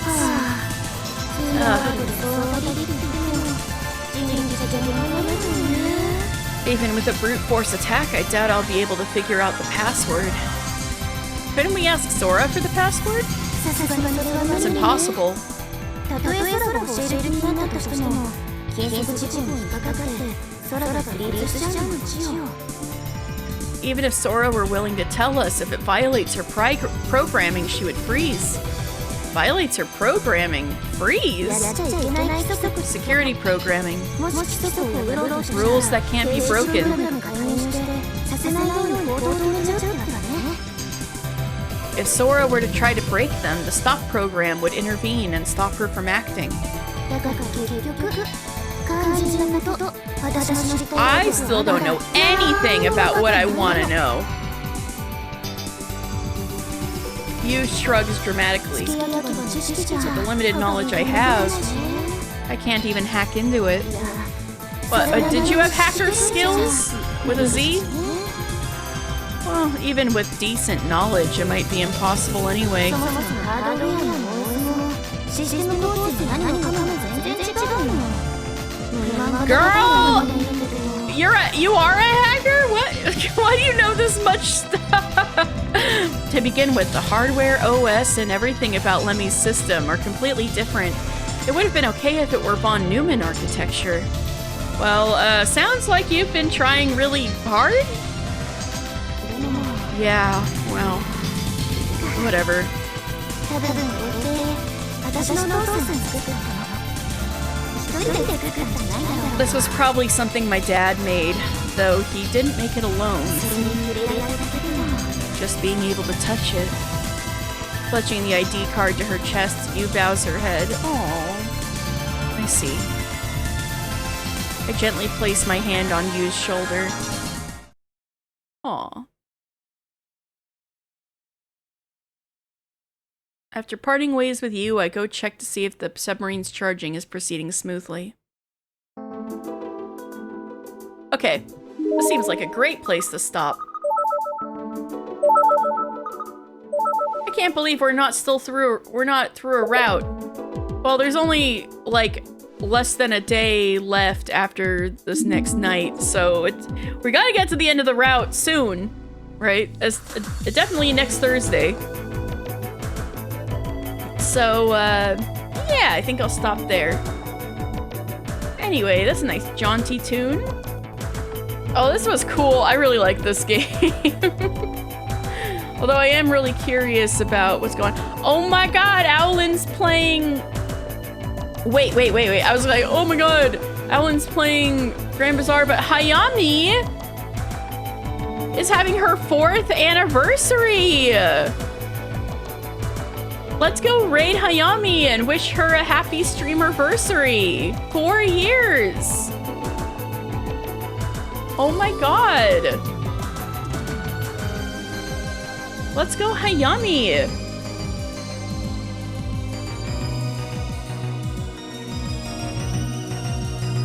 Hold on.